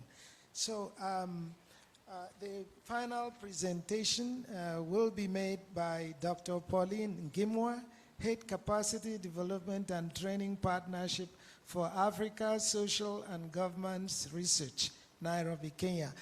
All of these presentations are on the theme of sustainable development. So we expect to hear quite a lot of commonalities, remarks, and recommendations. Thank you. Please go ahead. Thank you for your patience in sitting and listening to others. Thank you.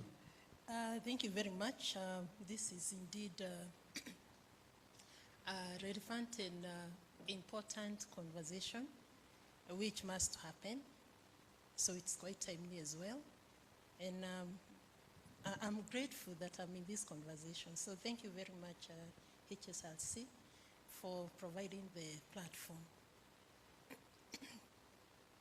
A lot of what I prepared to say has already been said. I don't know whether it is an advantage or a disadvantage of doing it at this point, but I think to you it is an advantage because I'm going to donate some minutes, because I'll try not to go to repeat and repeat, although there are people who say repetition is important. But I'll try to skip some of the things that I had planned to say in the interest of saving time. I'm also aware that it is almost lunch. It's actually lunchtime. Having said that, we've had a good number of examples of how we are using modern technology, advancements, and also in particular the AI in the area of health, in the area of food security, in the area of energy, that's affordable clean energy, and climate change, governance. So there are all these examples that we have seen. We've also been sensitized to the issue of the threats, the vulnerabilities. I was just listening to you. Some of them are actually very scary. If you listen to people who've really gone deep into analyzing the level of the threats and the vulnerabilities. We've also seen that our governments and regional bodies haven't been passive. There's been a lot of activity around how do we safeguard our citizens and our systems against these vulnerabilities. And what I have not had, because I've been in this space of the interest around policies and public policies, is what you're saying. We as citizens, how do we safeguard ourselves from abuse? But indeed, there's a lot of ethical issues around the use of these modern technologies. And what is important is that the governments and the regional bodies haven't been passive. There is something that they are doing, and we have seen that. We saw that in the previous panel.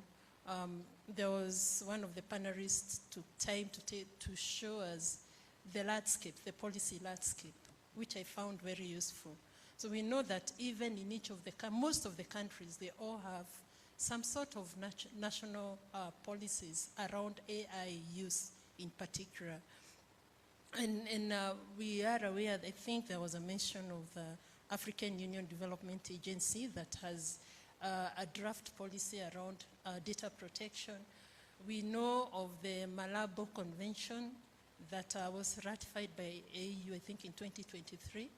And it's around digital data protection, but also it provides a very good benchmark when we talk about generation of policies. Now, I was asked to talk around generation of public policies. And the question I ask myself, and I invite us to ask ourselves, is when we talk about the policies, some of them that have already been discussed this morning, what's the source of those policies? Is it that we sit and see there are these vulnerabilities and we want to come up with safeguards? But are they driven by specific and well-tested need? What's the source of those policies? In other words, are they evidence-informed? The other question I want us to ask ourselves is, we as a continent, do we have sufficient capacity to be able to generate these policies?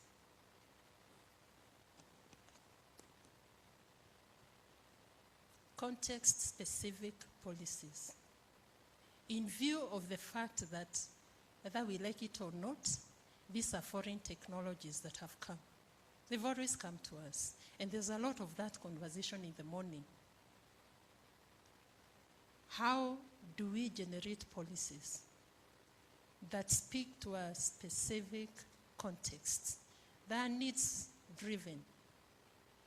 Which goes to the question I asked, what's the source of those policies?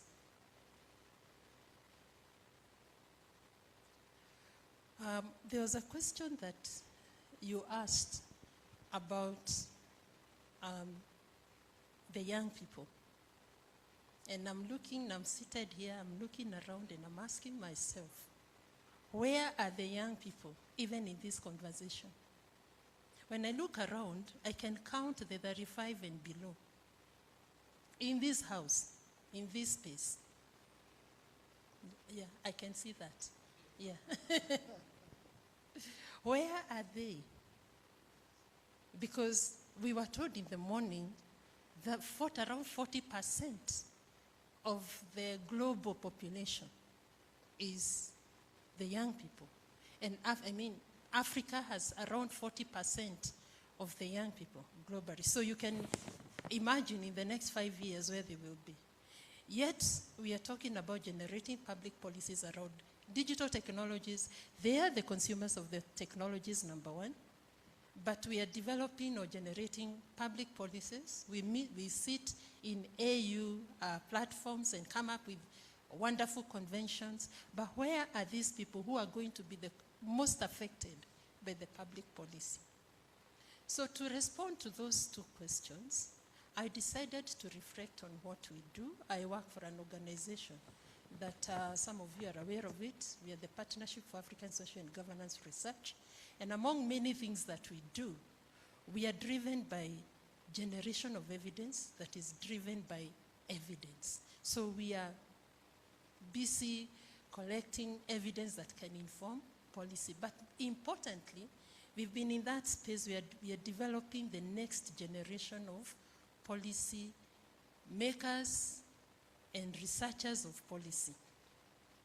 And I felt that it would be good for me to reflect on what we are doing as a way of examples, because there was in fact a question of what can we do, we as Africans. So I decided to use that as a case to demonstrate what we can do And I am aware that a few others are already doing that. So I want to use that as a case study and say that since 2013, we've been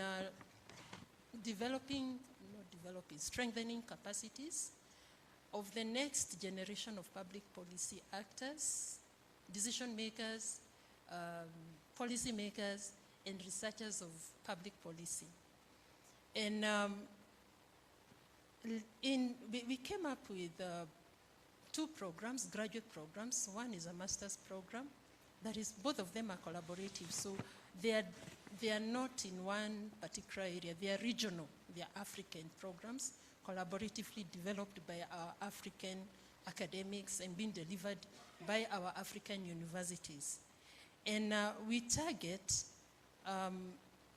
so the master's program has generated a lot of attention from people who are already in that space. Some of them are parliamentarians, others are in senior government positions. So there are people who are actually actively involved in the decision, in the policy-making process in their respective countries. But also we had seen that there's also the 35 and below who are being attracted to this course, which is very good. Then we have the doctoral program of researchers who want to research policies and give evidence that can inform policy. So in recent years, what we have done is to encourage these students to look beyond the traditional, conventional policy-making process, and we are pushing them towards doing research that talks to the modern technologies. So I'll give you an example of some of the studies that are coming out. Just in the interest of time, I'll just name 1 or 2. So we have students who have come out, and one has been working around the issue of policy framework around Ghana's digital health policy. Another one around government digital transformation and access to healthcare services. Another one looking at application of AI and its accountability and decision-making frameworks around gender representation and equality in social protection. So these are students who are already doing research around issues to do with modern technology. I could give you other examples. There are some examples of students who are doing AI governance in particular areas and working in think tanks that are also interested in AI governance. I think there's a student at Tony Blair's Institute. So they are working in that space and generating evidence that is trickling, finding its way to the policy space. And we're encouraging them to do a lot more of this so that even as they get out, they are already familiar with that space. Their own work is already feeding into the policy. But when they get out to the field, they will be able to generate evidence that can help. Beyond that, I know we've talked a lot about application of AI and issues around AI. But let's not forget that AI is just a component of the digital transformation. So as we have been delivering these courses and many others, we have also looked beyond to see how can we leverage modern technology to improve the delivery of these programs and to really bring out graduates who can get into the field and immediately start contributing to that space of generating public policies. So we have used examples like we were among the first people on the continent to innovate e-cases. We all know about the case studies for teaching, but we used the power of modern technology to come up with e-cases and simulate the messy policy issues environment, bring that to the classroom so that when our graduates get out, they already know, they already have an understanding about these messy public policy issues that they're talking about. We've used technology in form of e-learning to reach out to mass students for our short courses. We just did, last year we did a course on water governance. that reached to 235 participants, people who are interested in water governance policies.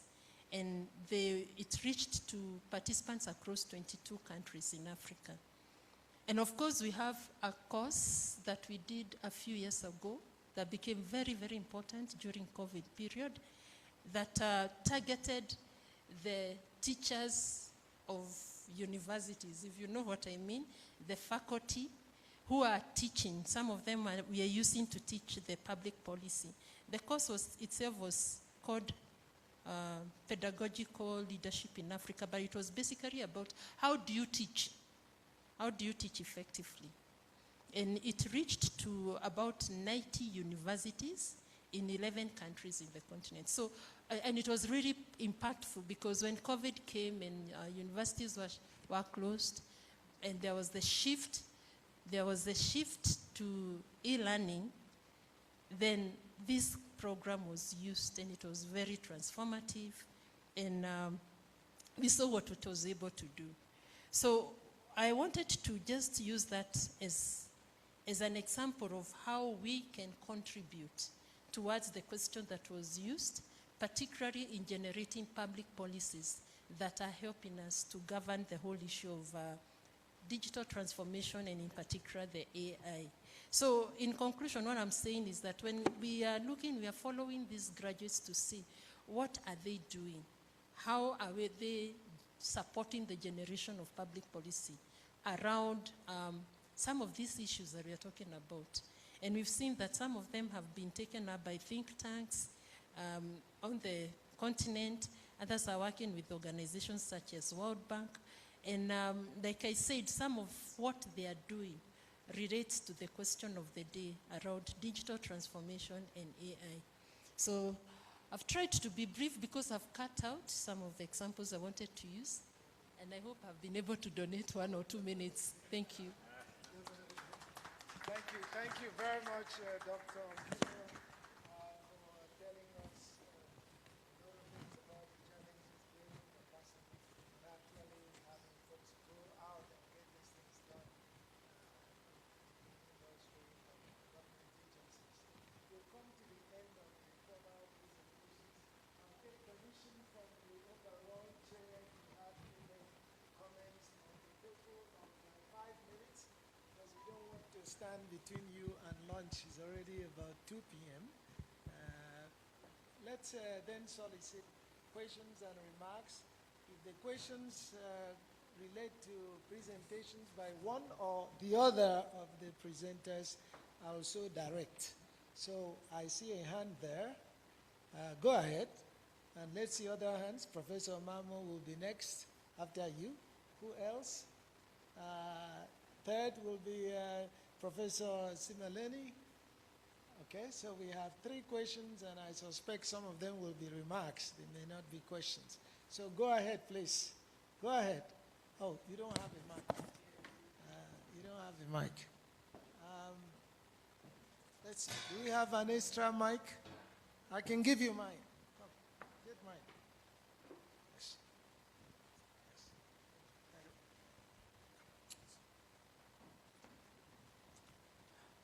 Thank you very much to the panelists for your insightful presentations.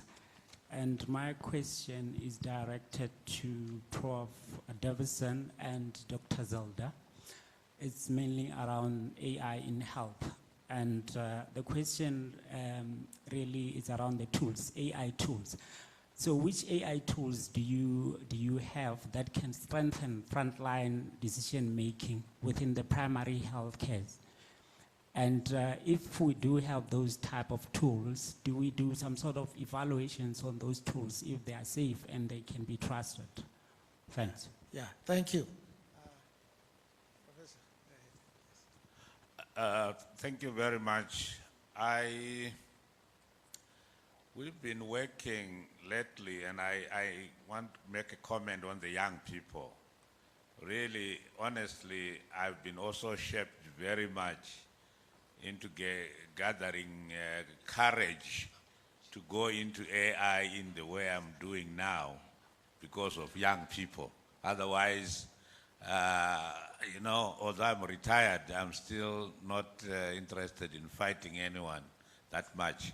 So, but the young people whom we are working with, we're using some AI tools in the area of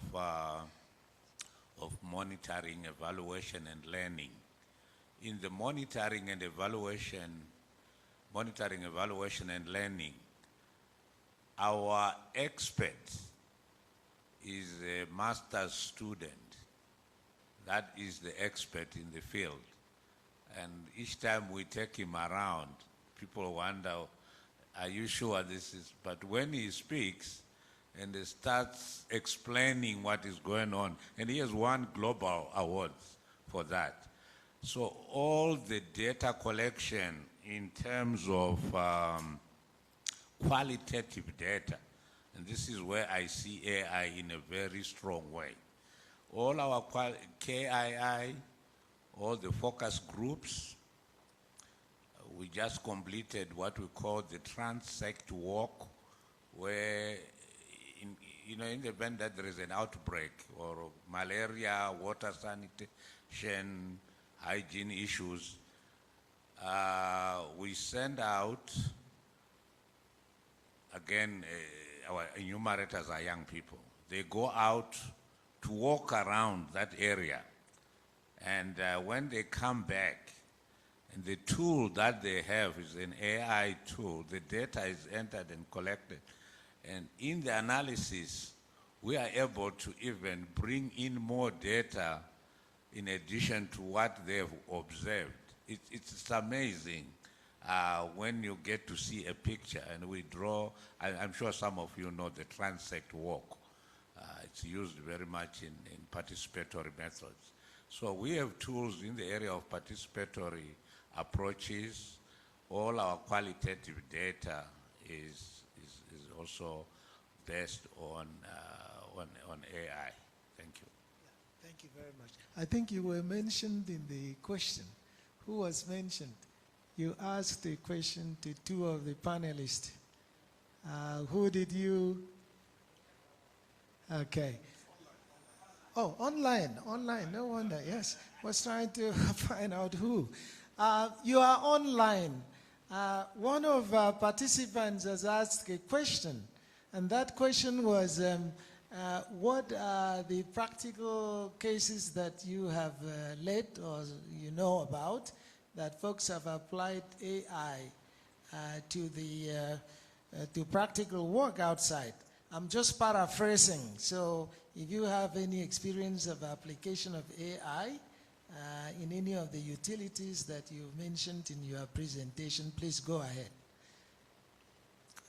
Okay, yeah, from my knowledge, I know our students in agriculture, they've used using in terms of sensors and monitoring of soil fertility and the needs for the crops and animals. They're using those tools in identifying crops diseases and pests. Yeah, our students are using those tools in their research. And also, I know that in trade here, there are the banking sector, they're using AI tools in marketing. Just as someone I said the other time, imagine you haven't had a conversation and then the things that pops up in your phone, the algorithms, wants to capture the things that you're spoken about. So practically, I've experienced that with our students, and who use them in their research. Thank you very much. Thank you. So let's proceed so we can end. Professor Mamo? Yeah, I think my question is for the two sisters, Dr. Brenda and Dr. Pauline. I think what you said is very, very important. I just want to ask you, elections in Africa. You see, I think we have a problem. If we want to use digital technology, AI and everything, with elections, when we already have corruption, all right, illegitimate, unethical behavior, immoral behavior, then we have a problem. Look what happened in Tanzania. the lady got nearly 99%. Over 700 people died. This is wrong. And I just want to say to you, Mwalimu Nyerere said, Tanzania is a colonial mistake. Jomo Kenyatta, Yuru Jomo Kenyatta, made a mistake. He said, if the British run us as Eastern Africa, why do we have to separate ourselves as Uganda, as Tanzania, as Kenya, as Burundi? No, we must be one. Who said this? Mwalimu Nyerere. And what did he say to him? Be the president of that United Africa. He refused. Now we have Ibrahim Traore, Mali, Niger, okay, Burkina Faso is one, but Nigeria, Ghana are opposing. ECOWAS is opposing. We in Africa are in a mess. Elections we don't need. China did an amazing thing. They said, even one communist party is too many for us. What we need to do is eradicate poverty, unemployment. And now what did they do? By 2021, total eradication of poverty. We don't need, what we need is to solve problems, not to just compete and do interests like that. I think the ideas you have started, is very good. Can you please tell all Africans, no election, no Democratic Party, Liberal Party, this party, all these crazy things. Please stop it. Africa, liberate yourself. Thank you. Yeah, a very rapid response. You know, Prof, so I live, breathe, and eat elections, and I have done elections for the past 18 years. And to be honest, Kenya has 89 political parties. Why? Because it's a business. It's a business. Elections are a business. And if you, Kenya, there's a book called It's Our Time to Eat.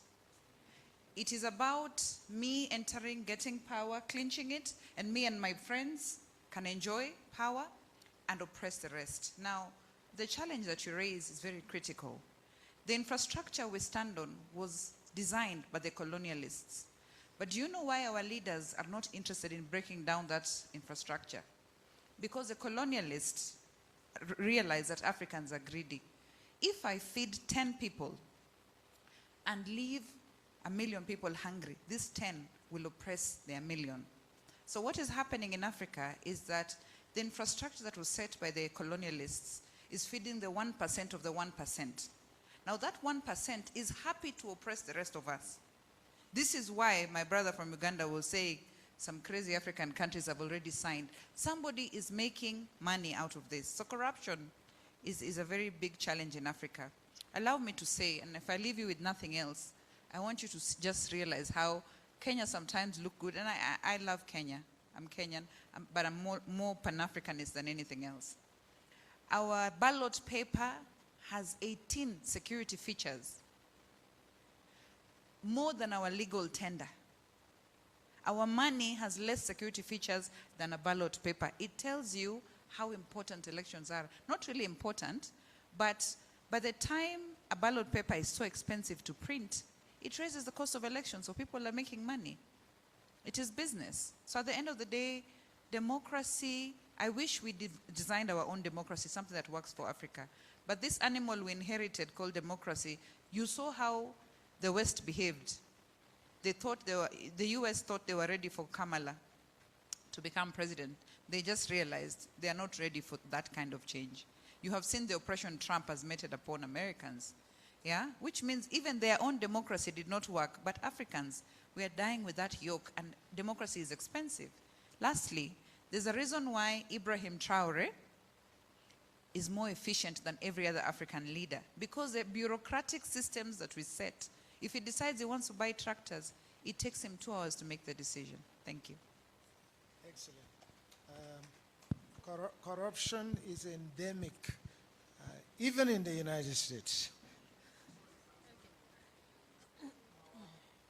Actually, I don't have anything to add because elections is not my forte, but just as that question was being asked, I was reflecting on Professor Kamara's presentation. Let's be honest. I think that's the bottom line of it. Thank you very much. But please, because we had promised, we have to keep our promise. Just one, where are we? We have to hand over to you. Yes, yes, yes. First, we have to thank you all. Excellent presentations. This is really enough for a book, just a book. Thank you very much. And thank you for audience. Please, let's give them a round of applause. There is supposed to be a picture so that you'll grace their magazines, even though we are late. Yes, yes. So please do it real quick because there's lunch and it's time limited. Yes.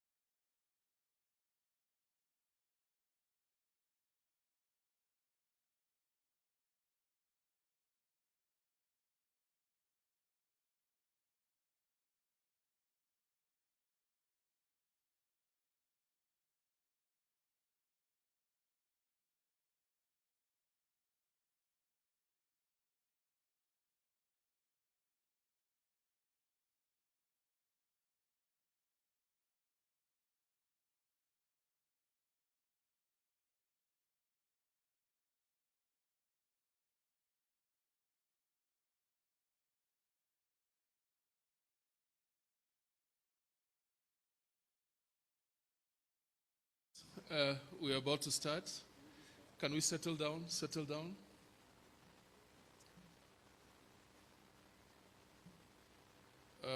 The facilitator of the next session is Dr. Vuyo Njimba. He's a very senior colleague in the HSRC. Dr. Njimba, the floor is yours.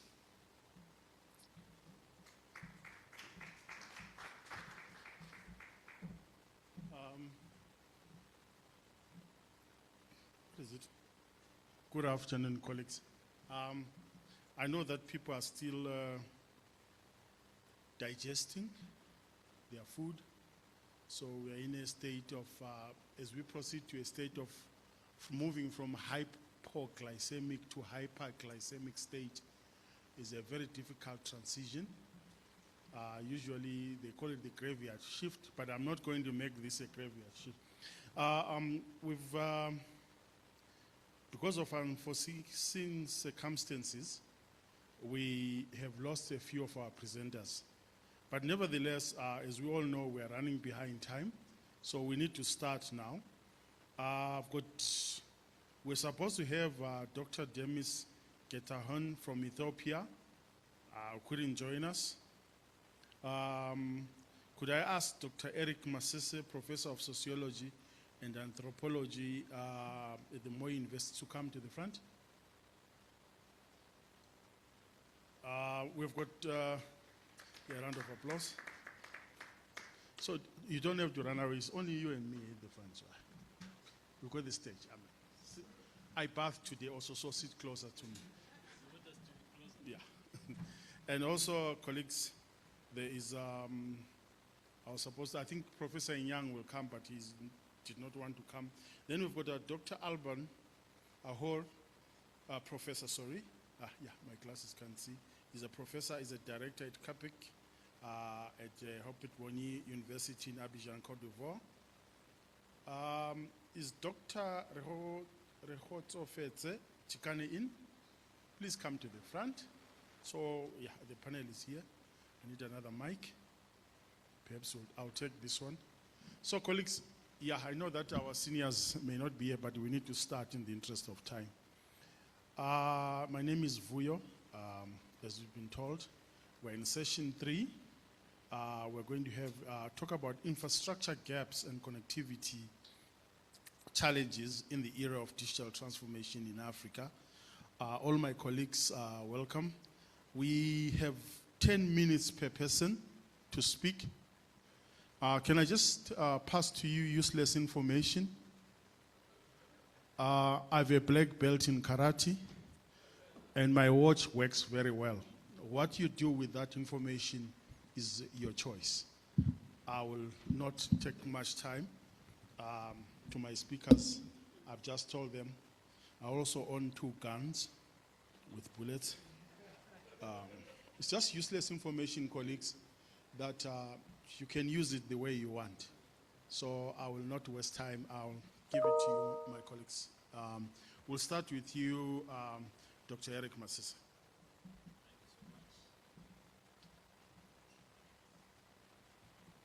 Hello. Thank you so much for the opportunity. I think I cannot take your taken for granted information. I was asked to do some reflections about artificial intelligence, technology in Africa. And I think we have been talking more about so many issues. And because I saw people asking questions, I think I will also be asking questions as part of my presentation. One of the first reflections I have is that Africa is already in the digital era. It's not entering the digital era. It's already there. The question we should be asking ourselves is Africa shaping digital transformation, or digital transformation is shaping Africa? These are two-way direct questions. Are we shaping digital transformation, or digital transformation is saving us. In another way, we can ask, are we creating digital technology, or digital technology is creating us as human beings? The reason is why I'm asking this. I'm a sociologist, I'm an anthropologist. I'm looking at a situation where when we are talking about AI, when we're talking about technology, it should be humanized. Without humanizing this digital technology or AI, then we don't have the benefits. The second issue, when you look at digital information in Africa, we can say Africa issues about digital information is not about adoption. Since COVID started, we adopted technologies. We started online teaching, online transaction. But this digital transaction, this digital innovation technology was reactive because it grew without technology, it grew without structures. Innovation is going very fast. We have technology spreading, but there are no skills.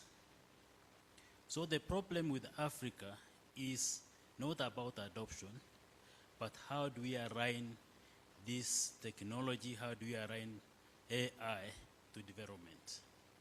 For example, we get that in the educational sector, we have adopted online teaching, but do we have the infrastructure for that online teaching? The third thing I want to look at is we have seen that technology, since morning people have been talking about technology as a catalyst of development. As a sociology, I look at development, not just economic development, but I look at it as enhancing freedom of choice. For example, in the morning we heard that money transfers like M-Pesa have increased inclusivity. But as this led to inclusiveness or control of technology? For instance, who owns this infrastructure for M-Pesa? Who governs the data which is used for this data? Who takes the profits from this data? We are participating in technology and we are expanding it. But does it mean we are controlling that data? Safaricom is owned by Vodacom. If you look at Facebook is owned by the Americans. What are they using this data for? Are we able to control ourselves using that data? In the morning also, another reflection which I was looking at, we have said that technology has assisted Africa to bypass some stages of development, what we are calling leapfrogging.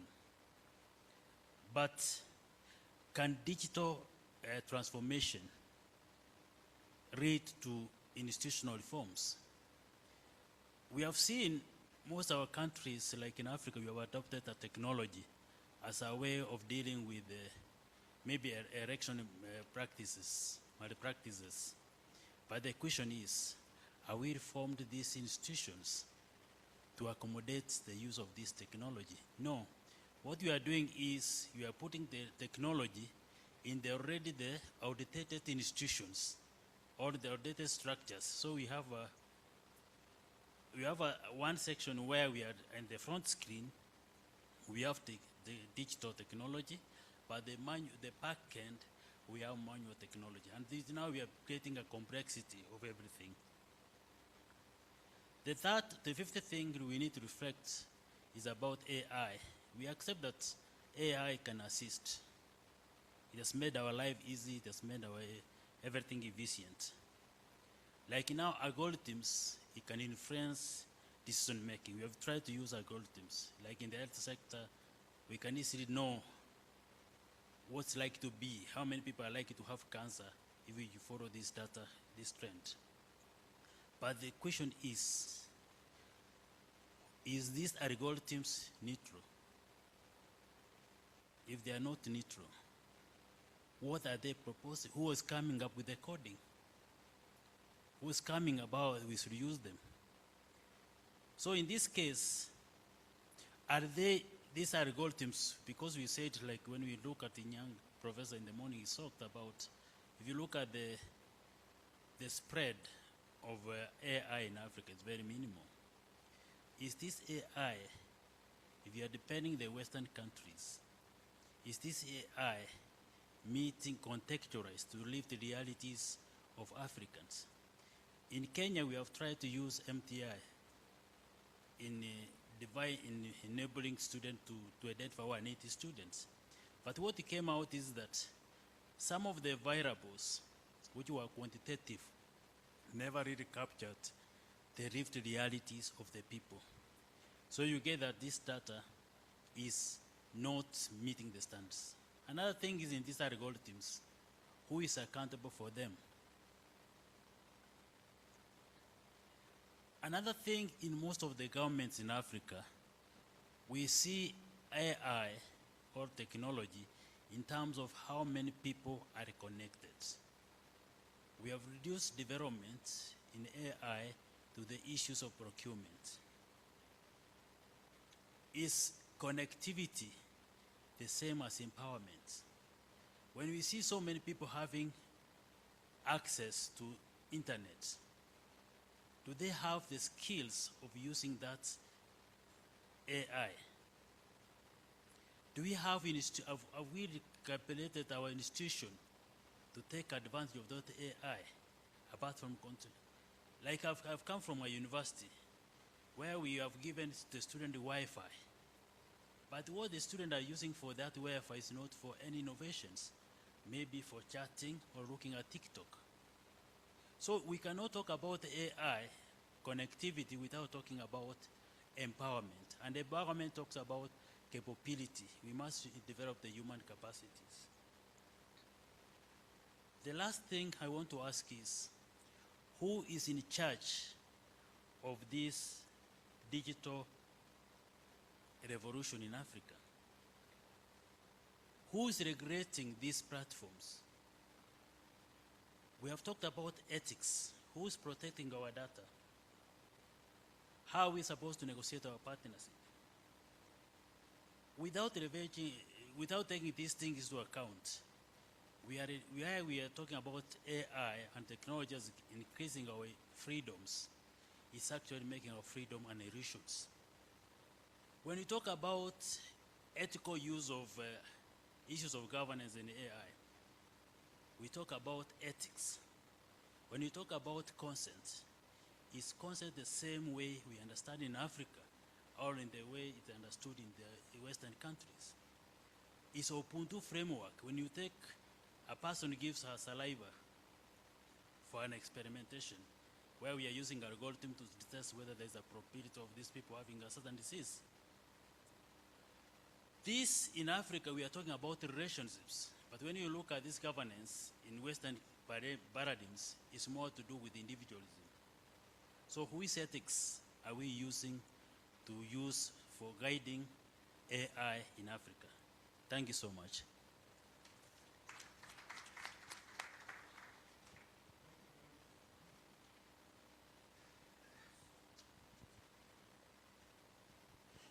Thank you very much, Dr. Masisi, for a very interesting reflections. For me, what I got was a question on top of the questions that you asked. Are we putting lipstick and pearls on a pig? Because we are saying we're putting these on an already adulterated system. And you keep asking the question, who is doing this? It's an old question, like I said in the morning, starting from the 1970s. Who? And yeah, quite interesting. That's my take and my interpretation of what you did.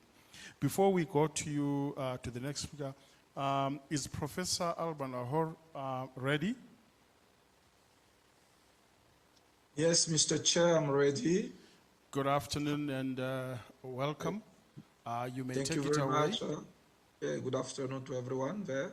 You have 10 minutes. Thank you. Okay. Thank you very much, Mr. Church. Can I share my screen? Okay, let me see.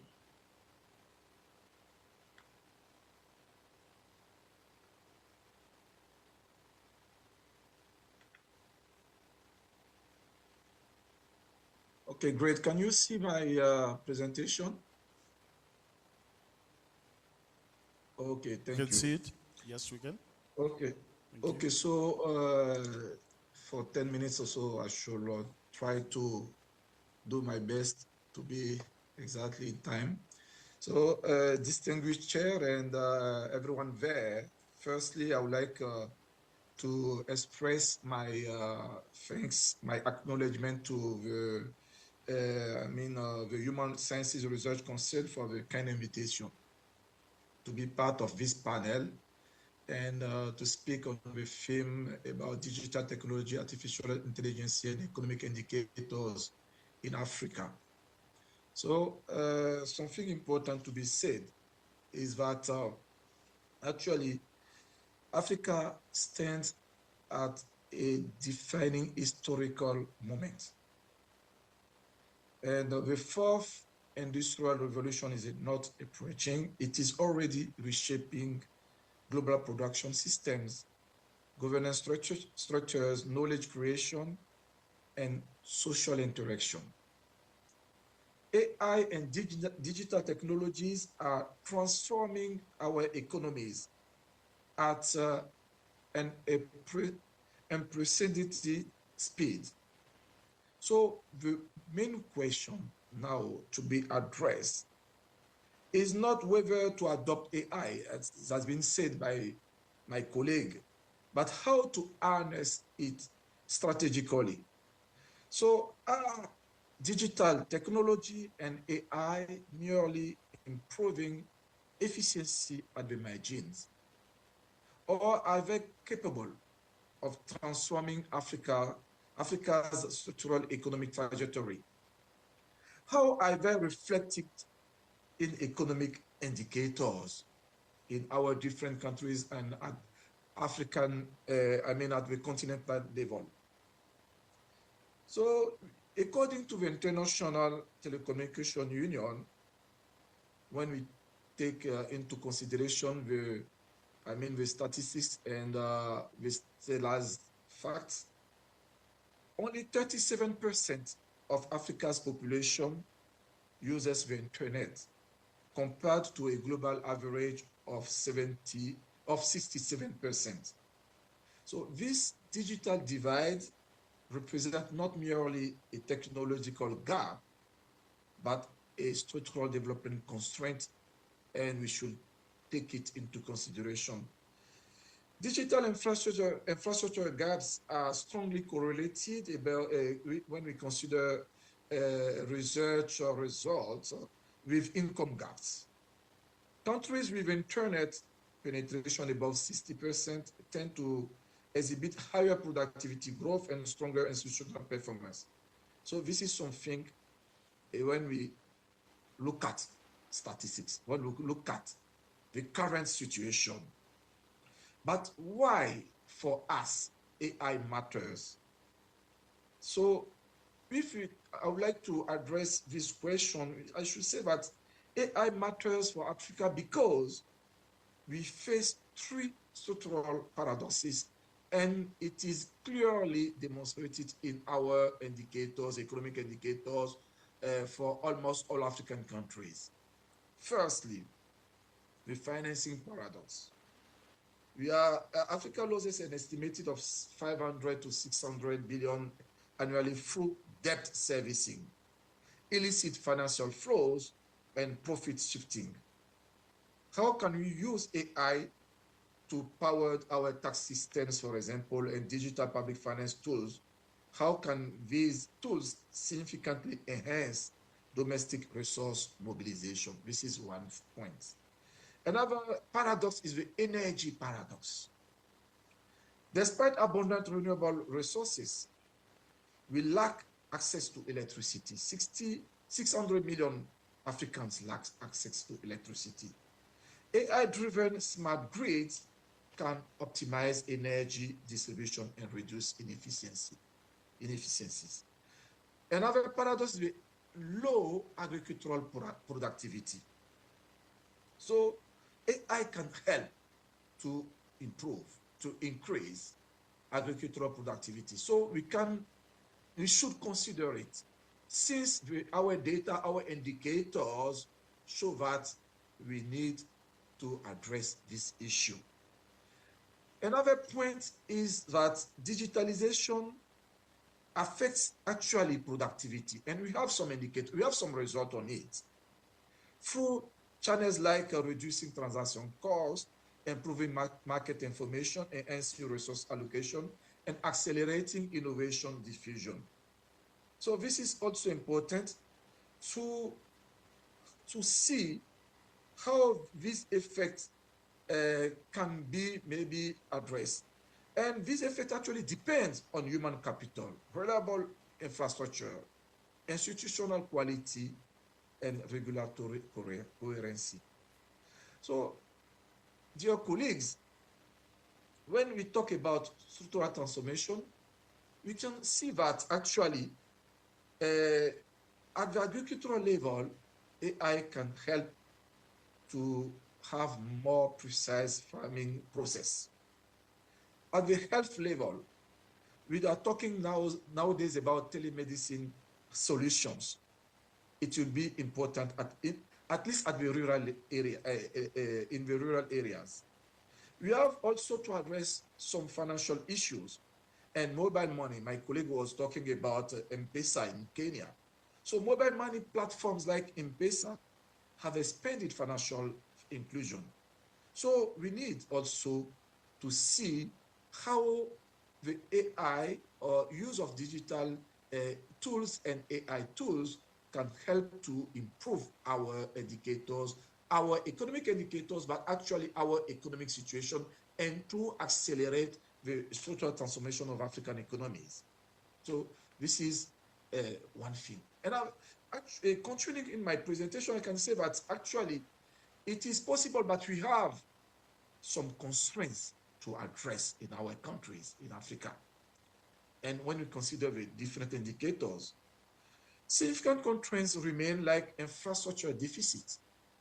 I talked about electricity, like skills gaps, our educational system, how this system can help to develop adoption of AI, adoption of digital tools in our countries by youth, by women, by the whole population.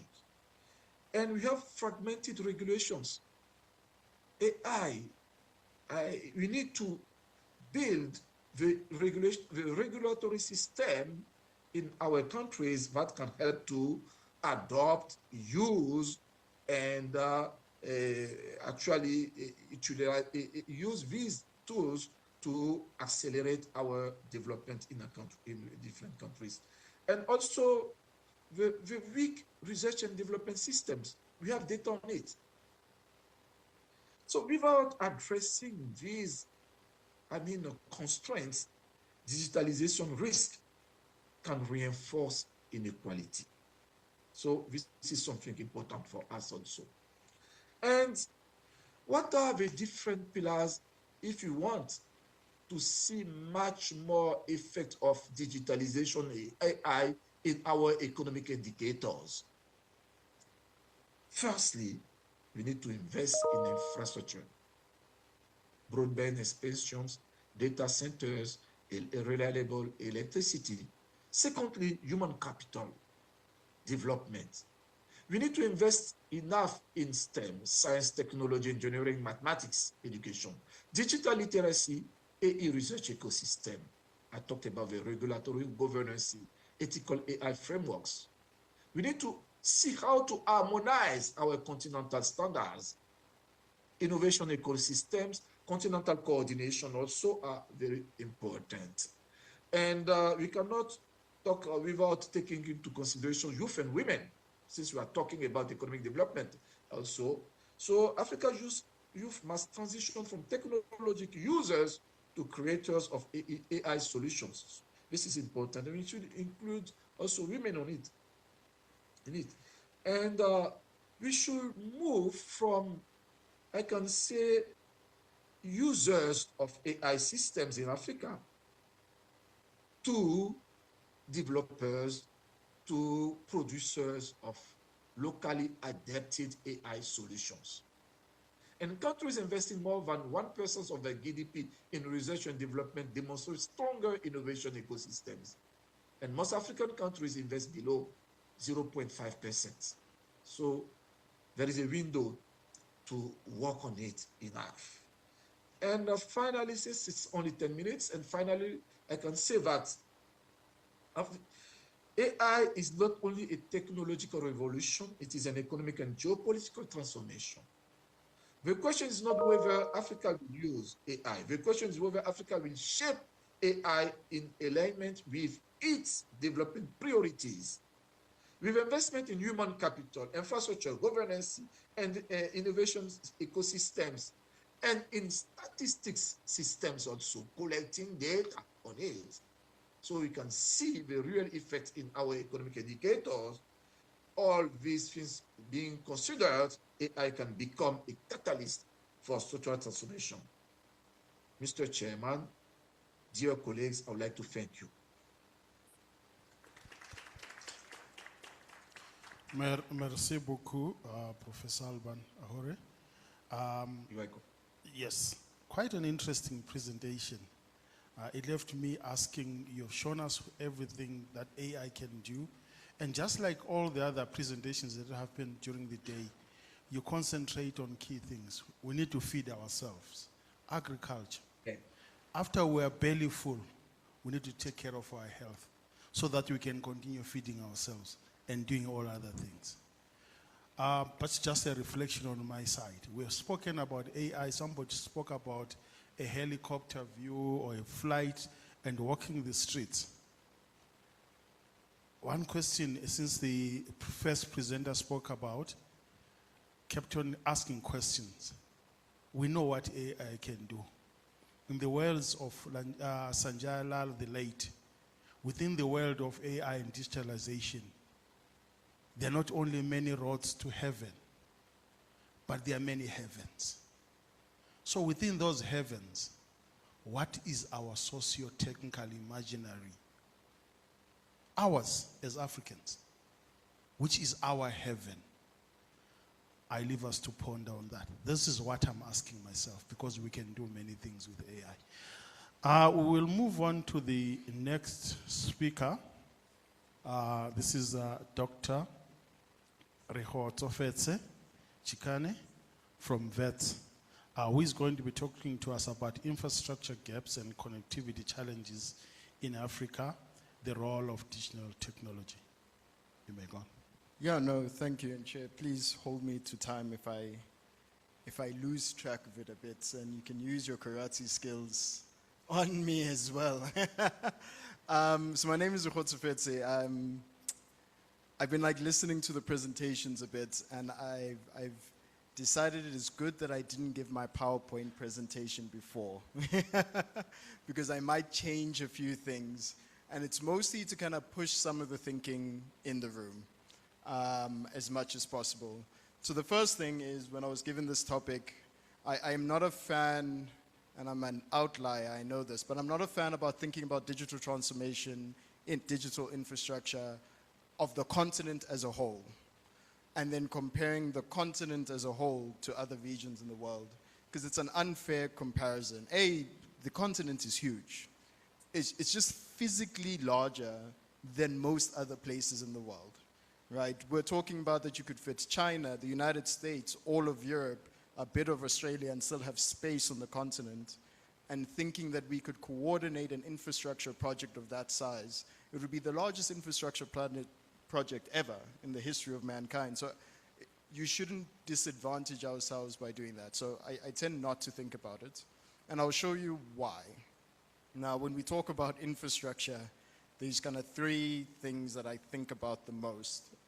This data, it's better if I could show you on the screen, but the data comes from the Economic Commission of Africa from the United Nations Commission on Africa.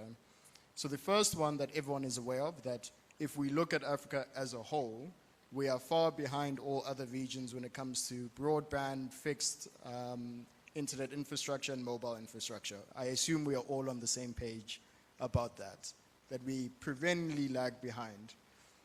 Our saving grace is that we tell ourselves that there's large mobile penetration on the continent. There's a lot of potential for it. We must really lean on it. And I asked the question of, why have we taken on this logic of, if we build it, they will come? Right? So the second problem that I like analyzing is looking at usage and coverage gaps. Right? So we asked the question, how many people use the internet in general within a region? And now when you look at the African continent in particular, again, we lag far behind everyone else. So if you look at Europe, 87% of the population uses the internet, right? Generally speaking. Within the African continent, we're talking about a number that sits closer to 33%, right? This is why it's an unfair comparison to make. Right? There's just more of us. It's a larger space to provide that. But 33%, you would think, okay, maybe that's not that great. The next number is what we call usage rate. So it's the assumption that if you provide the internet, right, we provide this infrastructure to people, people then utilize that infrastructure. We call this the usage gap. 50% of people who have access to the internet or to some sort of digital infrastructure on the continent. So it's not like it's far. You're not in a rural somewhere where there's no access. Even though it is there, you still don't use it. That number far outmatches everyone else. It's the assumption that even if you give connectivity, it doesn't necessarily mean people are using it, right? And then the normal one is the coverage gap, that we just haven't covered enough people, and that number for us is around 18%, right, that gap, compared to other countries that are sitting in single digits. It's again better to show you on a graph these kind of discussions. So when I think about those three things, so lack of connectivity, this usage gap, coverage gap, the amount of internet that we consume relatively to everyone else, even though we've seen this rapid growth, the actual amount of internet that we consume per kilobit, even though it has risen faster than any other region, we are so far behind that it's laughable. So if I give you an example, within the African context, from 2015 to 2022, the amount of kilobits per second we've used as a continent as a whole has gone from 11 kilobits per second to 85 kilobits per second, right? Huge increase, 665% increase. To put it in relative terms, if you go to Europe, and I hate comparing us to Europe in any particular way, there's nothing nice or fancy about Europe, but in Europe, so we were 11 to 50, 85. In Europe, kilobits that are used per hour went from 99, so already far ahead of us, in 2015, and in 2022 to 397. So the question then becomes, simply connecting people is actually a bad way, at least what I'm proposing here for a discussion, is a bad way to think about the problems on the continent or why we haven't. Another bad way is thinking that we should own everything. And I'm not a capitalist in any particular way. Don't get me wrong. I come from an ANC background in this country. But it is a really bad way because it's a fundamentally old school way to think about the governance of the sector. It is a way of thinking about controlling a sector that is linked to 1980s, 1990s, and 2000s logic. If you look at the way that private sector governance has changed since the 1970s, we've gone from a hierarchical approach to let the markets decide, to networked governance, to quasi-market governance. But since the 2010s, we've entered a brand new stage of what we call computational governance, where the rules of the past just don't make sense anymore. And I'll give you a great example. We could talk about owning things as much as possible, or knowing who owns what. Can you raise your hand if you use WhatsApp in this room? Okay, okay. Have you ever sent a voice note with WhatsApp? Right, raise your hand if you sent a voice note with WhatsApp. Have you ever sent a picture with WhatsApp? So at some point, in order to do that, WhatsApp asked you two questions. WhatsApp said, before you can use us, can we have access to all your photos? What did you say? Then WhatsApp asked you, can I have access to your microphone? What did you say? And then you said, can we have access to your contact details? And you said, yes, yes, yes, let me use this platform. And that happens the world over because we've evolved the way we think. Our relationship with data has changed. When we talk about privacy, we talk about privacy in the European context because of their historical circumstances that made them really fascinated about privacy in particular. Who owns our data, who doesn't? That logic isn't the same within China.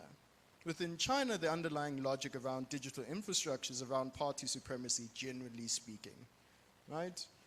This research is by someone called David Easton, who does work around this, just to fact check me.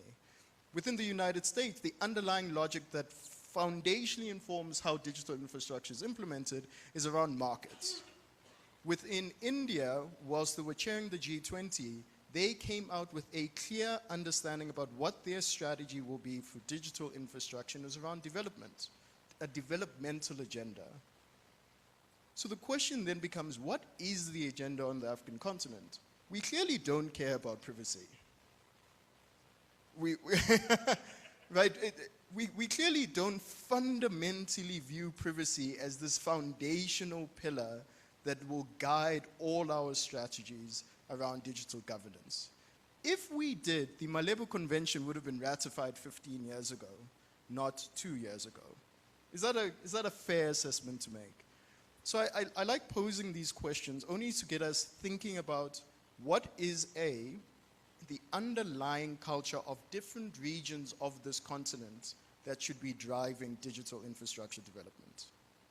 Right? We don't need to have one homogeneous one in any particular way. In fact, we would be shooting ourselves in the foot trying to achieve that.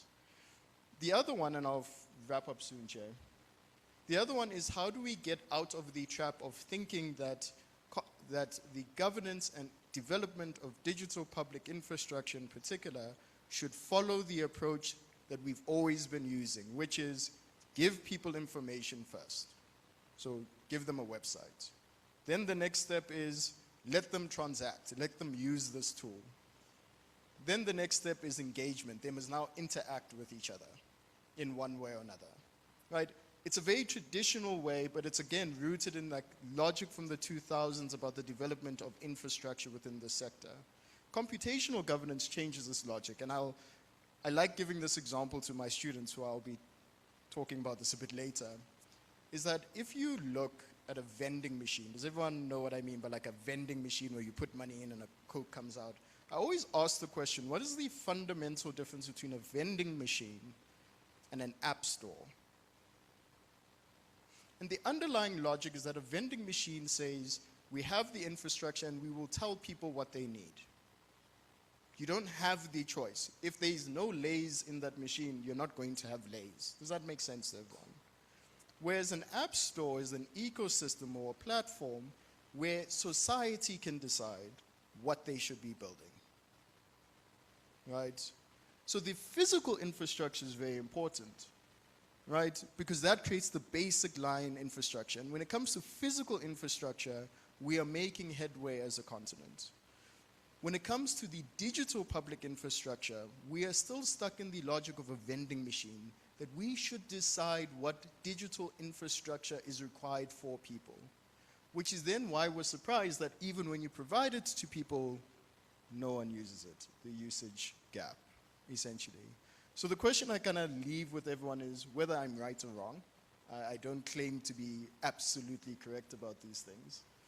But I would also like to challenge you to think about the questions in the room, not from a supply side logic, right? Otherwise, we start presupposing what is required, presupposing what can be done, and start thinking from a demand side logic to figure out what are the underpinning logics around how people think about the usage of digital public infrastructure, right? At a heterogeneous level, not the whole continent, different regions.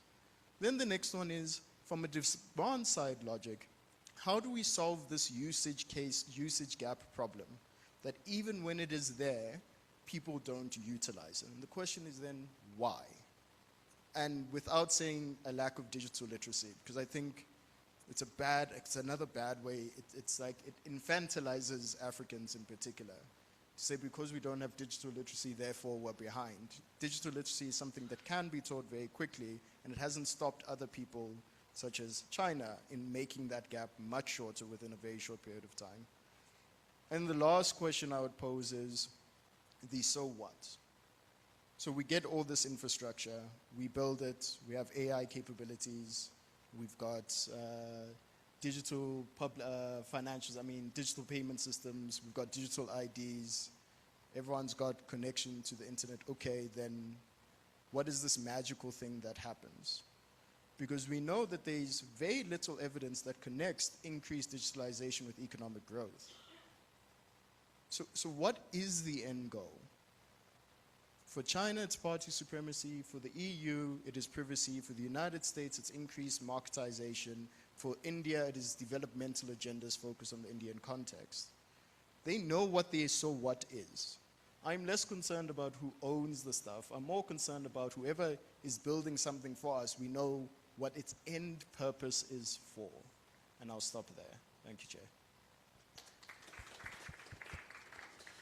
Thank you very much, Dr. Chikane. Just to make you relax, I'm also a bit of a lefty in my thinking. I believe a lot in some of those guys, Wade and all the other scholars on the left-hand side of the economic development. So relax, you are safe. That's why I wasn't threatening to shoot you. I think we are almost on time. We'll open the floor. I did I did just issue a few useless statements that I have a black belt in karate, I have 2 guns, but I forgot the last one. And this is just useless information, colleagues. I also delve in witchcraft, so no commission can touch me. So given those remarks, our reflections, we invite about 4 incisive questions that we will tackle with, that we will deal with. I've got one here. Who's going to have the roving mic?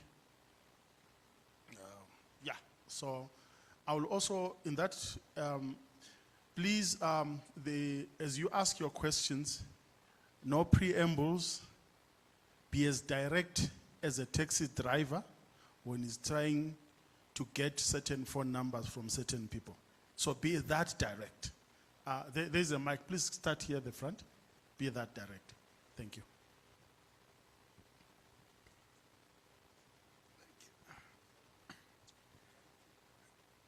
Thank you, moderator. Since I'm taking the floor for the first time since we started, my name is Khabele Matlosa from Lesotho, and I would like to appreciate the very informative reflections from our panelists, the 3 of them. Just to save on time, I just want to focus mainly on the last presenter, Dr. Chikane. It's not even a question really, it's a reflective comment. You can engage with it when you have the time. I agree with you that when we look at the AI challenges on the continent and the response there too, we will be making a mistake to think that the entire continent can do the same thing at the same time, aiming towards the same goal. Well and good, because then we'll be like thinking of one size fits all across the continent. The continent is big, and with 55 member states of the African Union. So I agree with you to that extent. But I wanted to have a caveat, to make a caveat though, that I think when it comes to strategy, I think it's still well and good to have a continental strategy and vision on AI, which is what the 2024 continental AI strategy does. So to that extent, I think that one is fine. Where then we need to be context specific and sensitive to different countries, their developmental levels and all that. It's when it comes to implementation of the strategy. But the strategy itself is continental. That is a given. But when it comes to implementation as part of Agenda 2063, then the contextual question, the contextual issue that you raised becomes relevant. So I just want to nuance, or just nuancing, Chair, that yes, agreed when it comes to operationalization, but when it comes to strategy at the higher level, macro level, then a continental approach is relevant. Thank you, Chair. Thank you very much. Mine also goes to Dr. Chikane's view. You, of course, have highlighted what I consider, I've already done it, allowing WhatsApp to access all my voice, my photos, my everything, including contacts. And if we use an example of Khan, the former ICC prosecutor, I think he was stopped. And the current shift of African leaders we've seen. An African leader says, my stand is this. 2 days later, he makes a U-turn. Don't you think it could be, of course this is speculative, but probably you've done a study or you think there is a way how we can help ourselves because we are the future leaders or current leaders. Don't you think at the end, this information is used to blackmail African leaders and they tell you, because they have your access, if you continue with this stand, we will expose ABC. Some of them are exchanging photos or messages, and no wonder the Western governments will discuss everything and give advice, travel advisories. Of course, they've had our discussions or engagements. And lastly, was on owning. Do you see Africans at our capacity being in position to own anything, either from national or from the continental level? Is it possible? If yes, what do we need to do this first? Thank you.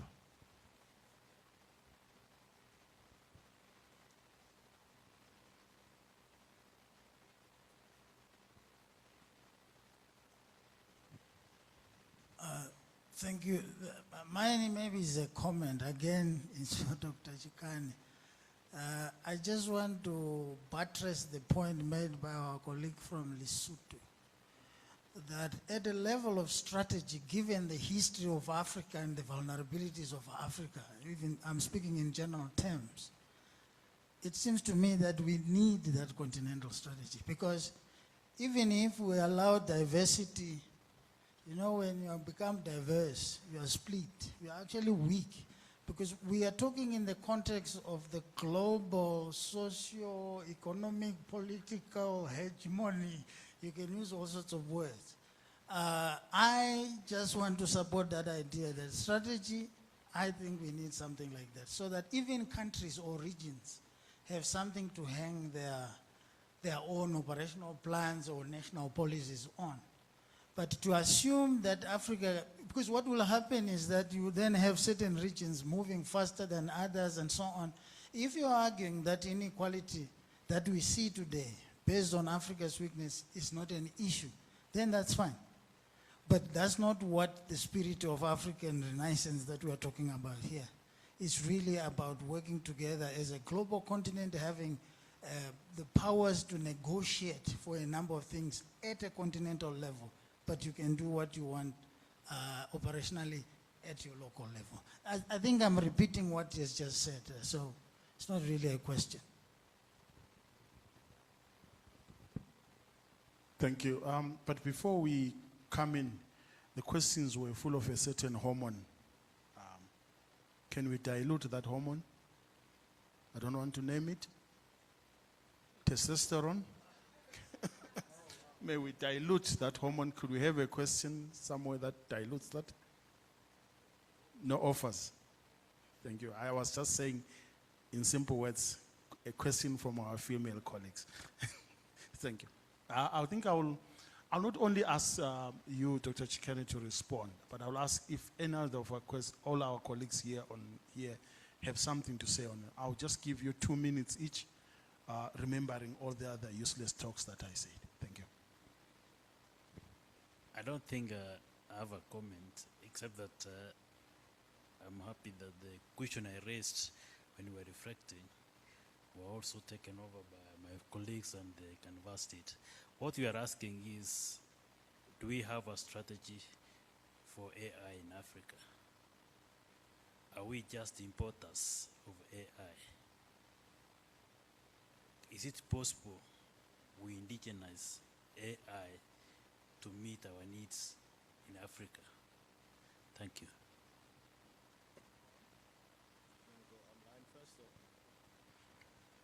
Yeah, so, someone said the magical word. Earlier on, people were talking about like young people and all that. So I turned 35 last week. And according to the laws of the country, I'm now no longer young anymore. So I can't speak on behalf of young people anymore. But if you had asked me this last week as a young person, I would have said, "Oh, you've said the magical words." And the magical words is Agenda 2063. And whenever that comes up, I get so shaken, because I think, what an impossible task that has been given to us. And the people who gave this task to us are going to be long gone by the time we now need to reconcile what is happening. So I will say that indeed, I hear the argument for a strategy around AI, a strategy at a continental level. The question that I ask, and people must now be honest, what continental level strategy has been agreed on, ratified by all parties, that has fundamentally changed the lives of young Africans on this continent? It's like repeating the exact same exercise over and over again and expecting something fundamentally different. So the question that is posed is, why would you do that again? It is unfair to those who are further back. It is actually better for those who are further back to say, I would rather copy what the EU is doing than wait for Africa to create a strategy, because then you've got a baseline. That's the position that a lot of countries, because the Malebo Convention took so long to be ratified, in the meantime, people just adopted GDPR as a guiding principle and framework. There was nothing complicated. It was a very rational choice to make. So the pros and cons of having a national strategy, having this coherence on the continent, I would never say no to it. But we can't be blinded that that pursuit of an African renaissance that binds us all must mean that we delay development by 20 years whilst we try and get people to agree on something in a technological space where today is the worst the technology will be. Tomorrow it will be better than it was today. Right, so that's the pushback of how do you find this mediating space? How do you account for local differences as we go along? So that would be my general comment. However, and I'm going to sound contradictory, even though I don't really care who owns what necessarily, I understand the risks of it.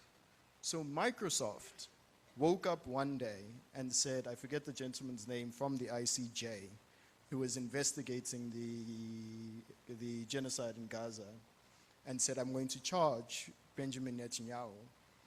And all of a sudden, his emails were given to the United States. And the question then becomes, why did Microsoft do that? That's precipitated actions, if anyone's noticed, of major European countries saying we're not using Microsoft 365 anymore. Because Microsoft has shown us that they are willing to utilize the data that they have on other Europeans for the United States' benefit. Now, the only saving grace for us is that on the agenda of the United States, Africa is very low. But if we were high up on the agenda, the risk is very, very real. So it's not to say we must not completely care. It's about how do we balance out these risks and benefits as well. And that's a more nuanced conversation. And then about owning, I would just say that, again, in the 1980s when we thought about owning, if I used a lefty position of means of production. You know what I mean? Capital, labor, means of... The logic of the means of production is fundamentally altered in a computational age, right? In the past, I needed land, I needed capital, I needed labor to own something. I must own one of those three things to make something. In this age, you could have someone who's 15 years old. I'll give a last example. Someone, because of how computational capitalism works, someone recorded a video of his fireplace 15 years ago. Just all he did. He took a video of a fireplace and he put it on YouTube. That person makes $1 million per month from putting a video on YouTube. He didn't work. He didn't own anything. But the way the market reacts to his content, because people put on that fire during Christmas time in the background in their homes, it generates income for him. The means of production now sits in people's hands.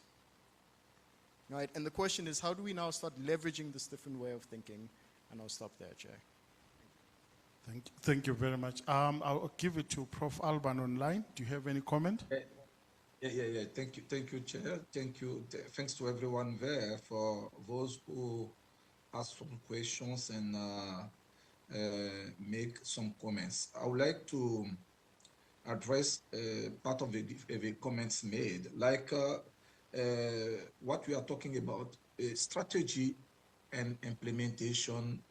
Do we need to have a continental strategy, for example?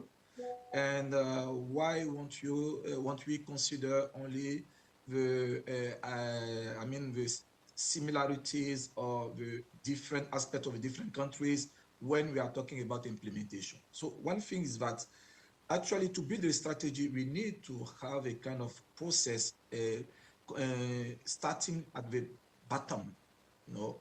So we need to consider all the different aspects of the different countries and to see, when we consider the 55 countries in Africa, what are the similarities, what are the focal points, what are the main challenges to be considered when we are building a strategy. This is one thing. For sure, at the implementation level, each country will see how to adapt the strategy to our situation, to our context. But to build the strategy also, we need to consider the different contexts. But at this moment is to see what are the different matching points. You know? So this is the first comment I would like to make.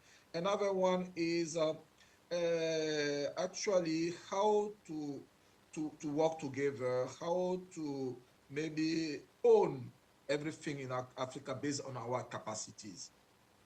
This question. I think something very, very important for African countries, if you want maybe to accelerate development, to accelerate maybe adoption and use of AI and digitalization, for example, is firstly to have in every country transformational leaders with clear vision on development, with engagement on the development, factors, for example. So we need also the good institutions in our countries, the institutions that can build the ecosystem we need to harness actually the opportunity with AI and digitalization. Another thing is human capital. If we consider the different Asian countries, for example, and we look at the benchmark, the process, the trajectory for development or for using AI and so on, 2 points, 2 emerging points are institutions and human capital, investment in human capital, so that almost all African people can be able or will be able to actually better understand the issues in our countries, have a capacity of analysis, and better decide, for example, decision about our leaders, decision about our contribution to the implementation of policies, for example, decision about our lives, for example. So these are some very, very important things, I think, what we should consider in our process in Africa. When we talk about AI, we talk about development process, we talk about strategy and implementation. Thank you, sir. Merci beaucoup, Prof. I think a round of applause to our panelist colleagues. Thank you very much. Given that I was the one pushing you for time, I've only taken 36 seconds extra. I would like to, once again, as the colleagues leave, give them a round of applause. Thank you very much. My final point is to say, yes, we gave 10 minutes per person, but always understand that these platforms like these have to start conversations, not to finish them. I think that's very important. You know them, contact them. If you need us to connect you, we've got all your emails. We will connect you. I think with those few words, thank you for for affording me the time. Check, please come in. Prof, check.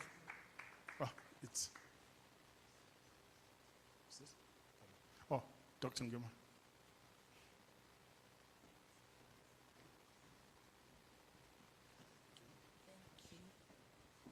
So I am not aware of the black belt of any. Neither do I carry any belts, any guns.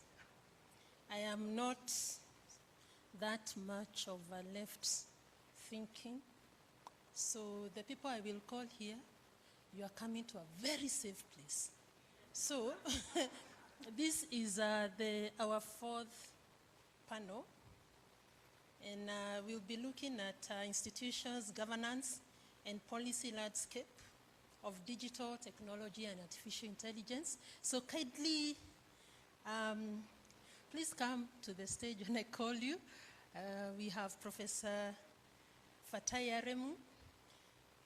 Professor Aremu is the Executive Director of Research Enterprise Systems, Abuja, and Professor of Political Science in University of Ilorin, Nigeria. Please welcome him. We have a virtual presenter, and I hope our colleagues will be able to connect us with him.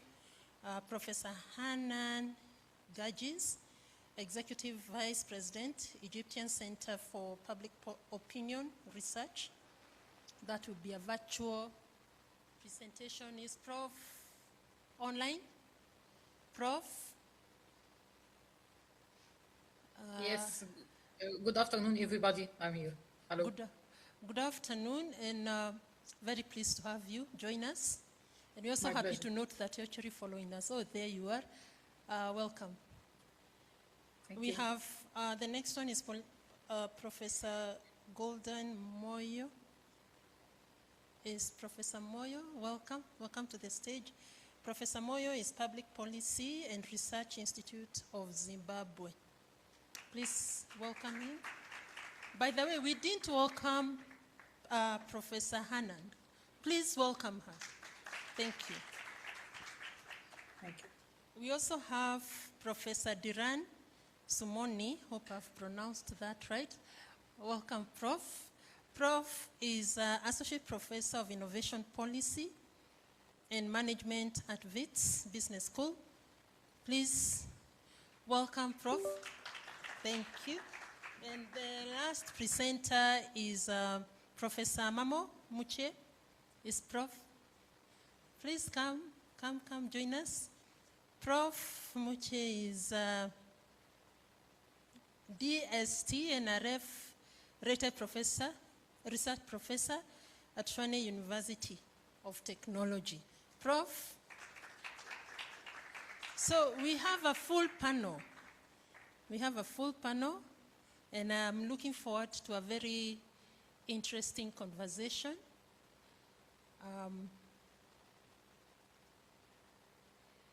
Yes, we are going to have a very interesting conversation, and as the last moderator said, this is the beginning of a conversation.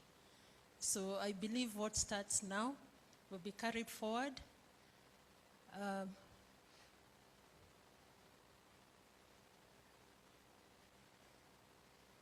So, Prof, come right up. We're waiting for you. Did you welcome Prof? Please do that. Thank you very much. Thank you.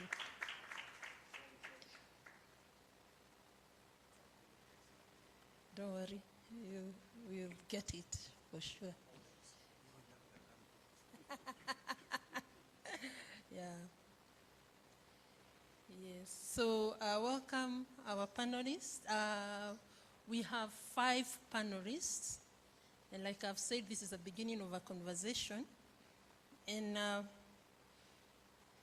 every one of us is going to have 10 minutes. And then I hope we will have time for brief conversation from the audience. So we'll start with Professor Remo.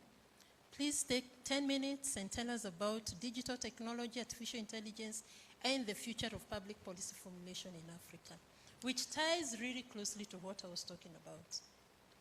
Thank you very much, Dr. Pauline Ngimwa, the moderator. Distinguished ladies and gentlemen, good evening. I am Fatah Remo. I'm the Executive Director of Research Enterprise Systems as introduced. And the conversation so far has been really very enlightening. And I've followed very closely all the issues that have been raised. And I was wondering in my mind whether we've left something completely untouched. And that speaks to the issue of the future of public policy formulation in Africa. And I was looking at the whole conversation around digital technology, artificial intelligence, side by side, the policy formulation ecosystem in Africa. And I was trying to see how they really connect. If we look at the policy formulation ecosystem, at the core of the policy formulation ecosystem is the civil service. And the civil service, I can't say for all African countries, but I can say for many African countries, are strikingly similar in the sense that they have a culture. For example, an average civil servant is more interested in the process, is guided by the rules, and has been trained to not take risks. And one of the first training that you get as a civil servant is how to keep government secrets. And if the secret leaks from you and it creates a problem, then you are fired. Or at least you face some consequences. On the other hand, we are talking of artificial intelligence, about speed in decision making, access to data, data transparency. So I just summarize it in my mind as we want to drive a Rolls Royce with the engine of a motorbike. I don't know how that works very well because the civil service remains the engine of public policy formulation. And everything we have discussed about artificial intelligence from the beginning of this very important conversation, issues around governance, around ethics, around inclusion, around data sovereignty, even around interoperability of the various platforms across countries. Everything revolves around public policy formulation. Nothing moves if we don't get the policies right. Not only at the national level, but at the regional level and at the continental level, down to local level. So this brings the issue of how we align the various policies, we synchronize them so that they can speak together. And the countries are not uniform across Africa. Some are moving, even if slowly. Others are still trying to get on board. And the big question for us as I reflect on how this affects, because there's a bi-directional relationship between AI and policy formulation. AI will affect policy formulation, and policy formulation will affect the adoption and the utilization of AI. Of course, we have spoken about the benefits of applying artificial intelligence to solving problems in agriculture, in health, in education, and even in governance. But the question still remains, where do we proceed? Which one comes first? How do we transform the engine of public policy formulation to align with the new thinking? How do we begin with the civil service, the culture of the civil service, to reorient it to align with this new age and the changing times? I think that's a big question that we need to look at. Even whether the regional framework that we are talking about, the convergence of the various national policies and the connection between national policies and the regional frameworks, the civil service is at the center. How do we make the civil service to be quicker? How do we make the civil service to be more responsive to the realities of the time? How do we make sure the civil service is able to, should I say, curate the data and not treat every bit of information as classified? Which are those that will be in the public domain to enhance the content for AI, and which one will still remain classified, just like Professor Inyang said in the morning. The second major important point for reflection has to do with the potential capture of the policy process by the technology vendors. So on the one hand, the engine of the civil services will certainly struggle with the capacity to keep pace with development in this sector. But on the other hand, are technology vendors that are they are driven by a different set of motives. And the motives may not necessarily align with public interest. How do we manage that interface to ensure that the public policy formulation process is not captured by tech vendors, as we have seen happen in other places? The third major important point to reflect on as we try to align the public policy formulation process to the new age of AI and digital technology is the algorithmic biases and the inequality that are embedded in the algorithms. For example, in Africa, we are driven more by informal sectors. We have a very huge informal sector that probably will not be captured in the data that will inform the algorithms. So the biases and the inequalities might be reproduced as we go into full-scale adoption of AI. How do we handle that? The divide between the rural and urban communities, gender divide, persons with disabilities, and so many other vulnerable groups that are prevalent in Africa. And the fourth one, which has been highlighted earlier, is the fragmentation of the various policy constituencies. Already we have these fragmentations that are there, and this might be amplified by the adoption of AI. What mechanisms do we put in place to ensure that we don't reproduce these pre-existing fragmentations as we move forward? I think this kind of platform is very useful for us to reflect. HSRC and other coalition partners are better poised to come up with frameworks in terms of solid evidence to advise the decision makers, the policy makers, on A, how to reform the civil service quickly to attune themselves with the realities of the time, B, mechanisms to put in place to avoid capture of the public policy formulation process by the tech giants, and how to deal with the biases that are embedded in the algorithm Let me pause here for the meantime. Thank you very much. Yeah, let's appreciate Professor Remu. He's raised very fundamental considerations that we need to have in mind when we think about AI and digital technology for public policy formulation. And as he was talking about the civil service, what came to mind, and you have talked about it, is, you know, there's a saying from the Holy Book that you cannot put new wine in old wineskin, because what will happen? It will burst, isn't it? So there, it's a very important consideration point that you have raised.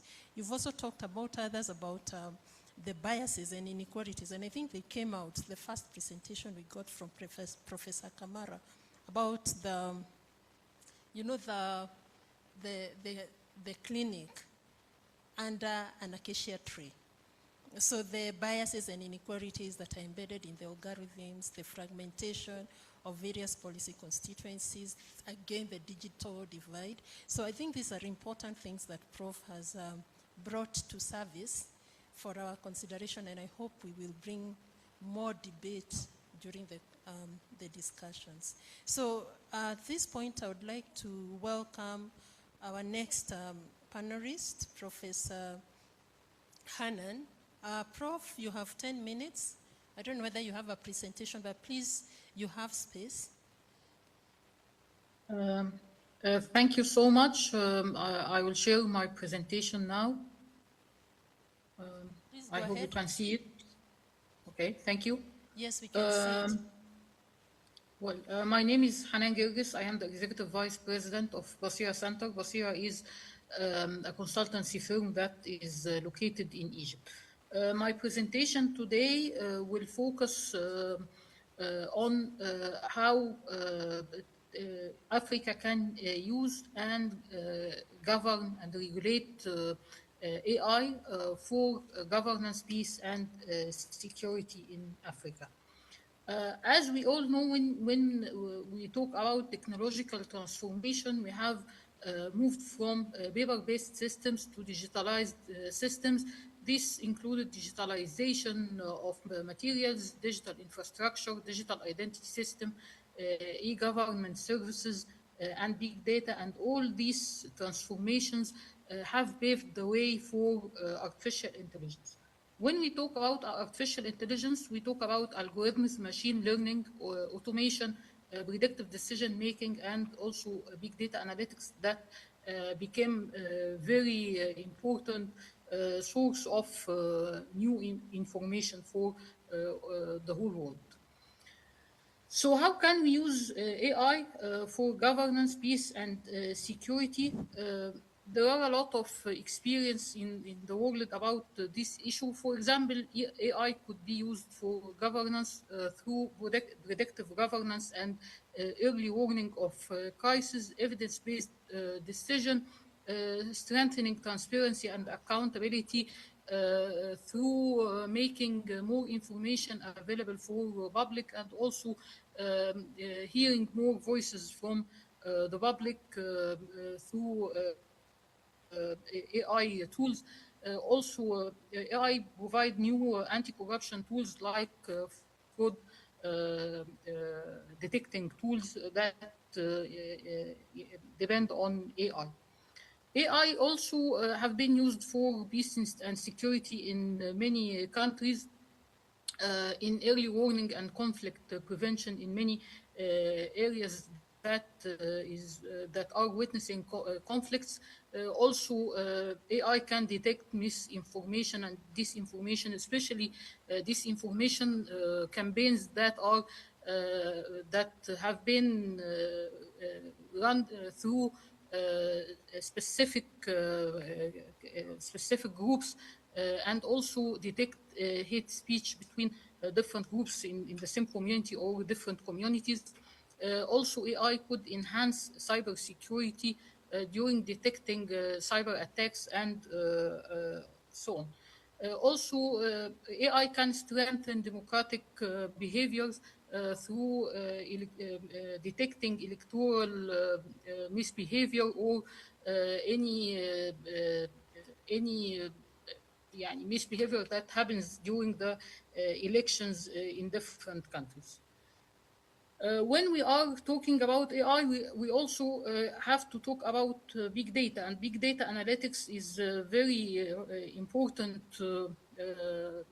application for AI. Data is very important when we are talking about political conflicts and crises, but usually collecting the traditional data in the areas that facing conflicts is very difficult, and in many times it is impossible because of the risks that the data collectors can face, or due to the reluctance of communities to share the data and respond to the traditional surveys. In this case, big data became a very important opportunity to get data, especially from the posts on social media, from the relief requests that are received through different channels. This data could be analyzed so we can identify the areas that are going under attack, for example, or planning for covering the top priorities of relief operations and so on. Also, some data that could be collected from mobile phone signals could help us to know the number of people who are in the areas of conflict and those who are in need for help, so we can plan for the relief activities or relief efforts that should be done. One of the most important case studies that used AI and big data took place in Sudan. This case used AI for detecting hate speech. As we all know, hate speech could be spread in some areas that witness conflicts, or even in the countries that received migrants. So sometimes between the migrants and the citizens of the country, we see some hate speech that are spread in the community. And hate speech could be spread through various means, such as radio, social media, or even street graffiti. Managing this hate speech and detecting the hate speech is very important to keep the stability in the community. What happened in Sudan is that there is a tribe there, Danica tribe. They witnessed very widespread hate speech as South Sudanese accused them of seizing the land of Sudan. So one of the independent non-profit organizations that called this Peace Tech Lab, they used AI for detecting hate speech, and they could, through different AI algorithms, identifying several keywords and the influencers who are responsible for disseminating the hate speech in this area. This shows how AI could play a great role in security, peace, and governance. But to be able to use AI correctly, we need to govern AI itself. And in this case, in this area, we have a lot of experiences worldwide that try to use ethics, regulations, and laws to govern and regulate using usage of artificial intelligence. One of the most important initiatives in this area is the UNESCO recommendation on the ethics of artificial intelligence. This recommendation was released by UNESCO to provide universal framework for values and principles and actions that different states could use when they are formulating their strategies or policies related to using AI. Also, they tried through this recommendation to guide the actions of different stakeholders, including private sector NGOs, and even the government itself.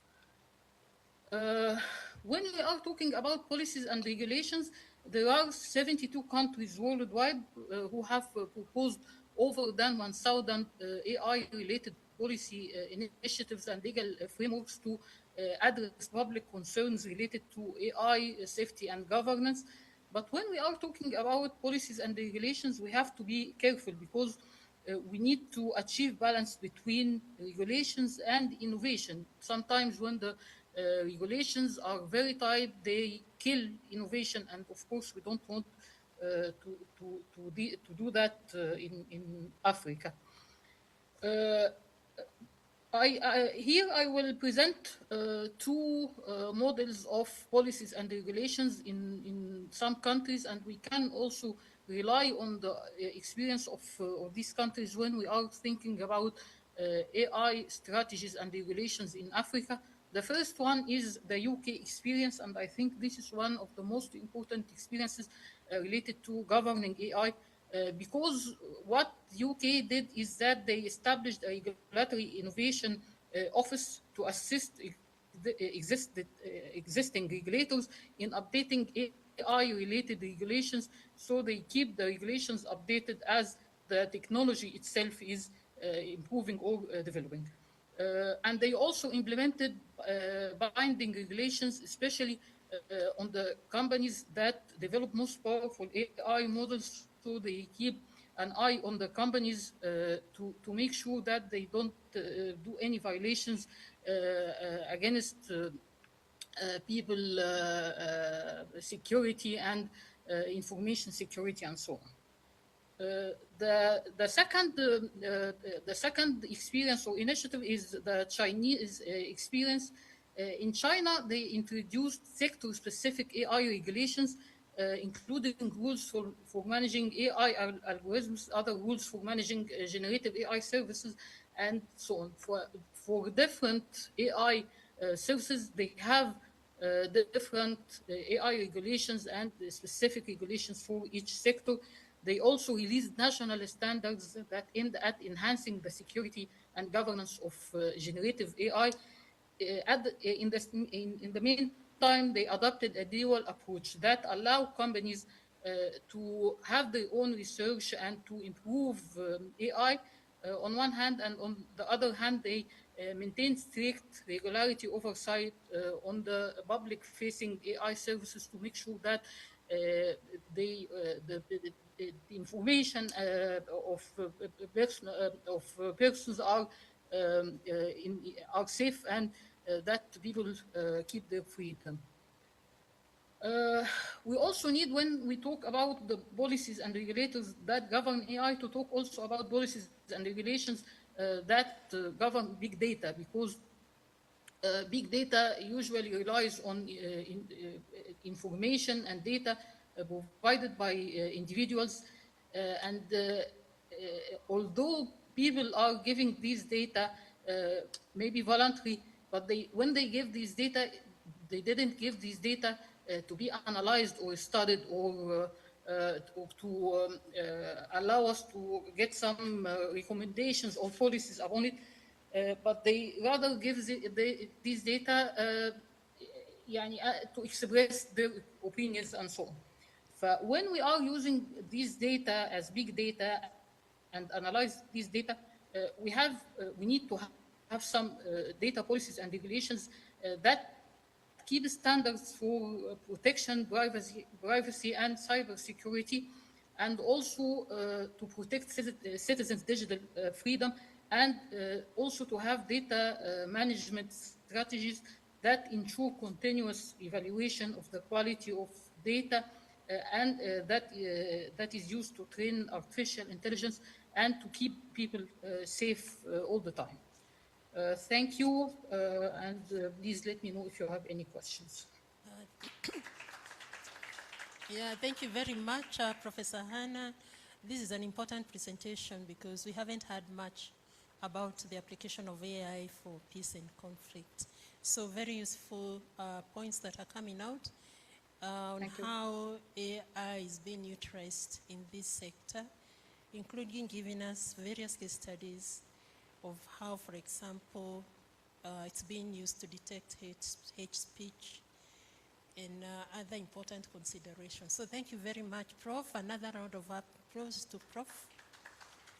Yeah, thank you very much. Now we'll have a third presenter, who is Professor Moyo. Professor Moyo talking to us about policy implications on digital transformation and AI in Africa. The floor is yours. You have 10 minutes.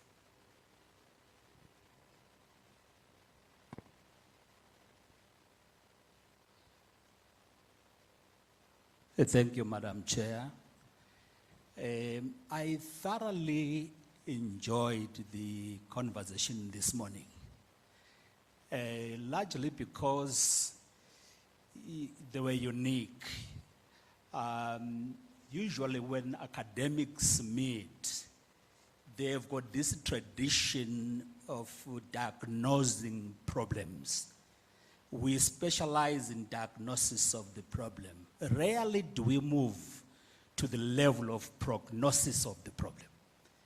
But this morning, I felt there was a diagnosis plus prognosis of the problem, which is very important for policy thinkers, policy shapers, policy advocates, and policy operatives.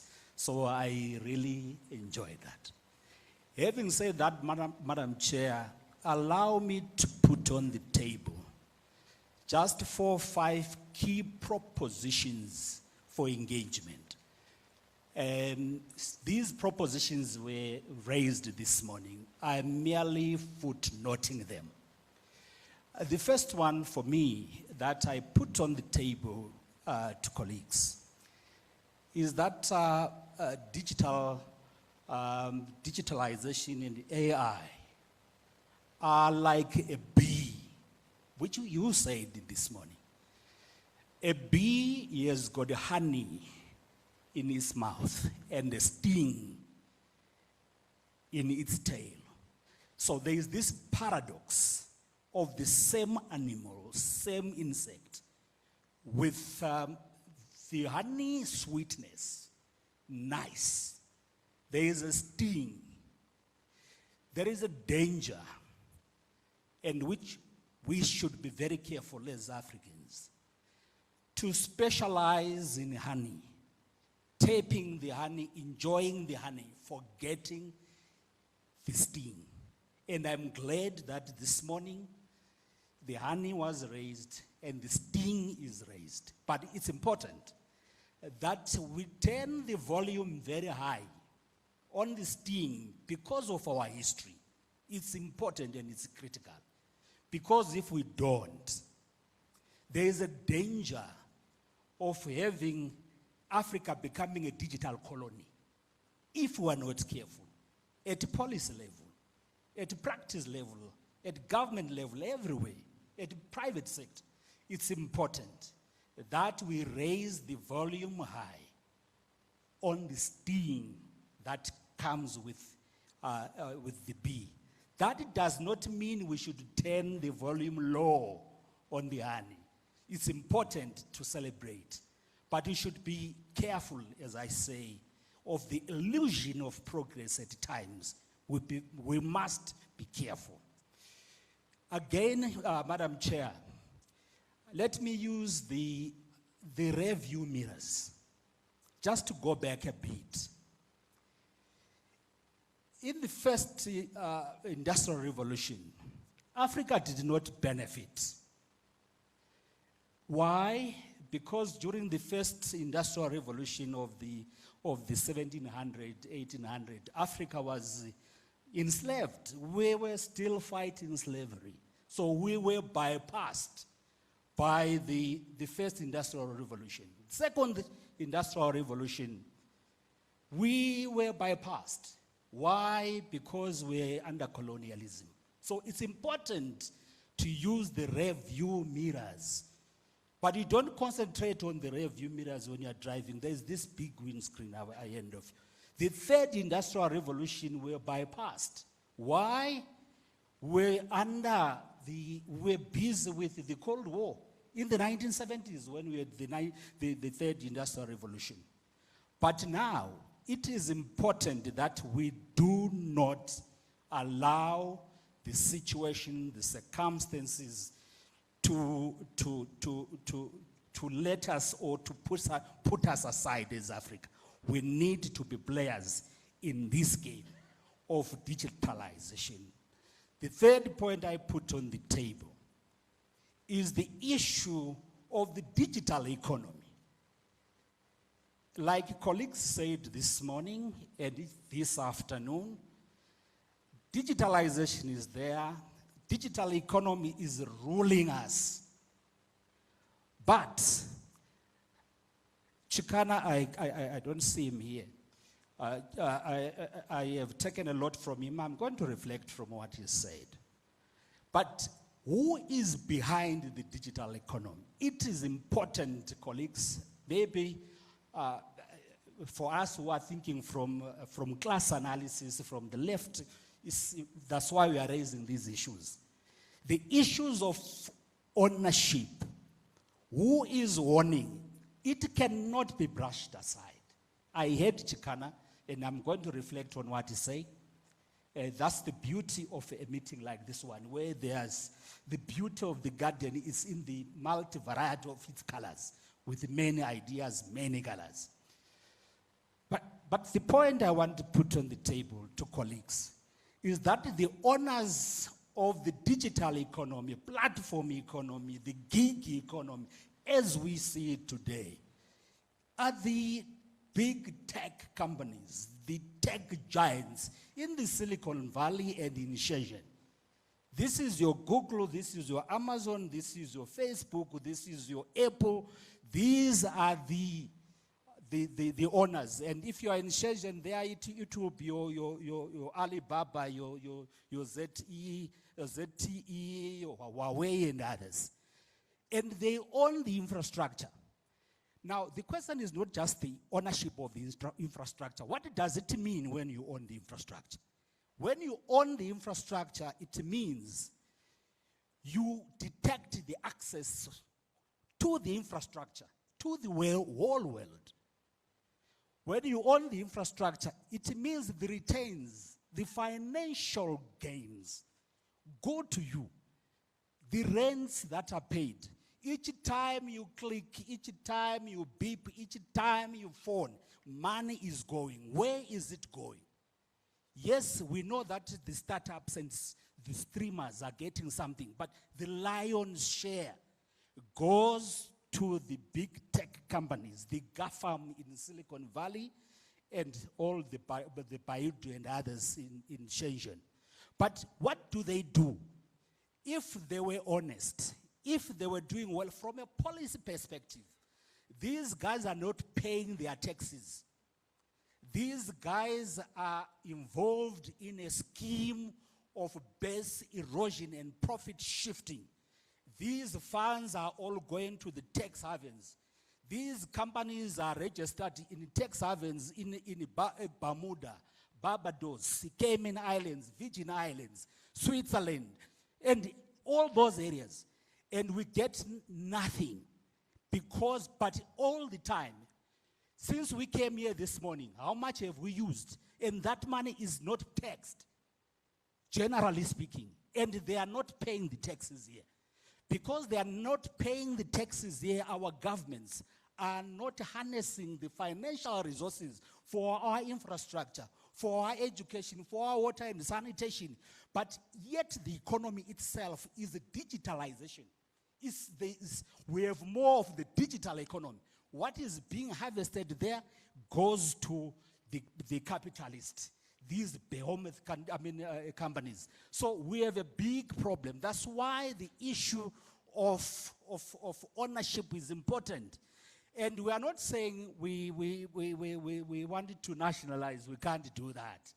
Because the type of the business that they are in, these companies, they don't have the mortar and brick. They are using immaterial, they are using invisible, they are using intangible. This is the kind of a new kind of companies that we have.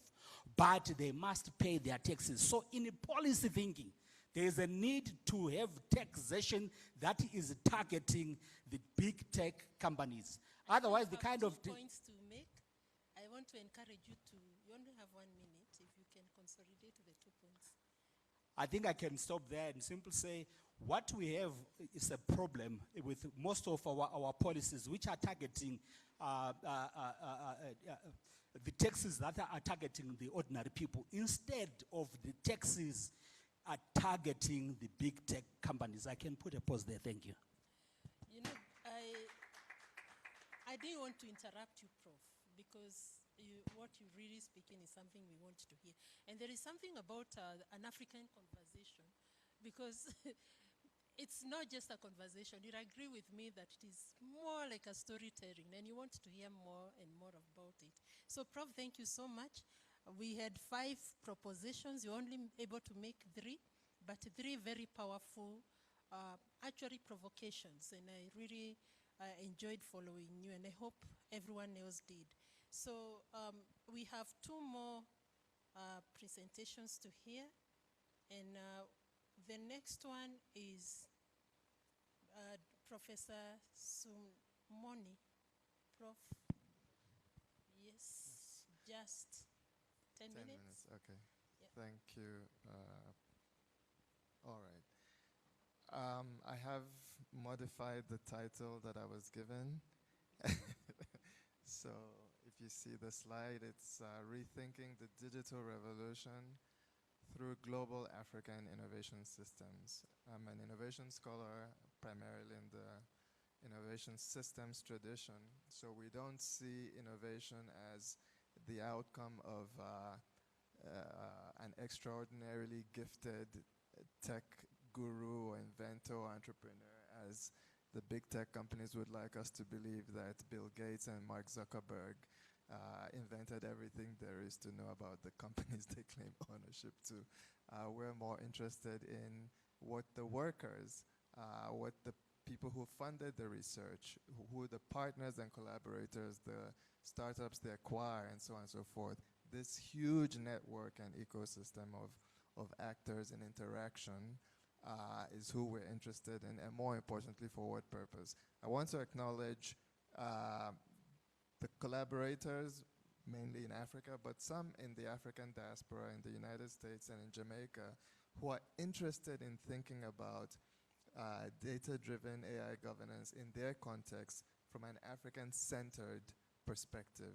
And a lot of this algorithmic bias we talk about, they are actually on the front lines of these kinds of challenges, and we can learn a lot through the Afro-Caribbean and Afro-American diaspora more than through the Europeans themselves. Kunle Awoshika became the managing director of Microsoft Africa, based in Nairobi in 2022, and he came back to Africa to help work on this homegrown endogenous digital economy. So he says, I'm passionate about the incredible potential Africa has to become a truly connected continent that exports digital goods and services to the rest of the world. I am delighted to have the opportunity to meaningfully impact this growth and help unlock the continent's full digital potential. I highlight this because there's some people who are thinking of Africa not just as a recipient of digital goods and services or technologies, more broadly speaking, but as having the potential to actually export as much as we import. Okay. This is Professor Roha Benjamin at Princeton University. She's African American. She's written the book called Race After Technology, and her expertise is really on this idea of systemic bias. And she suggests that in the age of big data, many of us continue to be monitored and measured, but without the audible rumble of helicopters to which we can point. This doesn't mean we no longer feel what it's like to be a big problem, to be a problem. We do. This book is my attempt to shine light in the other direction, to decode this subtle but no less hostile form of systemic bias, the new Jim Code. My fellow panelist, Prof. Moyo, has talked about this idea of the honey and the sting of the bee. So on the one hand, we have this opportunity to participate in the global digital economy as producers, but we cannot forget that we are on the receiving end of a lot of negative projections. But we can also solve those problems. We can also be at the forefront, not just of identifying, but of solving those problems. China.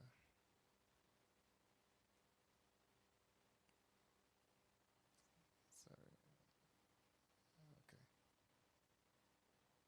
Am I supposed to be pointing? Okay. Okay. I won't go over the digital divide because so many people have talked about it all day. But I think what we're missing is the idea of this idea of a global Africa, which the UNESCO has now adopted formally into its policy making and released 3 volumes of the general history of Africa that speak to think of Africa not just as a territory, not just as the continent from which all of humanity emerged, and people of African descent in particular, but as being an interconnected world of people of African descent who still suffer some of the negative projections, but also carry Africa's millennial history with them in other parts of the world. And we in Africa should be equally sensitive to that. Chair, my slides, okay. So it's looking at it from not the point of view of a deficit, not the point of view of perpetual adoption, but from the point of view of a source of wealth, a wealth of knowledge, a wealth of perspectives, a wealth of values. Okay, so and this is a reframing mainly I'm trying to do. We've heard about the first industrial revolution, including this evening, about how Africans were exploited, Africans contributed in terms of our labor, but what new research is bringing out is that Africans actually contributed intellectually to what we call the first industrial revolution. The iron making that was fundamental to the railways and to the steam engines, Africans already had iron making techniques, steel making techniques that they then took to the Americas, and they were used not just for their physical labor, but for their knowledge. And this found its way into many forms of steam engines outside the one that Watt invented, many forms of processing technologies for cotton and sugarcane. So we're asking ourselves, why would Africans who are enslaved innovate under conditions of servitude? We know why the big industrialists that are known to history innovated to get wealthy, and that's how they and their countries became wealthy. But what would be the motivation for an African enslaved, nothing to gain, actually innovate? Yes, they had motivations. They had to invest in more advanced technologies because when they tried to process sugarcane, they lost their limbs. So they had to find better ways of preserving their own lives. They had to make the case to the plantation master. We have a new technology. You have to say, how does it benefit him? It benefits him, he makes more money. It benefits us, we preserve our limbs. But of course, Africans also use this knowledge to fashion weapons to contest enslavement. So slavery didn't end because of the change of heart of plantation masters. It ended because there were so many revolts across the Caribbean, across the Americas, starting in Africa itself, that they had to come to the table and say, how do we transition away from slavery to colonialism? I'm saying that to say that there are a lot of Africans, many unnamed, but some beginning to be known to history, who are as central to the development of industrial society as Europeans were. And so, and this may be true, and I just need to have 2 more minutes. And so if we think about it, it's true in the first industrial revolution. It's true in the second industrial revolution. If you've heard of Lewis Latimer, Granville T. Woods, who may have worked with people like Edison, but their inventions were always contested. We talk about the third industrial revolution. Africans, recently a lady passed away, Gladys Knight, whose calculations are the basis of GPS because she mapped the Earth's sphericity. So there are Africans from the dawn of time who have contributed to the global pool of knowledge. It's one about reference points, learning not just who invented what, but how did they go about inventing it, and for what purpose. Very often, it's not for the purpose of amassing more money. It's for the purpose of reversing relations of subservience. This brings us to the fourth so-called industrial revolution. Africans are still inventing. innovating, contributing for different purposes, solving different problems. We need a whole of society approach. Yes, government is an important part of it because of its resources and so on, but grassroots communities, some private sectors across our countries are places to look. So it's a reframing of this AI revolution. And I'll close now with some examples. Basically, we try to develop a sort of framework. And I'll come to that if you bear with me, Chair.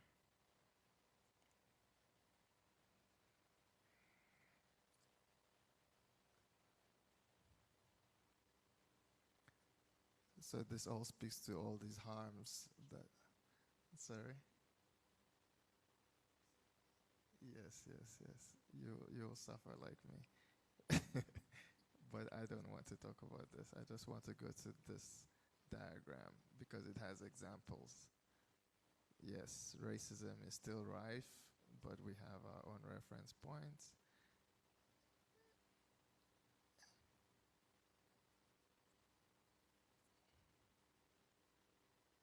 Okay, there we go.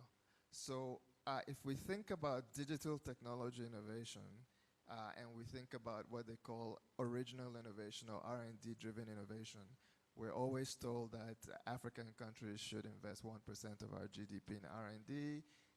The deadline keeps shifting. At some point it was 2020, 2024. I don't know when it is now.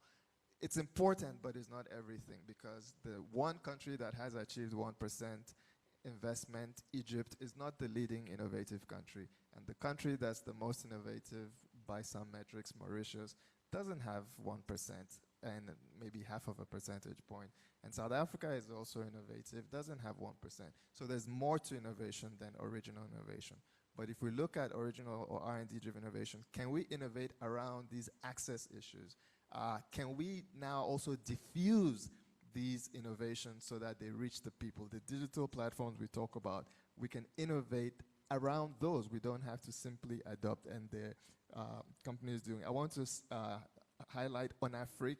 We talk about digital payment platforms, we talk about M-Pesa, but OnAfrique is actually a digital platform that connects users, financial companies, and telecoms together to make sure that we have this idea of interoperability. We can send money across African countries that have different languages, different currencies, and ona, for those who speak Yoruba, it means pathways, roads, streets. OnAfrique, the many pathways to integrating Africa through technology, both on the reform, on the regulatory side, and on the technology side. And then, yes. My thing has now disappeared again. Okay. I think we have to bring this to a closure. Yes. So just to conclude is that if we think about a whole of society approach, the state is important, but independent actors in the private sector and the grassroots sector, what are the actual activities that they're carrying out, and how do we bring those together, both within our countries, across the countries, across the beyond the continent, and what is the socio-technical imaginary Dr. Mjimba talked about? What is this we're trying to achieve beyond counting GDP, right? Thank you very much. Let's appreciate him. You'll agree with me that this is a presentation that required a lot of work. And by the way, how many ever thought that Africa did contribute to all those industrial revolutions? I think this was very eye-opening. And I hope there will be an opportunity at some stage to hear more about the presentation. So we have our last presenter, Professor Mamo. We've reserved the last for the best. Please, 10 minutes. Yeah. I over-prepared because I didn't know. I thought I was going to present a lot, so I presented about 60 slides.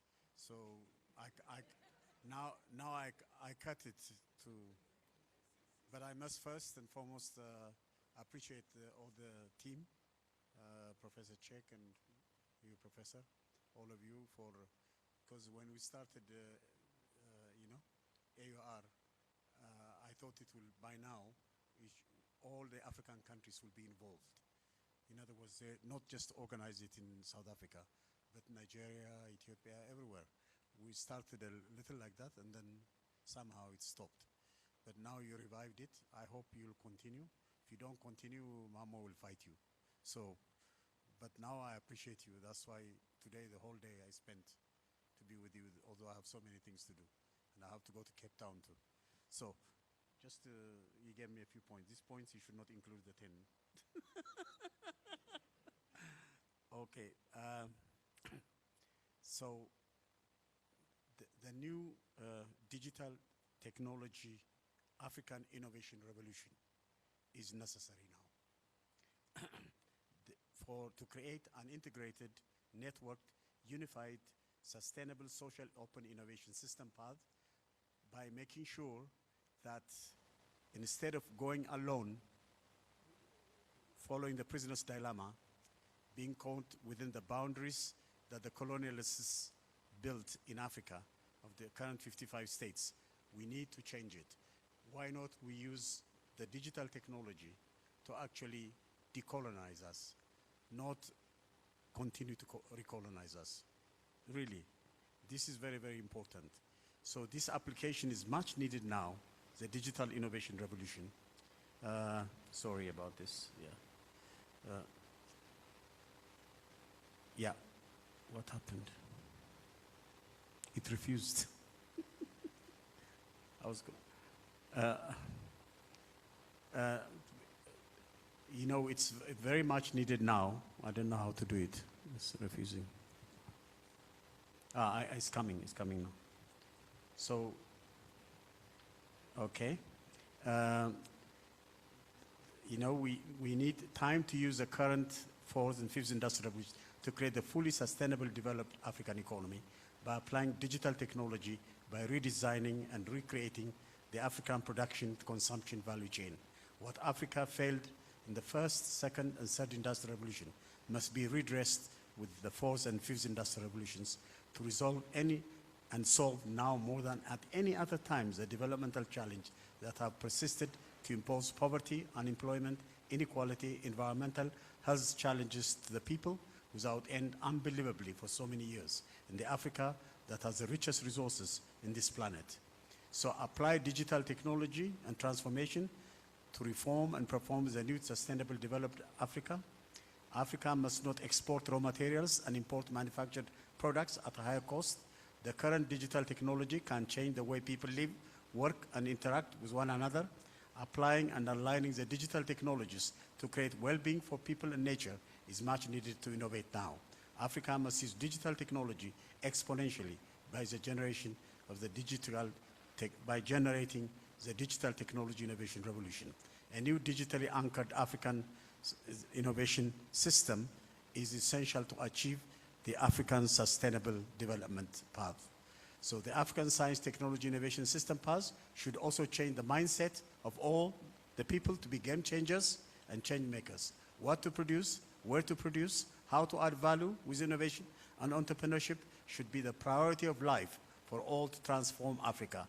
A new innovative approach to value and use all the resources to create production by applying high digital technology in innovation is long overdue. Let all join and see the moment to innovate innovative Africa, not the donor, loan, debt-dependent Africa. From now on, never. Please don't do it. Africa must move away from seeking foreign solutions for African problems anymore. No Francophone, Anglophone, Lusophone, Levantine phone. Stop it. Africa is not a phone. Africa is love. Africa is philia. Time now to undertake the innovation of African solutions and opportunities to address all the challenges. Even if we make mistakes, let's make our own mistake. Let's not make the mistake others make on us. Africa must have the innovation to stop copying, but to learn to create, invent, and innovate. Make Africa's innovative present and future, not just wish for it to come, do it now, not tomorrow. Not good enough to have abundant natural mineral resources, others gain with Africa, losing as always. We have the richest resources in this planet. The DRC Congo has resources estimated to 24 trillion. That was a combined gross national product of all of Europe and America in 2009. Amazing. What do we have in the DRC Congo? African World War. That's sad. Who is involved in this? The Belgians and the French. The African youth must become change makers and game changers in the current digital explosive technology time. So this is a very important time. Time to use socially and environmentally secure digital technology to solve African problems. Delayed unity can be fast-tracked digitally. Create Renaissance Africa. Remove divide and rule. So your African unity renaissance, you can use it too with digital tech. Remove divide and rule, promote African spirituality, philosophy, history, culture, knowledge, and all our heritage. You must know that the binary logic mathematics, the entire internet system, the mathematical system was created from us in Africa. If you give me 1 hour, I could give you a lecture on how you don't multiply and divide. You do it by adding and subtracting. It's amazing. It was done by us. We don't even know. We should get, in fact, intellectual property for this, so that for the entire digital world, we in Africa are the creators. But we don't know it, unfortunately. So apply the technology of the time to unite Africa, not keep it fractured as it's now. So African transition from margins to the mainstream of global economy, digital technology can play an increasingly significant role. African Silicon Valley-inspired Silicon Savannah can emerge in the continent. A recent study highlights the existence of about 200 African innovation hubs, 3,500 new tech-related ventures, and US $1 billion venture capital to the Pan-African movement to startup entrepreneurs. We can also create things like that, more on the creative side, not on not only the African Innovation Revolution, but also African Innovation Revolution in this digital time. We must also create what I call young Africans to forge a sense of social solidarity, cohesion, and could create inter-African integration enabled by conducive socio-economic infrastructure environment, rebuild African scientific talent, return to the pinnacle of innovation, drive towards Neil Turok's postulates. The world's next Einstein should be from Africa. Africa has to reach fully sustainable development. As I mentioned to you, we need to invent in fixing the knowledge and innovation pipeline, revive the indigenous knowledge heritage, as I just mentioned to you, into practice, and let's put Africa first, the making of African innovation system. I wrote a book, edited a book. We started what's called Globalix Network with our book. It's called Putting Africa First, the Making of African Innovation System. So many people around the world read it, but I don't think you use it in Africa. Unfortunately, you don't know it. I don't know why. But others, Europeans and others read about it, and they comment on it, but we don't know it. So I think we should learn. There's a lot I should say, but you didn't give me the opportunity. So the opportunities are many from digital technology. The dangers are equally there. What is not yet settled in the African continent is whether the opportunities will prevail over the risks and dangers. Knowing what to do and not do to make Africa finally achieve full independence with digital technology is still a challenge. You, the youth, have to make the difference. We all need to engage. Keep on keeping on forwards and forwards to achieve African fully integrated development by putting Africa first. Okay, I leave it. You make me... You should have given me more time. I hope I can still be your friend. I have to Prof. unite. Yeah? But I think clearly we needed more time.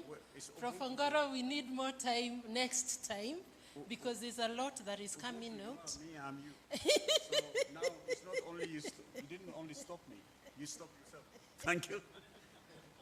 And absolutely, because I really wanted to hear that conversation. But clearly you can see the dynamic conversation that is coming out, actually from a storytelling perspective. And this is what I like best about this panel. We don't have time. I don't know how much time we have. Can we still keep our 10 minutes and have just 3 reactions?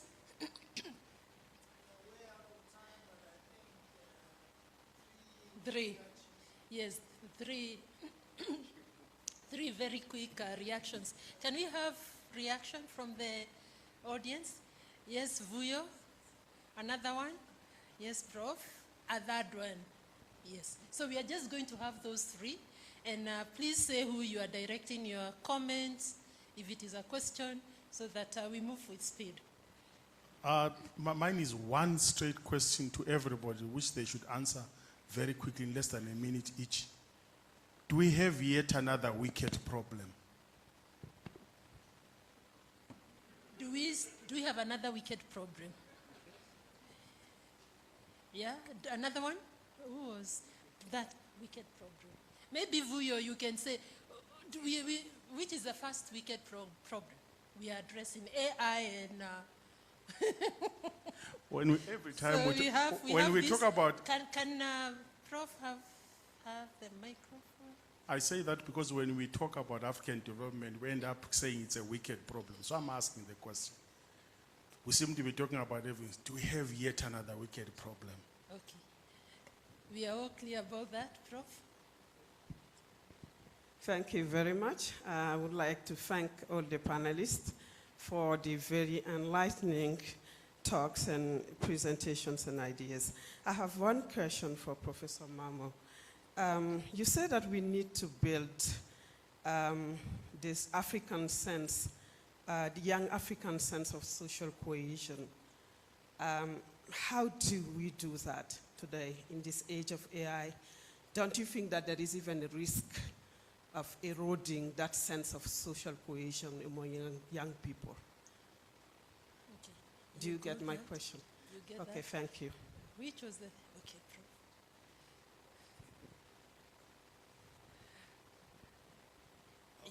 Yeah. We'll see whether we can take a fourth one. Thank you, Yes, Prof. Grace. Thank you, Prof. I'm going to be very brief. I enjoyed all the presentations really, and thanks to the panelists. I'm not going to ask a question. My input is directed to my good friend, Prof. Moyo. He raised an important point, and I think he linked it to the intervention by Dr. Chigani earlier about the ownership. And I think it's an important question. Who owns the digital economy? In whose interest?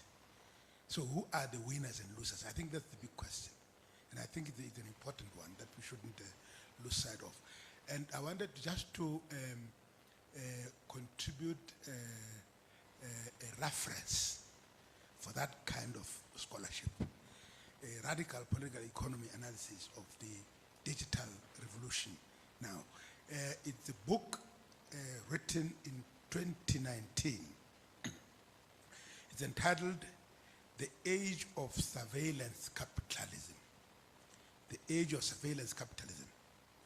The author is Zuboff, 2019, published by Profile Books in London. So I just wanted to contribute that for all of us, those who are interested in the leftist analysis, political economy, from a Marxian standpoint, that applies class analysis of what we're dealing with now. So just to contribute to that. Thank you, Chair. Thank you very much. I think that is important, and let's look out for that reference. Okay, I will extend grace, because you come from Kenya.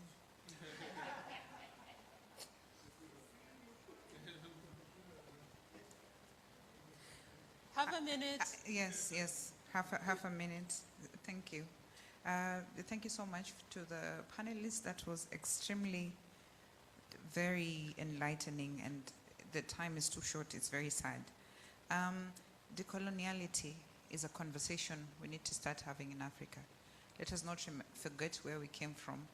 Nobody comes to help Africa because they love us so much. There's always something that they want from us. So I feel like with this issue of AI, we are testing the depths of the river with both feet instead of one foot. I will leave it at that. Thanks. So that is directed to, or it's a comment? It's a comment, It's generally. a comment. Thank you very much. So we start with... I thought he was raising it. Okay, let's start with Professor Moyo. Thank you, Madam Chair. There was no direct question to me, but just to attempt to respond and not to answer, because I have no answer. I have a response to my friend Vuyo. I think for me, Africa must be mindful, mind the gap. And what is the gap? The problem of a happy slave. A happy slave is somebody who celebrates the crumbs that fall from the master's table. Because your master is very rich, it means the crumbs are many, and you eat and you get full. When you go outside, you are excited, the problem of a happy slave. The issue is that the big tech companies are making a lot of money. Some of them, I mean, if you look at Apple, it's the average market capitalization of Apple, and many of them is over $4 trillion, which means by market capitalization, they are far ahead of the GDP of the collective of the 55 countries, or 57 if you want to add all of them. So one company is more than the rest of Africa. That's how rich they are. So we need to tax them. Thank you very much. So in other words, simply put, digital exploitation on Africa. So that is the next wicked problem. Do we have any other wicked problem you want to make? Well, I think we have to see the glass as either half full or half empty. And I think rather than worry too much about an ecosystem that we cannot change or reverse, why don't we look at how to quickly reform our systems to enable us, for the first time, seize the initiative. We have the advantage. We just need to review our system, in particular, our civil service, to come up with policies and programs that align with the current reality, not the old approach. I think that's where we need to focus our attention on. Thank you very much. So that's an answer to wicked problem. I think we do have solutions. Let's look at the glass half full. Do we have any input? Yeah. Just, yes, we have a wicked problem in the age of AI, but when haven't we had a wicked problem in every technological age? And I think the Akan notion of Sankofa, I see people wearing kente here. So Sankofa is the mythical bird who looks backward, whose head is cocked backward, but the feet planted forward, meaning that there's always something in our past. There's always a challenge that approximates or that can inform the challenges we're encountering today, that could inform us with a more sure-footed way to move forward. So I think learning about our contributions to the evolution of humanity, not just technology, but for the purpose of elevating the best in ourselves, I think is the way to tackle the current wicked problem. Thank you. Thank you very much, Prof. Hannah, do you have anything to comment on? Thank you. I just wanted to add one comment. Yes, we have a lot to do in Africa in terms of using and improving AI, and we have to start working on that very quickly. Thank you, and thank you for inviting me for this important conference. Thank you very much. So, Professor Moyo, there was a question that was directly asked to you, and you can also respond to Vuyo's question. Yes. Thank you very much for the questions also. And just to answer the question of social cohesion and solidarity, we need the youth in Africa. We want to make them game changers and change makers. If we want to make them like that, we must not make them be driven by self-interest. I have created a journal called Journal for Creativity, Innovation, Social Entrepreneurship. But if you are a social innovator or a social entrepreneur, you give one, you take one. You don't just take advantage at the expense of others. You don't drive yourself with self-interest by also denying others' interests. No, this is not right. I was lucky when I grew up. My father was very nice. He used to say, lying is a crime. You are making a mistake. It's like anti-God, he said. Can you imagine? Give, don't take. I mean, this kind of value is good. And I say to my students, you know, when you achieve excellence, that's my salary. That's what I tell them. I'm telling you. And here in South Africa, I've done amazing work. No, I'm not trying to beg or brag. Just so many students who had all kinds of problems. You know, you make them graduate, do PhDs, masters, or postdocs, and things like that. You support them. And when you do that, I feel happy. Not the money you give me. Money is not good. Don't value money. I don't know how we can do it like that, how we can support each other. Anyway, we all live this world in the way. If we are living it, why are we making mistakes? The other thing is, we should also appreciate our real rich philosophy, rich values. Like we say Ubuntu, but we don't practice it. There's an I in you, there is a you in I. If you are me, I'm you, why would I hurt you? By hurting you, I'm hurting myself. If we believe like this, then, and we practice it, not talk it, but do it, then we make a big, trust me, Africa, we have so many things, not just for us, for the whole world. There's so many things. At the moment, we are losers. Others come, they take advantage. Some of our own people side with them, and then they hurt us, and we are in this trouble. So I think that's just my suggestion. The interesting question now is this digital technology, this AI, going to continue, or, okay, to again make us suffer, or are we going to reverse it or make a paradigm shift, mindset shift, to make sure that whatever suffering we did in the first, second, third, whatever industrial revolutions they did to us, colonialism, slavery, all these things, is there any chance now Africa can be liberated? The only way we can liberate Africa is if we unite Africa. If we don't unite, we will not.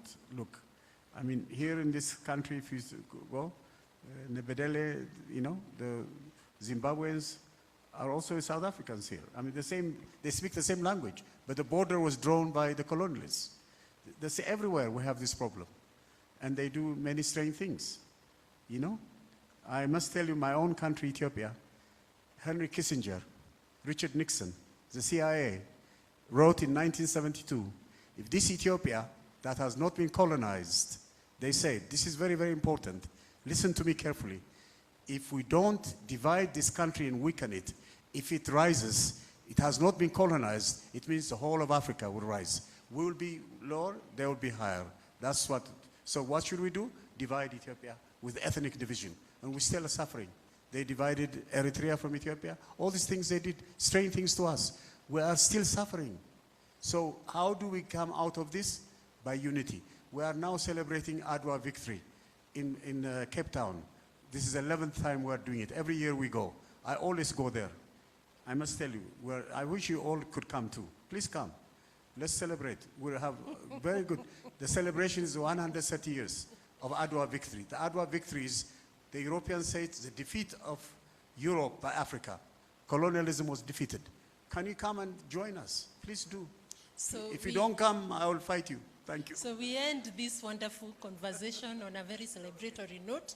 You will agree with me that there is a connecting thread right from morning to where we are, that Africa needs to unite to overcome the challenges we are having. Africa needs to look at the glass, not as half empty, but half full. Going back to where we started about the being honest. So this is the honest conversation that we are talking about. A lot of interesting things have come out, but I really do want to appreciate this panel. You are agree that we tried to keep time. It was a full panel that was really rich in the conversation. So please allow me to, let's appreciate every one of our panelists, including our virtual panelists, with an appreciation the African way. Yeah. So thank you very much.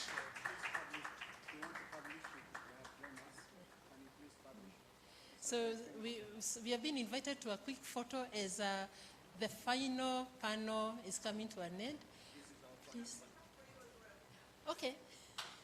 Thank you. Yeah, as Professor Sheikh comes to bring this to a completion.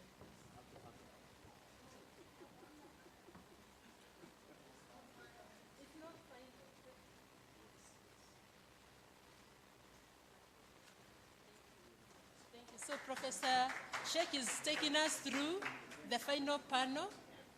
Yeah. So please welcome him, Prof, with a loud of applause. Prof, thank you. Thank you. Yeah, the last one. Yeah, that's right.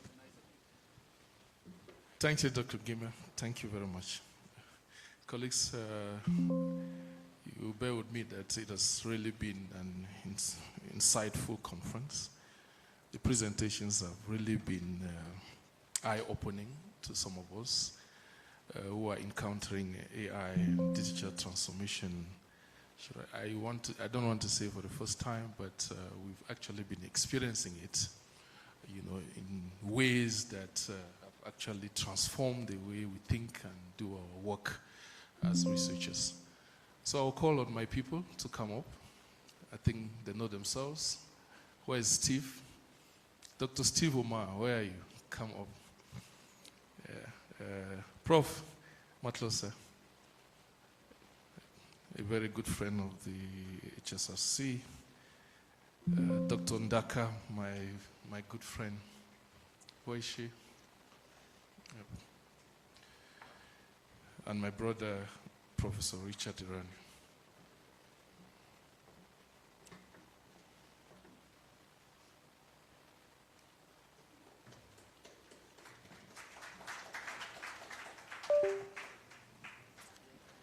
Yeah, you can see that.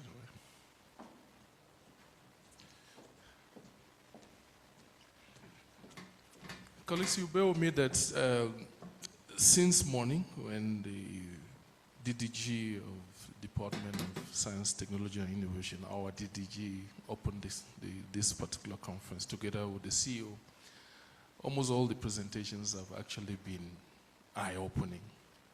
I've actually learned a lot from the presentations. And one of the things that really struck my mind in the morning was when Prof. Young talked about Africa being a mineral producing country, but yet we are a technology consuming continent, so to speak.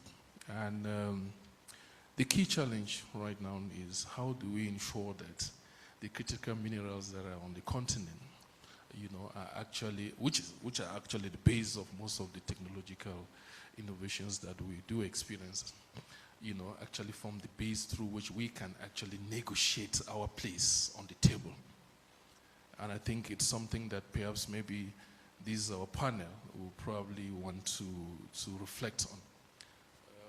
Our first presenter is Dr. Steve Omar. Dr. Steve is from University of Nairobi. And Dr. Steve will lead the conversation on digital technology, artificial intelligence, and the impact of, and its impact on the dispensation of justice in Africa. Dr. Steve, you have 10 minutes.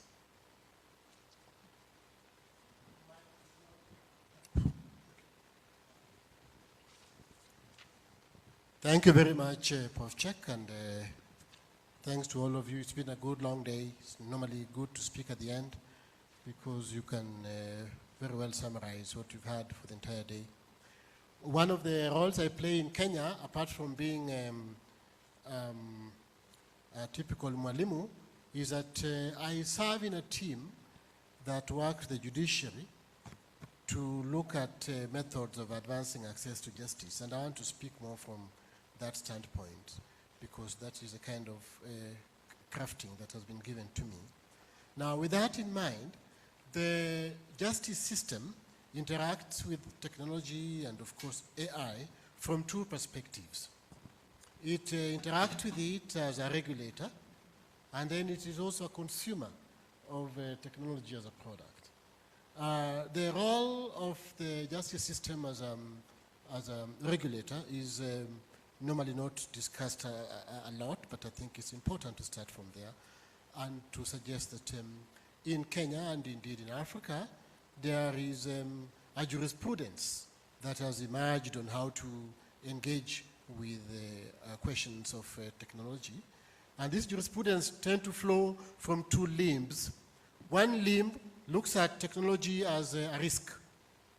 So there is always a plethora of policies. This links to the team that came before me, policies and guidelines that want to regulate how technology emerges, either from point of ethics, from points of limits of rights, from points of retaining within the boundary of what is expected of humanness. Then there is also the second component of the jurisprudence that looks at technology as a right, that people have a right to technology as an enabler or a substantive claim in life. Remember also, technology is property. Intellectual property rights is a realm of products that people own, and therefore the judiciary has a role of protecting that ownership. So this dual placement is very interesting, and I want us to think about it deeply. Have you ever asked yourself, what happened to the people who manufactured atomic bomb, especially after the incidents in Hiroshima and Nagasaki? If you look at what happened to them, you may want to know that one of them committed suicide, and the others defected to molecular science. And so the role of judiciary is, among others, to make sure the technology is used, advanced in a way that promotes humanity, existential question. And that dilemma has many ingredients inherent in it that I think we need to confront as we look at emerging technologies like AI. Then there comes the second component of how judiciary and justice systems relates with technology, which is as a product, as a user. Again here, there seems to be a bit of a mono eye by many thinkers. People tend to look at technology as a tool of enabling access. So we look at how it has enabled access beyond physicality. You remember in the era of COVID-19, we had mobile or virtual courts. We had e-filing, and so that's part of access discussion. Enhancing interaction, removing boundaries, also changing language of justice, and also enabling more records. But that must be looked at from the point of multiple doors to justice. Because if you look at technology as it is used by state-based justice system, you'll forget that, you may forget that in a country like South Africa, Botswana, Kenya, Lesotho, 80% of justice seekers do not go to state-based courts. And therefore, you can't look at technology and justice just from the framing of state-based courts. And one of the questions you must ask is, how are the informal justice systems, traditional justice systems, able to deploy technology? That's been an area that has not been discussed a lot, because a lot of people who look at technology and access tend to look at state-based courts. This is where, of course, going back to the old story of Kenya and M-Pesa, I think we've done extremely well, because if you look at the way judiciary in Kenya, and I've also seen recently in Tanzania, are deploying technology, they're using the M-Pesa culture. The M-Pesa culture is a culture that, first of all, demystified the place of using technology in a transaction. And that's quite an important thing. It's like making technology look like the old radio. And then once it looks like the old radio, it becomes an ordinary tool, like they use a spoon to eat, they use a glass to take water. That's the idea of M-Pesa, which is what has been deployed in at least digitalization in judiciary. Yet, I argue that even that has still not led into deployment of technology in other forums of accessing justice. Just like I've said that many forums are in the informal or traditional justice systems. Allow me to raise then towards the end 3 major dilemmas. I think the conversation on technology, and this is something that we want to go to since morning, tends to leave out the fact that technology has got agency. Technology is an actor. I supervised a student who looked at the role of technology in policing. And she concluded that, for example, if you use technology in policing, you reduce the typical UN police to population ratio because technology is able to police more than a single police officer would do. If you look at the US policing system where a police officer is a whole station, the technology itself becomes an actor of accountability to the police officer as well as an actor of ensuring, law and order and command and whatever. So this technology role as an agent, as an institution with agency, I think is something that we should theorize a little bit more and not take it for granted. We fear, however, in the justice space that technology is leading into some fictitious abstraction because of its quest to create a bit of a sort of a universalization of the language of justice. Language of justice has grown from this universal claim to one where we have vernacularized grammar. My sister from Kenya initially talked about SDGs. And if you look at SDG 16.3, there's a notion of people-centered justice. When you talk about people-centered justice from an anthropological angle, what you mean is that it is justice that looks at specific needs, specific locatedness, specific histories, and one limitation, therefore, that AI and technology may tend to, and most of AI may tend to have, is this very question of returning us back to abstraction, returning us back to a sort of limitation of agency of the people, and limitation of the feelings, limitations of experience, and that is something we need to push back on. I remember this Sunday, and now I speak as a Catholic, Pope Leo asked priests not to use technology and AI in particular to do homilies. What was he referring to? He was referring to the fact that homily, just like justice should be one that has got certain particularized flavor of a relational engagement that sometimes this abstraction may miss out. Finally, let me suggest that discussions of justice and technology, justice and AI, have been flavored with examining other relations that people have had to relate with technology in other fronts. For example, farmers and technology, medicine and technology, access to basic, rights like water and technology. So that then I think our question at the moment is, how do we interface the use of technology, mostly like AI, with justice-seeking behavior that have been developed over time, and justice-seeking behaviors which are indications and a progression towards expanding opportunities and expanding freedoms. So our test, therefore, is if technology then delimits the space of freedoms, the space of opportunities, then I think it becomes deleterious. But if technology is deployed in a way that expands the spaces that we've attained in terms of opportunities, in terms of freedoms, then I think it advances the cause of humanness and the cause of humanity that we're yearning for. Thank you. Thank you, Dr. Steve. Thank you very much.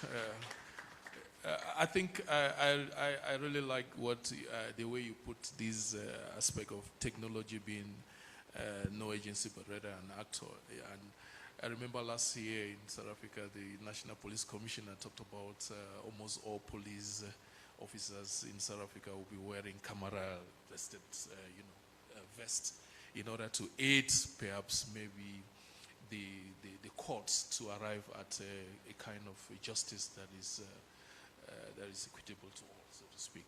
And I think that is something that perhaps maybe one needs to start interrogating to see whether will that actually be an agency or an actor in terms of facilitating the dispensation of justice, in Africa. Our second presenter is Prof. Maklosa. Prof, I think we had this conversation that you're going to talk about democracy. Yes. and artificial intelligence. And I think it's very important. Lately, we've talked about how it can actually, aid in terms of ensuring that the kind of governance systems that we put in place in Africa can actually aid in terms of actually, you know, we hear this thing of elections being free and fair and so on. How can technology actually facilitate that particular process? Thank you, Prof. Let me start by extending my gratitude to you, Prof. Chuck, and your colleagues from HSRC for convening us for this important conversation we've been having since morning. As Prof. Chuck has indicated, I've adjusted the topic that is on the program with his permission. So the topic now is no longer silencing the guns. It's going to focus on governance and AI in Africa, implications for social contract. That's the new topic that I'm going to address. I think this was primarily because there have been two presentations so far on peace and security already by our colleague Prof from University of Limpopo and the Prof from Cairo, Egypt. So I thought I could zero in on governance because there wasn't a presentation that actually went deep into that aspect. So I wanted to offer some reflections on that. And in doing that, Prof, keeping to the time, I'll do a brief introduction to the issue and state the problem that we're dealing with and the impact of AI on governance and social contract, and a few recommendations. So by way of introduction, this morning actually, that's my entry point. The ED reminded us, and rightly so, that there's more to AI than normally meets the naked eye. It's normally assumed to be a purely technical thing, you know, neutral, technical, you know, a thing that we can use to enhance our processes, etc., etc. She actually said it's much more than that. That actually triggered my thought. That it's technical, yes, but it's social, it is economic, and it is political. And my presentation actually zeroes in on the last part, the political part, the politics of AI, basically. That's the way of saying, another way of saying what my topic is about, the politics of AI in Africa. And in doing that, I want us to think about the nexus or interface between AI and governance, and by extension, social contract.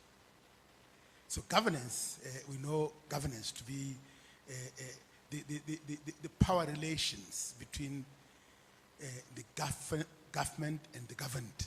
That's the power relations. And the social contract is about trust by citizens on the government institutions, the state. So I'm going to fuse the two and say how AI plays out and what we are seeing on the continent. Can it be of assistance, or does it compound our problems? Now, on the problem statement, this is the second part of my intervention. My take is this: it may be controversial, that Africa presently is experiencing a governance crisis. I'm being provocative. We're experiencing a governance crisis. That's probably why we're having a lot of instability on the continent and lack of peace and lack of security on our continent. It's a governance deficit. That's the crisis we're having, governance deficit. So that's the problem that we're trying to address. How does this manifest? I'm not going to be detailed here, Chair. Let me just highlight 5 manifestations of this crisis. One is unconstitutional changes of government that are rampant on the continent. We keep talking about Burkina Faso, talking about Niger, talking about Mali, you name them. This is a manifestation of the crisis. But it's more than that, but we don't have time, so I'm not going to elaborate more. So UCG, unconstitutional change of government, is one dimension. The second, Chair referred to it, electoral violence. There is a crisis of elections on the continent. And Prof. Mamumuchi reminded us this morning, do we still need these elections? The electoral violence, it's become a culture, almost, of our elections. And we need to think carefully about these things. Are they adding value to our governance architecture presently? Third, is poor service delivery. Poor service delivery, accentuated by corruption and patronage, across the continent, without exception. Fourth, declining public trust in governance institutions by citizens. Declining public trust. There's a serious decline in public trust in institutions. And finally, declining voter turnout. It goes back to elections again. Voter turnout. Citizens are no longer turning out to vote, but we continue holding elections irrespective. If you look at each one of us in here, take your own country, each one of us, quietly. Look at the number of elections we have had since independence and check the percentage of voter turnout, whether it has been going up or going down. Can I assure you, even though I don't have the data in front of me, it's been going down precipitously. Now, that's the second part. The third part, so I've defined the problem. Now, the third part is AI impact now on governance and social contract. Here, I want us to do an exercise. We can have a triangle, just to summarize, because I don't have time. We can have a triangle, actually. A triangle where at the top we have AI, right? At the bottom, we have the state and society, right? And then inside the triangle, we have social contract. So, what seems to be happening is this, Prof. Check, is that AI, we can say, is a double-edged sword. Prof. Moyo said it's a bee with honey and a sting. I'm going to use another analogy. It's a double-edged sword because it can be an asset or a liability. Another analogy, just to build on that one, the bee analogy. It can be an asset and a liability in this way. So the social contract is inside the triangle, right?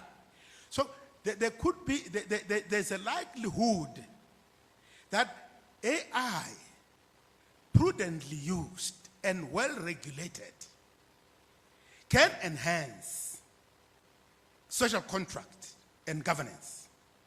If, and this is important, if and only if it is people-centered and empowering citizens. That's important from a governance perspective. But that's the asset component, that's the honey component. But the liability or sting component is this, that it can also denude social contract and governance if we don't emphasize the human element, don't emphasize citizens, but emphasize machines, as is the case. If it's machine-centered, not people-centered, then it becomes a liability. It displaces human judgment. So that is where it becomes a liability. It becomes a sting, as it were. So that's how I can summarize the impact, the double-edged impact of AI on governance and social contract. In conclusion, Chair, I promised to offer, Prof. Moyo said we tend to focus more on diagnosis and not prognosis. So I've dealt a lot more with diagnosis now. So let me attempt a prognostic assessment by way of 4 recommendations in conclusion. And these are not in any particular order, and they are not cast in stone. They are reflective to provoke our discussion. One is that we have been referring to the 2024 African Union AI Continental Strategy. And I think the recommendation we can put around that is that the regional economic communities and AU member states themselves have to invest a lot in the effective implementation of that strategy, 2024 strategy. But as we agreed in the previous session, not all countries will implement it the same way. Context is important here. Context specificity is critical. So, we will not be able to move at the same pace. Other countries are more advanced than others in terms of infrastructure, for example, South Africa. So that's important. That's the first recommendation. Second recommendation is that as part of designing AI, African countries have to be proactive and intentional in safeguarding national data sovereignty. So national data sovereignty is important, so that all your data is not in other people's hands, and then you remain powerless. Third, before the last, African states have to develop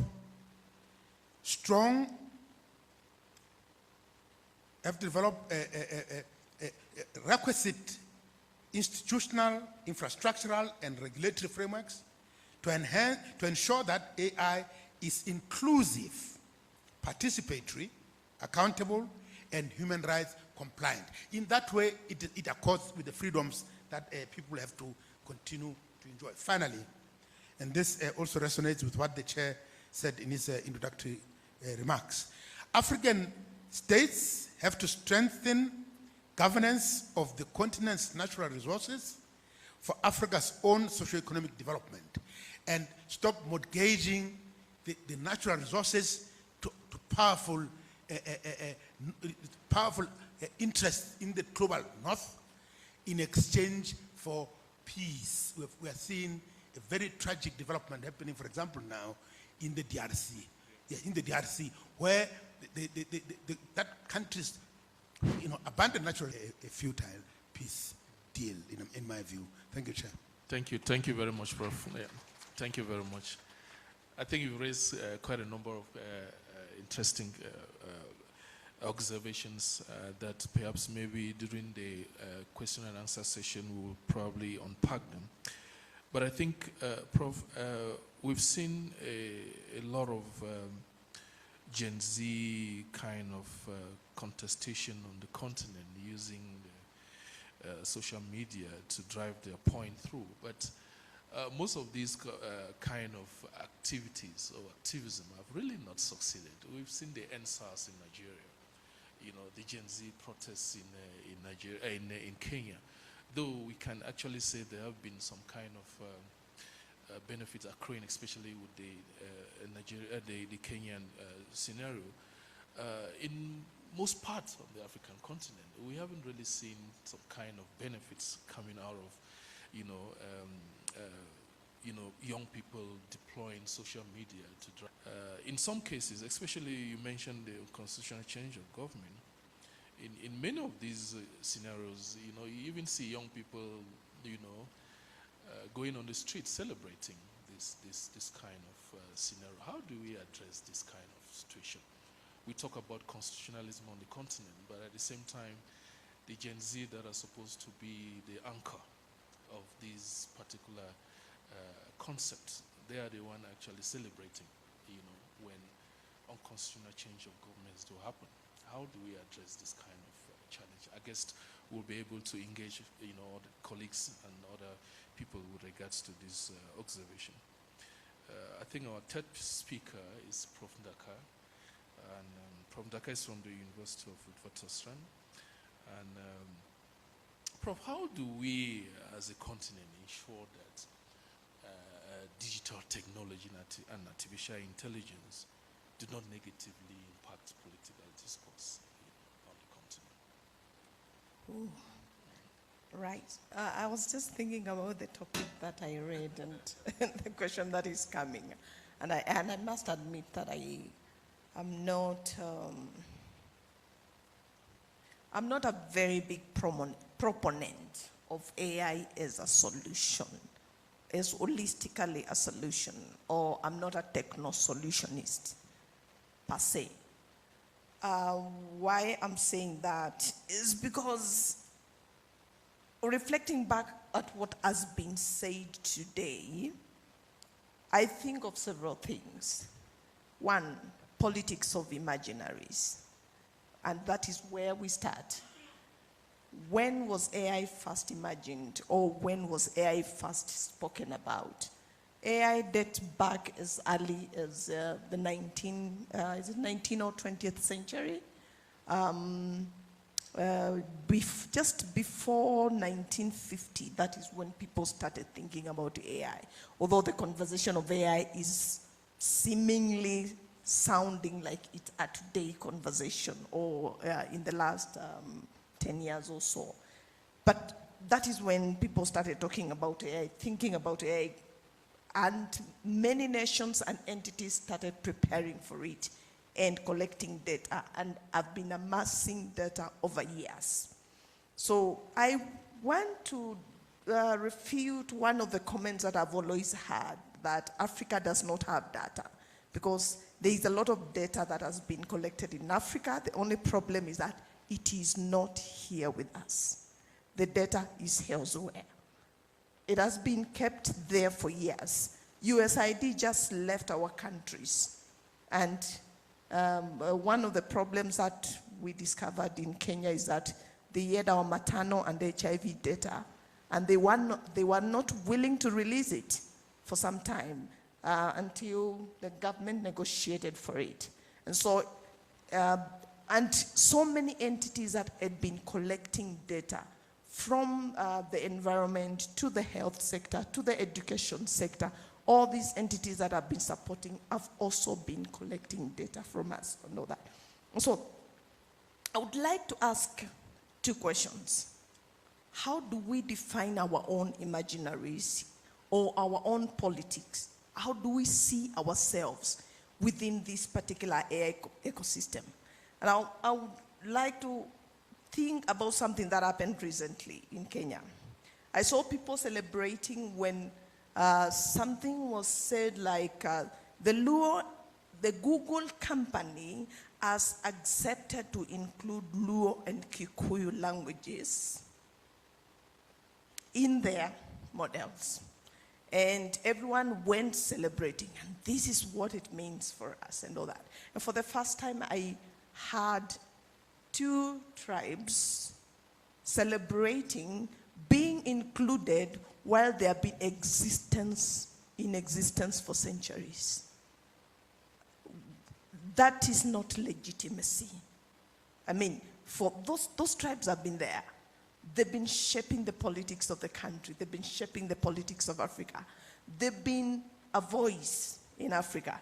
But being included for us and for these two tribes was being considered by Google, instead of us thinking about how do we have these languages in an African model, language model. Number one. I had another story of ChatGPT praising countries and ranking some African countries as top users of the technology. And for some reason, people celebrated. But there was nothing to celebrate, because ideally, it was saying, thank you for training our models. Thank you for continually using our models and giving us data every day so that we are making our models better. Ideally, it was a story of extraction and all that.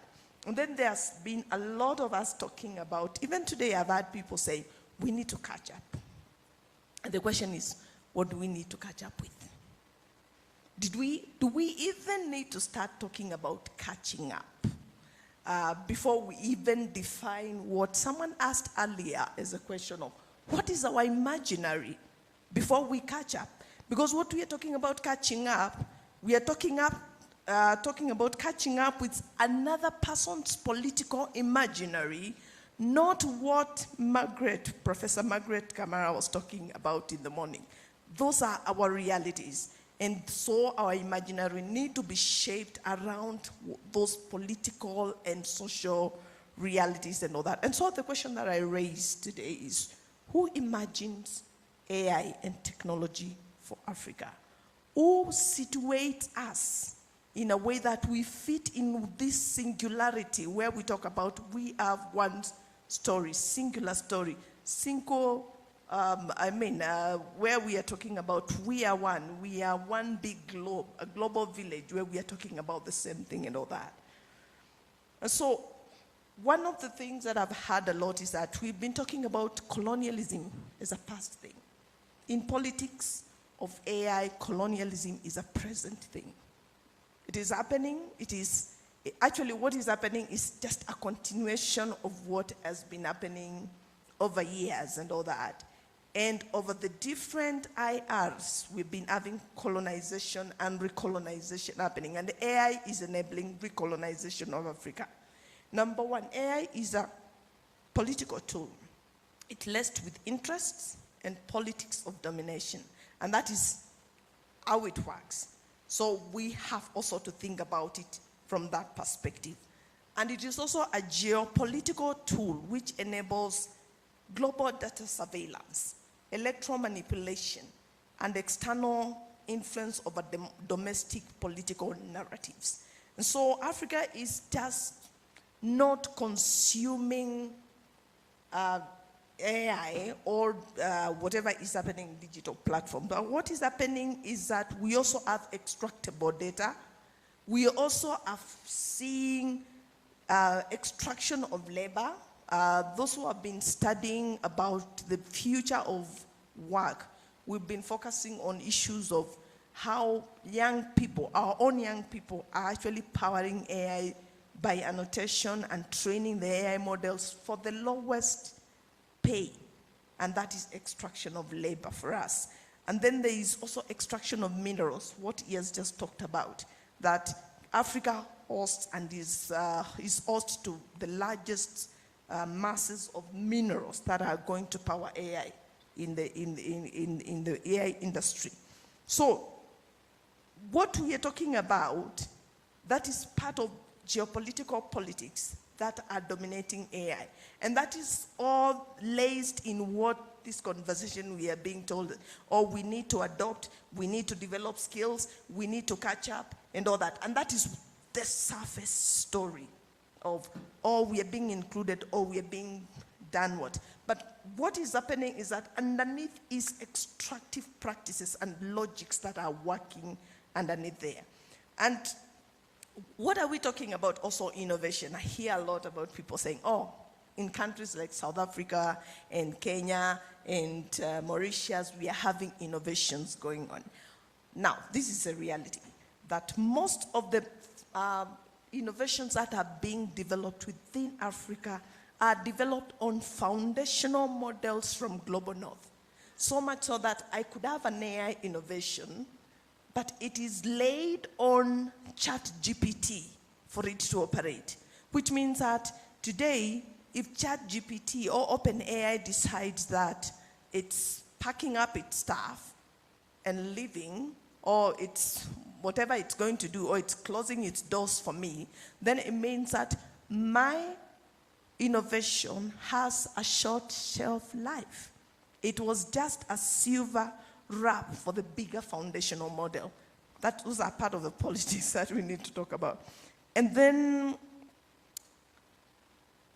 in the internal or within the African context, there are also ways in which AI is affecting political discourse. And it's because for the last 10 years, politics have been mediated privately, using privately owned digital infrastructure.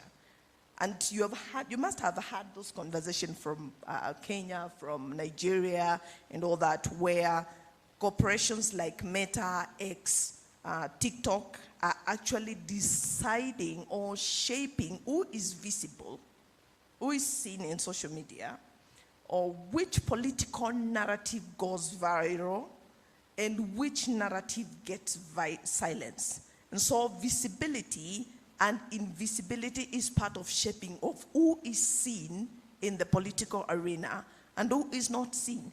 Which voices get silenced in the political arena, which voices also get to be seen, and all that. And that is what is shaping. That is why we cannot even ascertain whether legitimacy can be claimed when I, as a politician who wants to win, injects an algorithm that pushes my supporters or the content from my supporters to be more visible, or hires Meta or X to push my narrative compared to pushing another candidate's narrative. And that is how legitimacy is being shaped. Now, how does AI do this? It intensifies this by algorithmic ranking of political content. So there is what is ranked as what should be seen, what should go viral, and then it also does predictive profiling of some voters. So in some regions, some voters are profiled as negative or as violent. It has happened in Kenya where the Luo community was ranked or was profiled as violent. Citizens are also profiled.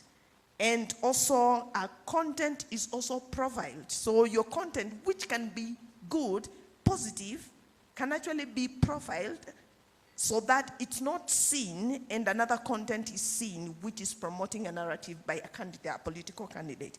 And also, there is also automated political advertising, data-driven behavioral manipulation and all that. And so we need to know that political discourses is no longer shaped by government or citizen.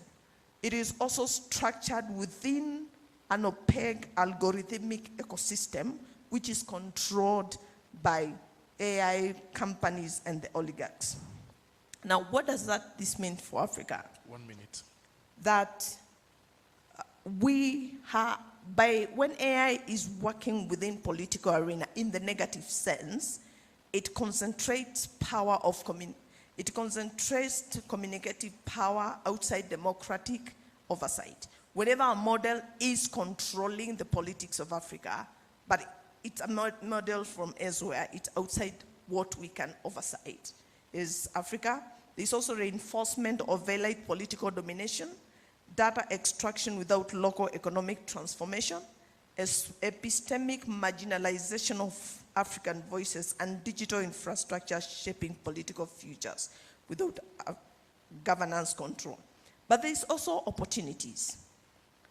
AI can be used to enable positive politics through issues like what has been happening, tracking legislative processes. Young people have actually been using AI to track what is happening in parliament discussions. And also not only doing that, but also bringing it forth so that it can be discussed online and so that people can actually be educated about some of the legislation that may harm them, some of the legislation that may benefit them. But there's also political engagement where content creators are using algorithms to drive positive narratives about what needs to be done, what leadership means, what kind of leadership do we need as Africa and all that. There's also use of hashtags like EndSARS, what you talked about, Stop Finance Bill 2024. Some of them have worked positively, some of them have worked negatively, but also activism. So closing point that I need to put forward, that AI and digital technologies are not neutral tools. They are political, they are infrastructures of power. For Africa, the challenge is not just adoption or just catching up. It is resisting the recolonization that may come with it. It is resisting the power concentration and also moving towards inclusive technological futures. Be warned, late catch-up is an advantage for Africa. I wish we can know that. Thank you very much, Prof. Thank you very much. A round of applause for President Daka. I think the key here, Prof, is not necessarily that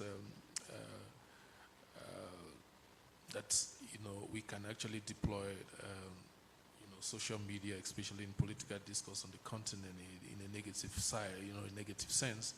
But how do we ensure that the message that is being passed across is something that can impact, people positively and in society as a whole? But I guess it's those submissions are very crucial submissions that I think, as a group, we should start interrogating and to see how we can actually harness those to effect positive change in our society. Our last speaker for the conference in particular is Prof. Rania from the University of Namibia. It's really not by design that you were asked to speak last. It's just a coincidence. And it's actually even an honor for you to close the conference. So, Prof. Rania, the floor is yours. I know you've asked me to give you the liberty to speak on any topic of your choice.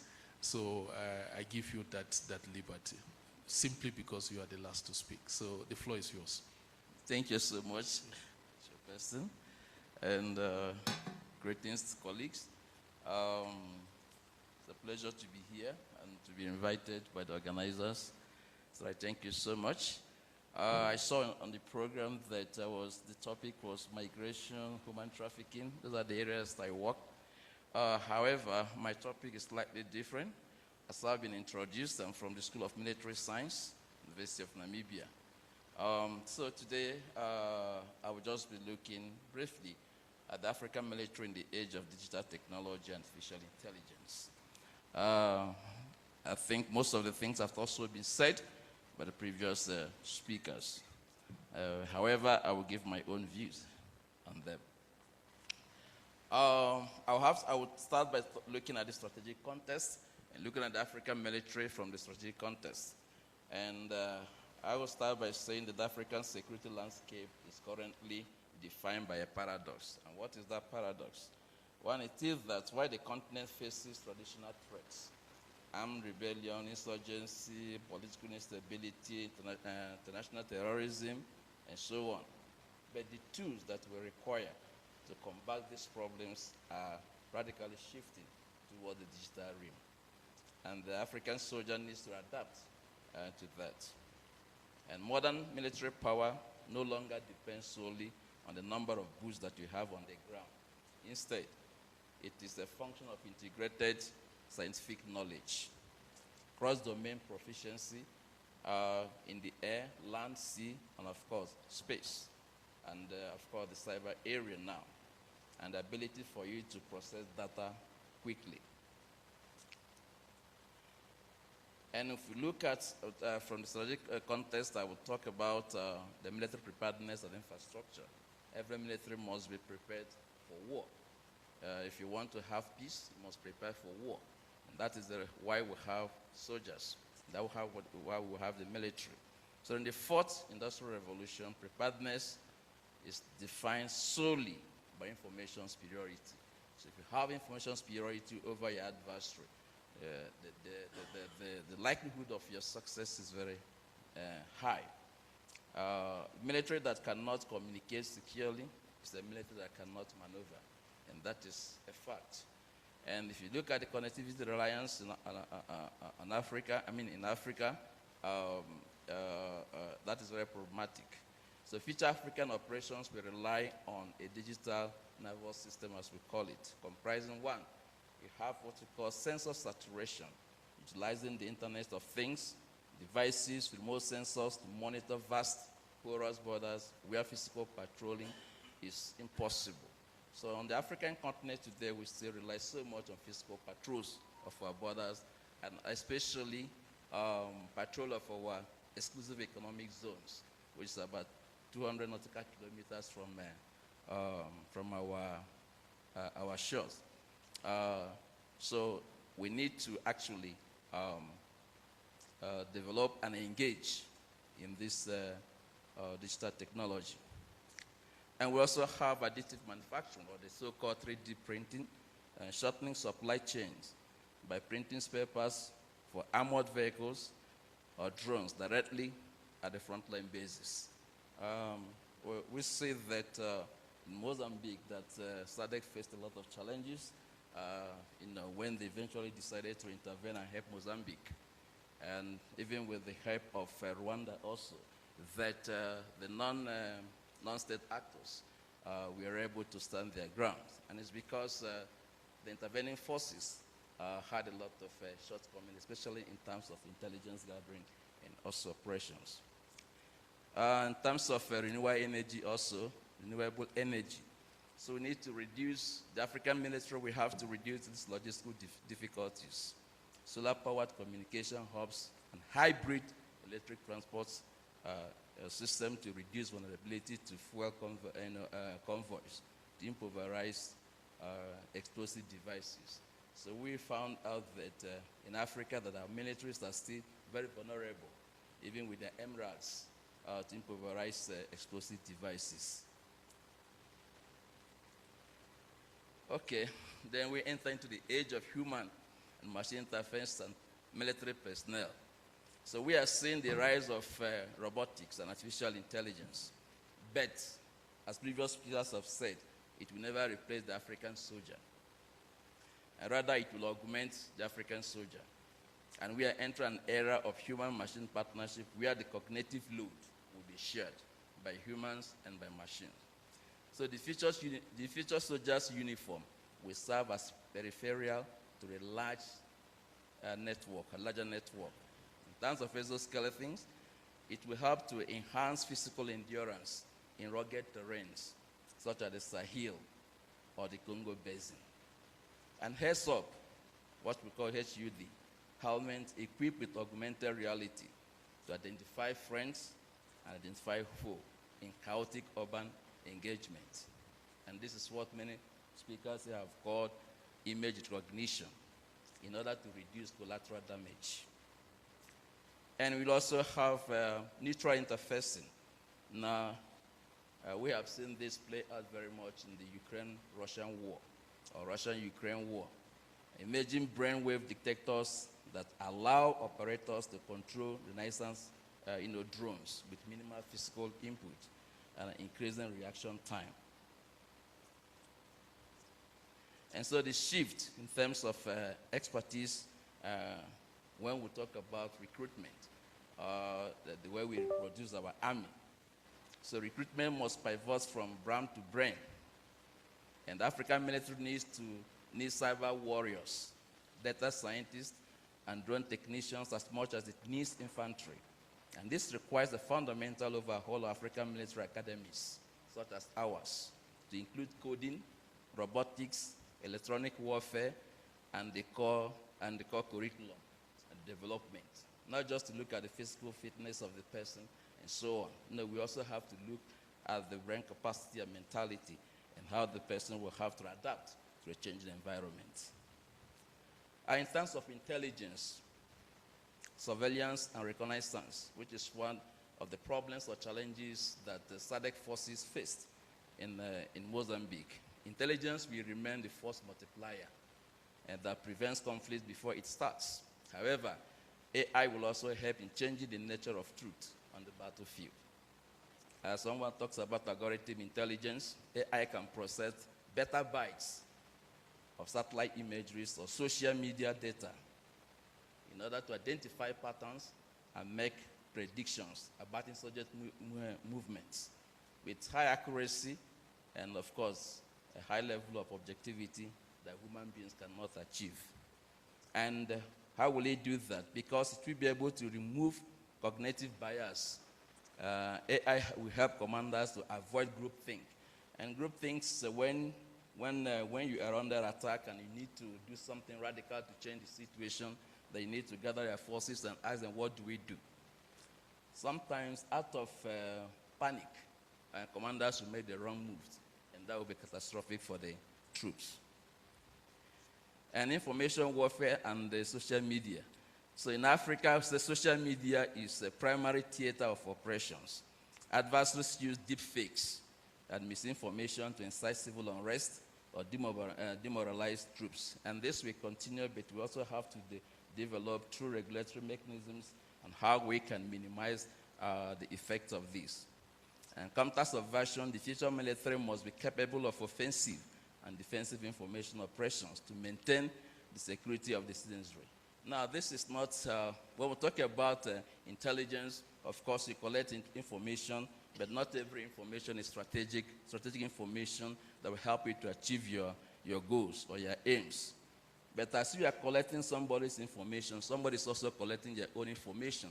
So it is not only about offensive, you must also be defensive in your military postures. So cyber espionage, protecting state secrets from foreign digital intrusion, is now as critical as physical counter-intelligence.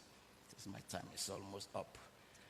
So I just look at the logistics challenges that here I try to summarize logistics, because if you have troops on the battlefront, you need to resupply them.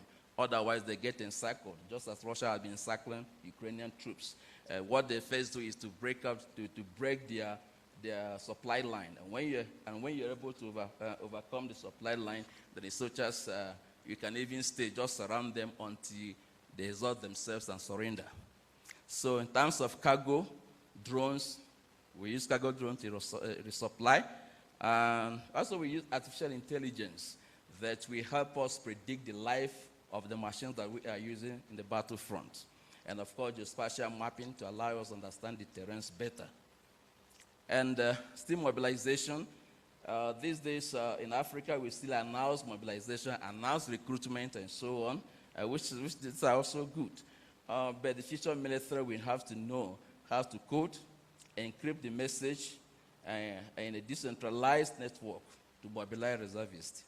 And cyber warfare, the ability to paralyze an enemy's power grid or communication network without firing a single bullet, is the ultimate non-kinetic weapon. In the future, the line between peace and war will belong to a state of permanent competition. So I think this brings me to the end of my presentation. I can see that the chairperson is standing up, and that's the final warning to me. So thank you so much for listening. Thank you very much. Thank you, Prof. Thank you. I think perhaps maybe I know you've mentioned the issue of predictive analysis in military science, which I think it's something that the military can easily deploy in order to understand the terrain and also to understand the life, should I say, the life cycle of military equipment in the field. Colleagues, you bear with me that this is perhaps the best session of the conference. Literally, it's the best. So a round of applause to my panelists. And I think the floor is yours, guys. Let's engage the colleagues and with some of the issues that they've put on the table. I know Dr. Steve talked about justice and AI issues. Prof. Matlosa talked about democracy, governance issues. Dr. Ndaka talked about issues of political discourse, and Prof. Richard about military science and how we can use artificial intelligence to enhance the battlefield of soldiers. Colleagues, I now invite questions, comments to my panelists. See 1, 2, 3, 4, 5, 6. Okay, we'll be here till 7, colleagues, if we want to. So yeah, Prof. Ayo. Thank you very much. Well, you said it was the best panel, so yeah. You should expect many questions. Yeah, that's right. Yes, my question actually goes to the last speaker. You identified some of the things that have to be done to maximize for the current African military to maximize AI and other resources in their work. the work of defense and the work of offense. I think there is something that I'd like you to comment about, and is what we are seeing gradually in Nigeria, that the people we call bandits, insurgents, the old Boko Haram, now ISWAP, used to be ragtag, disorganized, suicide mission people. Now they are using sophisticated AI-enabled tools. Now it's looking like these guys have the backing of countries or organizations or whatever that are able to support them with these highly sophisticated AI, top-of-the-rack equipment. Now, I'm beginning to think that the solution, therefore, may need to go beyond kinetic or physical into some form of political or economic or some other things. Because it's becoming very difficult for the military to actually outsmart these guys, because they don't even have, they have sophisticated drones and all of these things. So it's like trying to play catch-up with them, and the military may never catch up with these guys. Do you see the solution to this in Africa as being beyond what just the African military can do, into a collaboration between the military, the political, the business, the whoever, civil society, internationally, to bring peace to these rattled areas? Thank you. Interesting. I think that particular ragtag army has made someone in America very famous in Nigeria. So I'll call it Prof. Tlu. Did I see a hand there? Okay, yeah, Prof. Kamara. Thank you, Chair, and thank you, panelists, for giving us the best panel this day. Thank you very much. My question is it's a question, probably a comment, to Professor Daka. I am aware of some movement to sabotage AI, because AI operates on the information that we provide. I know of a group of people who are dedicated to providing the wrong information to AI. What do you think about that? Is that a strategy? Okay. Thank you very much, the best panel. Thank you very much. It is the best panel. Yeah, and my question, we saved the best for last, remember? Yes, Yeah. I see. Yeah. And my question, my mind was provoked by Dr. Ndaga's presentation, but the question can be answered by anyone else. I'm just thinking, if we have so many mechanisms that still lock us within colonialism, like AI, as she mentioned, do we have any other alternatives? Do we have Africa-specific, tailor-made mechanisms that would not attach us to this coloniality, or are we stuck with the transformation? Do we just go with the flow? Thank you very much. Prof. Okay, I just want to, and any panelist can take this, introduce this notion of urgency. So most African states all have signed up for the SDGs, which are going to expire in 2030. We don't have access to clean water, universal sanitation, electricity, internet, and so on and so forth. So presumably, some AI tools could help us achieve some of our objectives. By the deadline we set ourselves, which we're going to miss. I just want to add to that the security matter. It is overdue for some of our countries that are either in the Sahel or straddle the Sahel to restore some semblance of security so people can live their lives. So we want to do these things, we're all saying, but we want to do them more urgently. Is there a way to frame the discourse critically, yes, but to solve the problems that we have as a matter of urgency? Thank you. Thank you. Here. Oh, okay. Thanks, Chair, for the best panel. Thank you very much. Yeah, you know, I'm reflecting from the morning until now and trying to locate my question, or maybe it's actually a comment, because I'm really struggling to think through even my question, so maybe I need AI.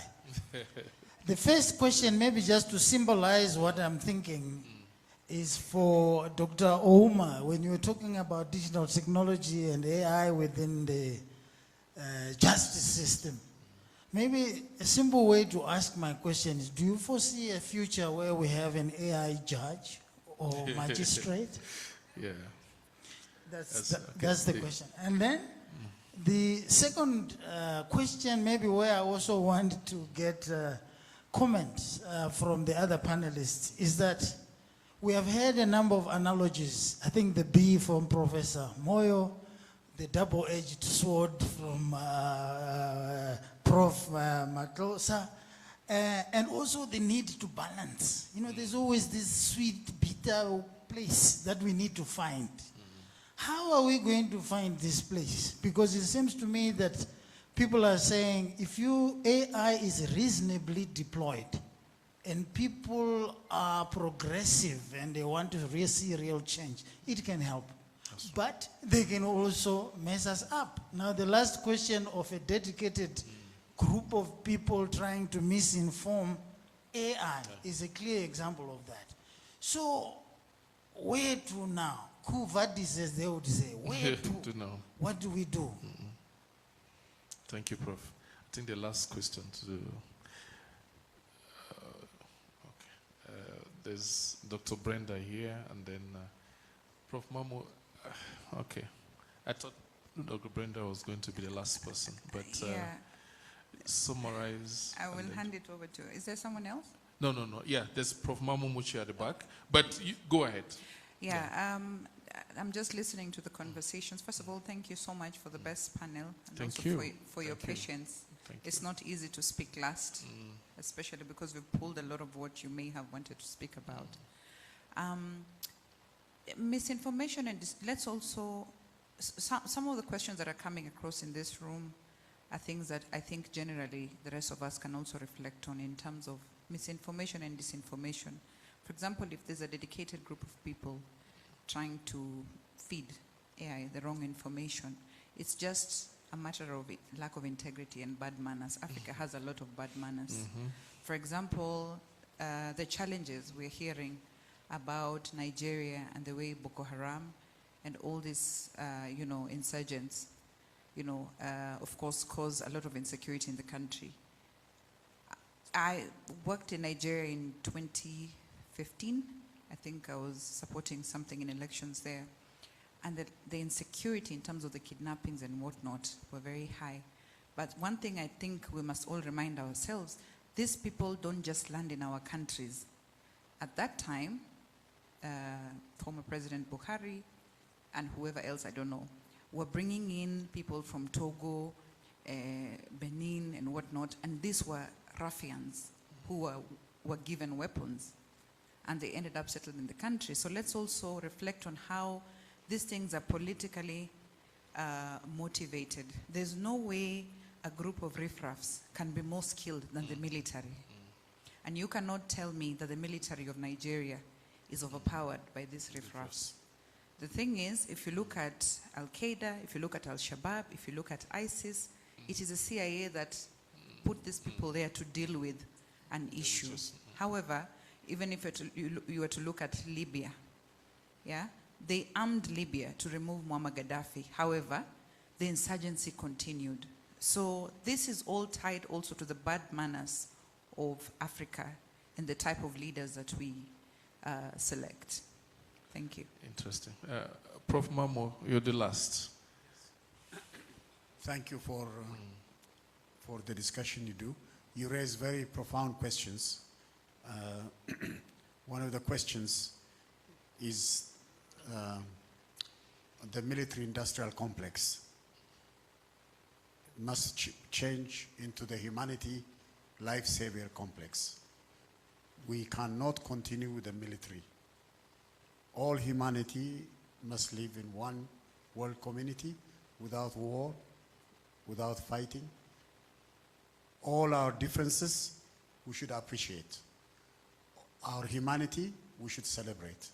If we don't do like that, we don't have moral integrity, moral intelligence, intellectual intelligence, emotional intelligence, honesty, sincerity, integrity, humility, the world will end in a mess. Sincerely speaking, all these nuclear weapons, all this, to give people who create weapons, all right? Nobel Prize is a crime. I'm telling you. You know, I told you Henry Kissinger, he created the war in Vietnam. He was the one who was running America because the president, he was using him. And what did they do? And I told you he divided our country, Ethiopia. Please, all of you read it. Just Google Henry Kissinger, the future of Ethiopia. You could see how he attacked Africa as a whole. Then they gave him a Nobel Prize. We must stop that. I must tell you, the greatest philosopher is an African philosopher. Zarayakov is his name. You know what he said? With religion, don't divide. God is not religion. God is truth. God is love. With religion, you say, my way of believing you is better than his way, and then you go to war. This is wrong, he said. This is anti-God. That's what he said. He wrote like that. He also said, who is more happy, the rich or the poor? He said, often the poor, when they don't have anything, you give them something, they are happy. The rich, always they want more, and they even will go to war, and they always fight, and they are miserable, he said. And he also created reason. 200 years before the European Enlightenment, it was created by an African. You know what they say? This philosopher, all of them say he cannot be Ethiopian, he cannot be African. That's what they say, because Africans are superstitious, Africans are this. All I'm saying to you is ethnic division. That is why in Africa we're in a mess. We're divided, we're fighting. Religion, all these things, we must stop. No war, no military industrial complex. Africa unite. Africa unite. Thank you, Africa Prof. unite. Thank you, Prof. Thank Don't you. unite. Yeah. Thank What you, should I Prof. do? Colleagues, as you can see, a handful of questions. I think the key ones, a group of riffraff in northern Nigeria now using drones. Is there something that they're not telling us? Are we going to have an AI judge soon? The issue of, disruptors in the AI industry. What is your take on that? So colleagues, the floor is open. Dr. Steve, you start. Thank you very much. Yeah. First, of course, as we all agreed, we must always engage the issue of AI as a manifestation of late capitalism with all its implications. Back to the straight question, will we have an AI judge soon? I think the subsequent questions tend to answer that AI seems to operate on what you feed in. So AI is unable to perform judicial function. Judicial function has two elements. One, you have to assess a matter crystallizing into a conflict where a claim can be made. AI is not able to do that logical engagement. And secondly, a judge or a magistrate then deals with the justiciability of the issue in terms of what kind of compensation, what kind of redress, what kind of remedy emerges out of a matter that has crystallized. This is beyond the linear kind of framing that AI tends to have. And so, and it's the same question in the universities where some people wonder, oh, will students be able to do exams in future with AI? Of course, it depends on how you set your exams. If you set an exam as a puzzle that requires an intersection of various variables, AI cannot deal with that puzzle. But if you do a linear inquiry, then AI will definitely be able to deal with it. Thank you. Thank you. Okay, thank you. I think the question directed to me, Professor Yebode, has to do with Boko Haram having access to AI technology and now using it against the Nigerian forces. Why is it that it has been difficult for Nigerian army to defeat Boko Haram?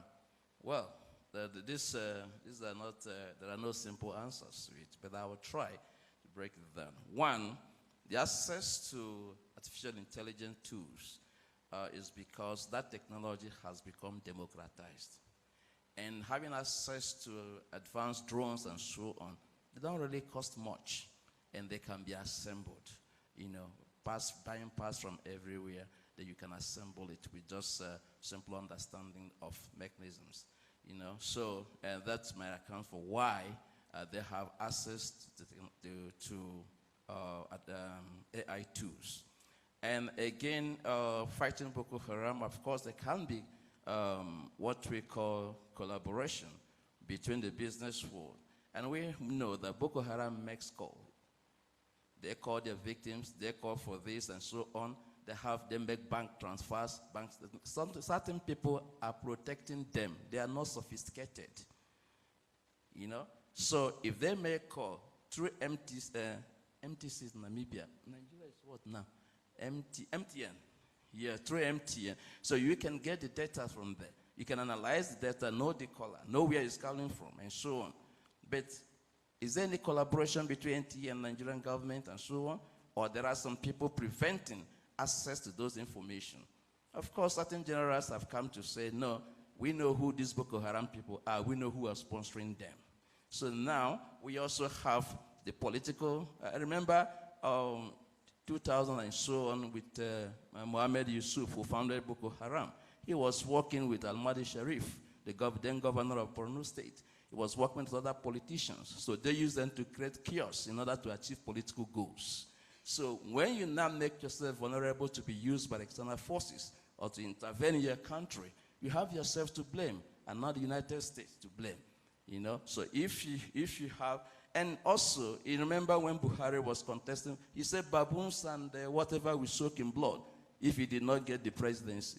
Deployment of military forces to the north, a declaration of war.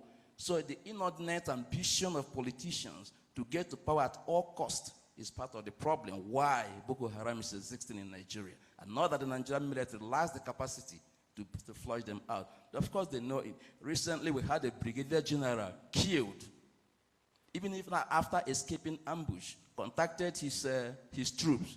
But then the information of his whereabouts was linked to Boko Haram. They went there to kill him. So Boko Haram has infiltrated into the Nigerian army. And when you have an army infiltrated by the adversary, there's no way that army can achieve success. That is basic. And yes, I think, and another thing is that Boko Haram was formed locally. Now it has been hijacked by the international jihadist movement, and it's difficult to control. Thank you. Thank you very much. Prof, you have something to say? Yeah. Yes, Prof. Okay. The question by Prof. Charles, which is an appropriate question, I think, Prof. Charles Ongoro. Okay, so how do we deal with do we stay in the balance, or exactly how do we resolve this dilemma of asset, liability, sting?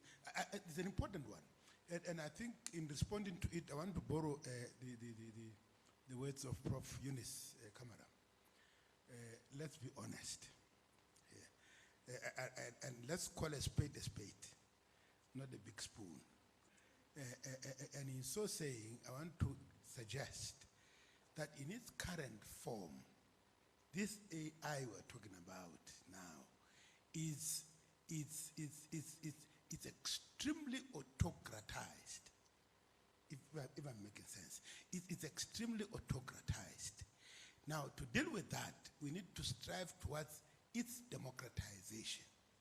Yes, because it's currently anchored on autocratization, opaque systems that are controlled elsewhere without transparency. So we need to strive more and more towards its democratization. So that's the way I can respond to that question, Chair. And you raised two questions. I don't know whether you expected me to answer them or it was just, yes, you raised two questions, Chair, about Gen Zs. Yeah, for sure. Yes, you raised two questions, one about Gen Z and one other one about why people celebrate after military coups. Briefly, the Gen Zs, uprisings, let me put it that way, the uprisings that we have seen on the continent, in fact, starting in the early 2010s, if you recall, in North Africa at the time, Tunisia, Algeria, to some extent, Egypt, and then recently now, Nigeria, Kenya, etc., Tanzania.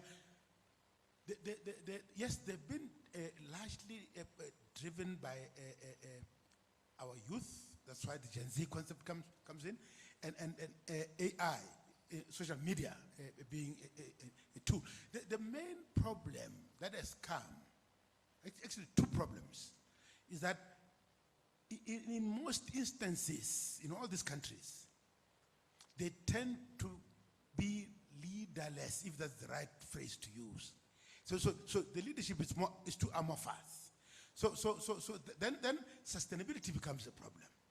But the other problem linked to that is that because of that vacuum, leadership vacuum, other forces take advantage and then drive the process to their own, to achieve their own interests. The military has done this. The military has done this in Egypt, we know for a fact. They've done this in Zimbabwe in 2017, if we recall. They hijacked the whole thing and then engineered, what's the word? Engineered a coup that is clothed in popular uprising. So that's the problem we've had. And we are likely to continue having that because it has not yet been addressed. On the UCG, by the way, I'm sure we have seen a very worrying, data coming from Afrobarometer that shows that actually primarily in West Africa, it was coming from West Africa mainly, but I'm sure it applies to almost all our countries because of the low and declining public trust in governance institutions.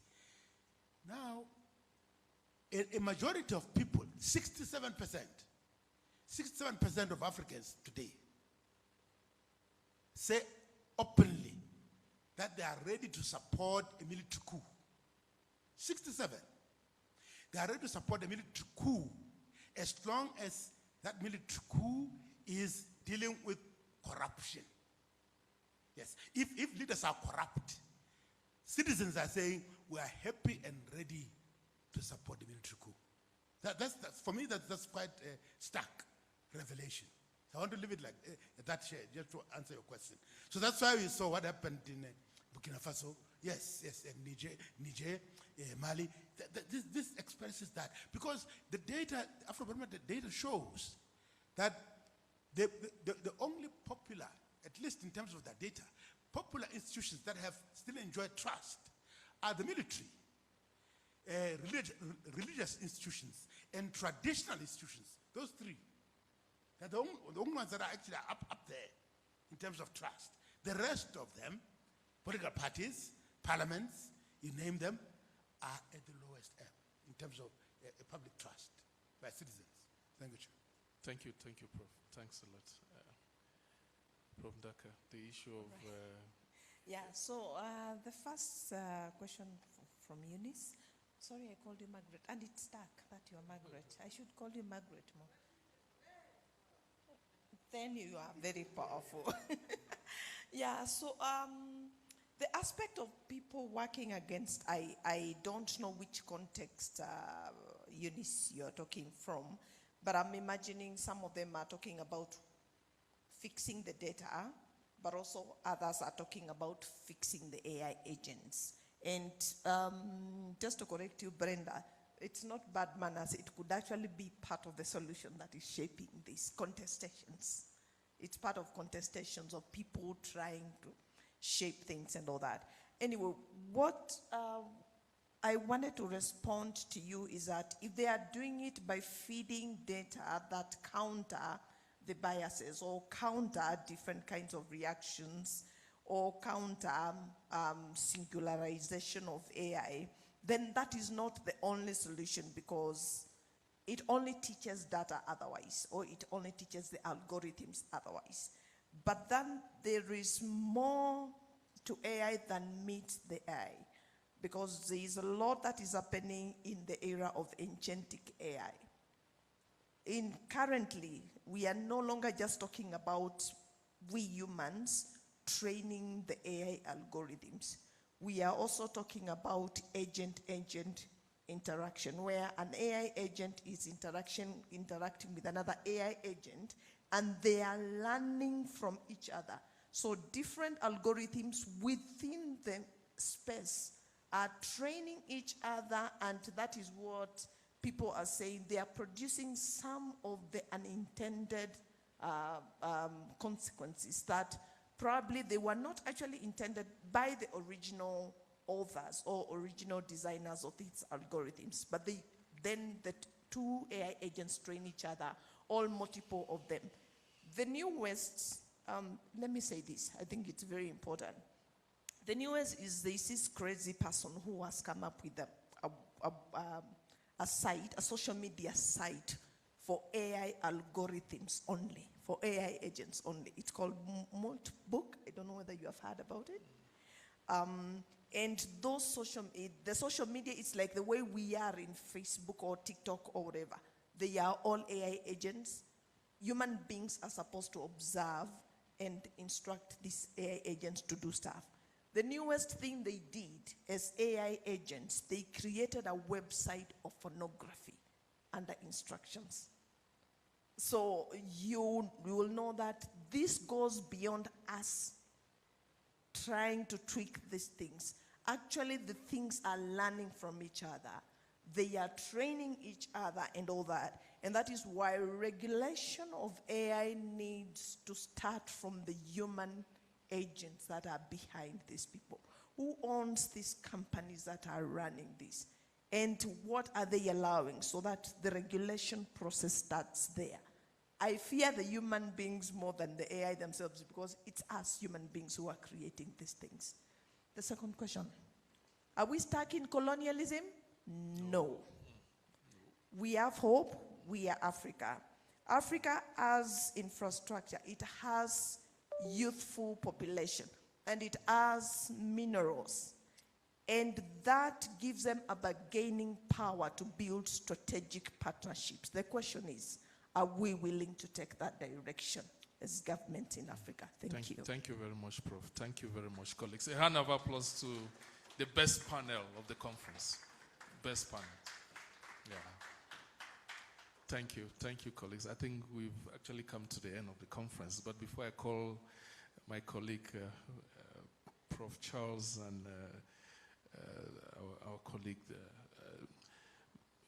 Ms. Moni, to come and give a vote of thanks, colleagues, this has actually been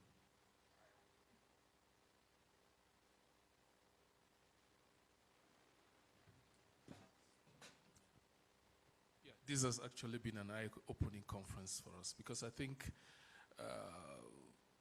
for quite some time we have actually not shifted the theme of the conference from our traditional Pan-African way of looking at things in terms of the way in which we analyze the kind of conversations that we lead during this kind of conferences. When I was workshopping the theme of the conference was Prof. Charles, I was of the opinion that perhaps we're only going to invite colleagues that are actually in a particular field of training, of expertise.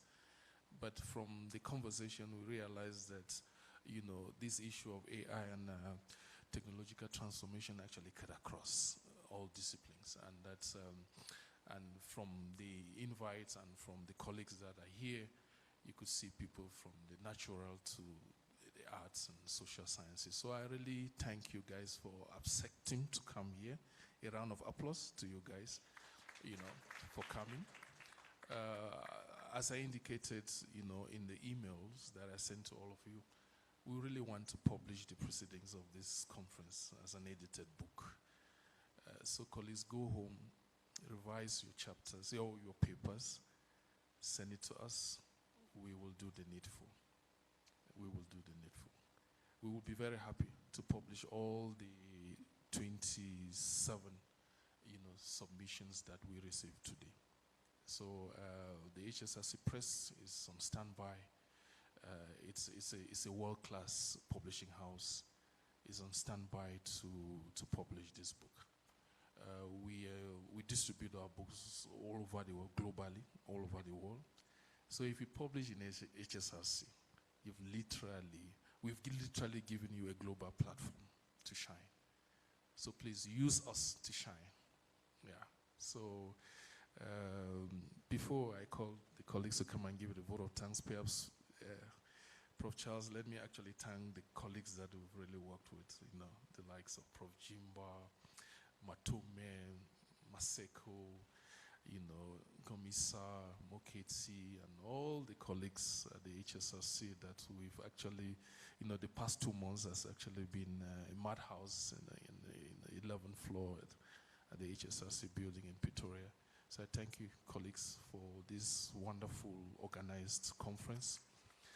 And as you've heard from our founders early this morning from the department, God willing, we will have another conference next year. So be on the watchout. Some of our colleagues do have flights to catch this evening, so they can actually be released to go and prepare for their trip back home. And we all wish you all, peaceful and safe trips back to your various destinations. And let's keep the conversation going. So, Prof. Charles, perhaps maybe to give a final word. The best panel you are released. Thank you very much.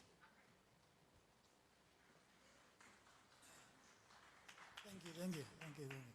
But before people leave, there was this idea of taking a picture. So I don't know whether we should take the picture before we close, if there are people who want to leave immediately. Is it? Also, we close, so it's not going to be, okay. Fine.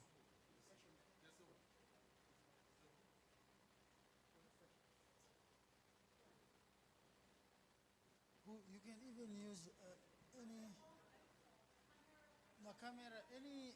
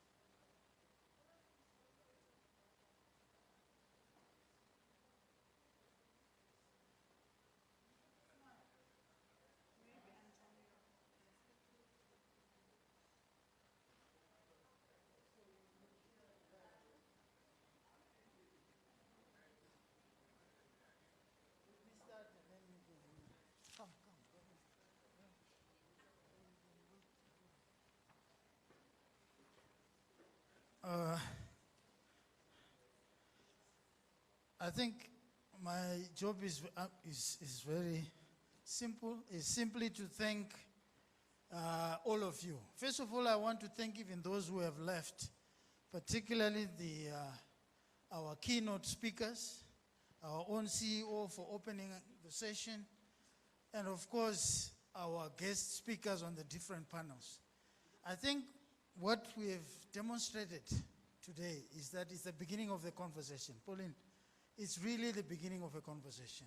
Having a one-day workshop is not sufficient, given the level of engagement and interest that we could see. Some ideas couldn't be finished off, and I was very keen. Anybody who knows me, I would have wanted to understand everything.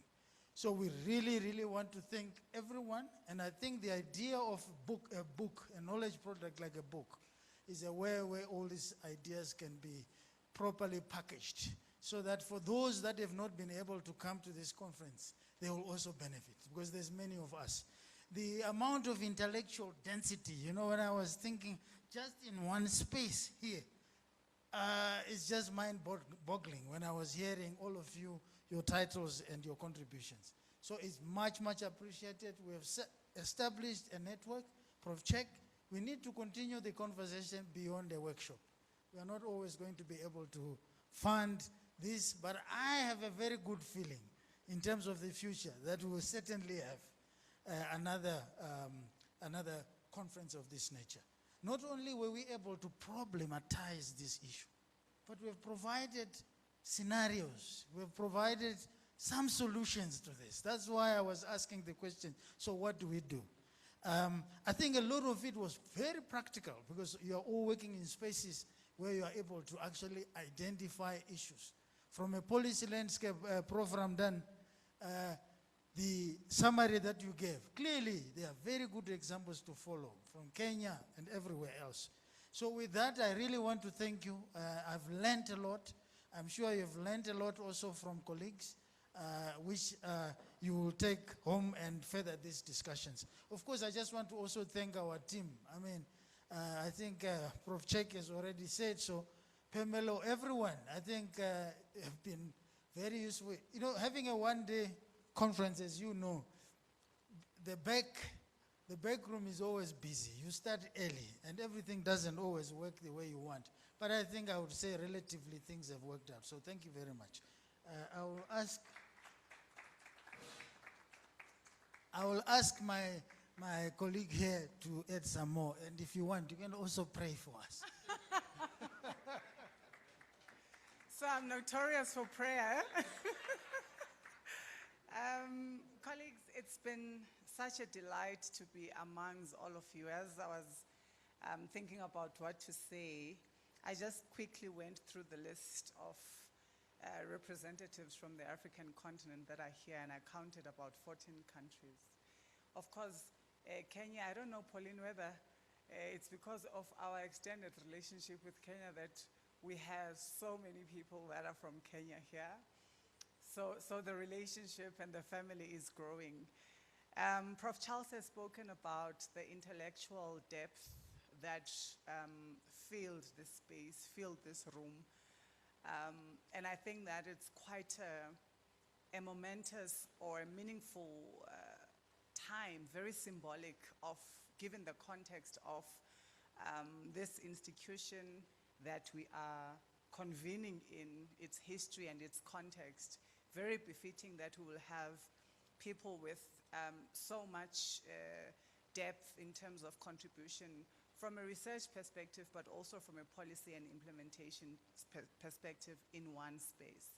So we do appreciate all the contributions that have been made, and I'm glad, Prof. Check, that we are wanting to take it a step further to come up with an output from these deliberations, because it's those kinds of outputs that are going to help, in practical terms, give expression to the work that we are wanting to do. You heard the CEO this morning speak about 3 iterations or gatherings of this nature. This was the first one. There will be another one and with civil society, and another one with business. And of course, in order for us to get to those levels, we needed to have engaged with scholars in the space. And I'm starting to see something so beautiful about Africa talking to each other. Africa being at the forefront of providing solutions and disruptions to some of the issues that confront us as the continent. So we are very encouraged, and we look forward to, I believe that, you know, when you invite the DDG here or anyone from the department, you are planting a seed that next year we are coming back and we will have this. So we've done that. Colleagues, we appreciate all of you, and we do apologize for the fact that the presentations had to be limited to 10 minutes, and it is no reflection to the amount of preparations and work that you have put through the process, but we did want to just condense the program to 1 day. Of course, we'll have our own reflections about that as the team and see how best we can improve on that. But we appreciate the tempo as well as the engagements, even up to the last panel. I don't know whether that was the best panel. I think the panel convener was very biased. I think all the presentations that were made here today approached our topic in different angles, and I think that all those contributions that were made were quite meaningful. So we thank you so much, and we look forward to engaging with you in the future. I'm sure that some of you will be together at the AYGS conference, which is taking place next month in 2 weeks' time at the University of Mpumalanga, and we look forward to just taking further some of the conversations. So go well, and thank you so much. Oh, so it seems we have a camera now. So we would like to request that we do a group picture with everyone. You know, in government, whenever they give us money, there should be a portfolio of evidence that says, no, these people were actually here. So we want to do just a group photo. We'll just gather here on stage, all of us, and then we will close off the day. Thank you so much.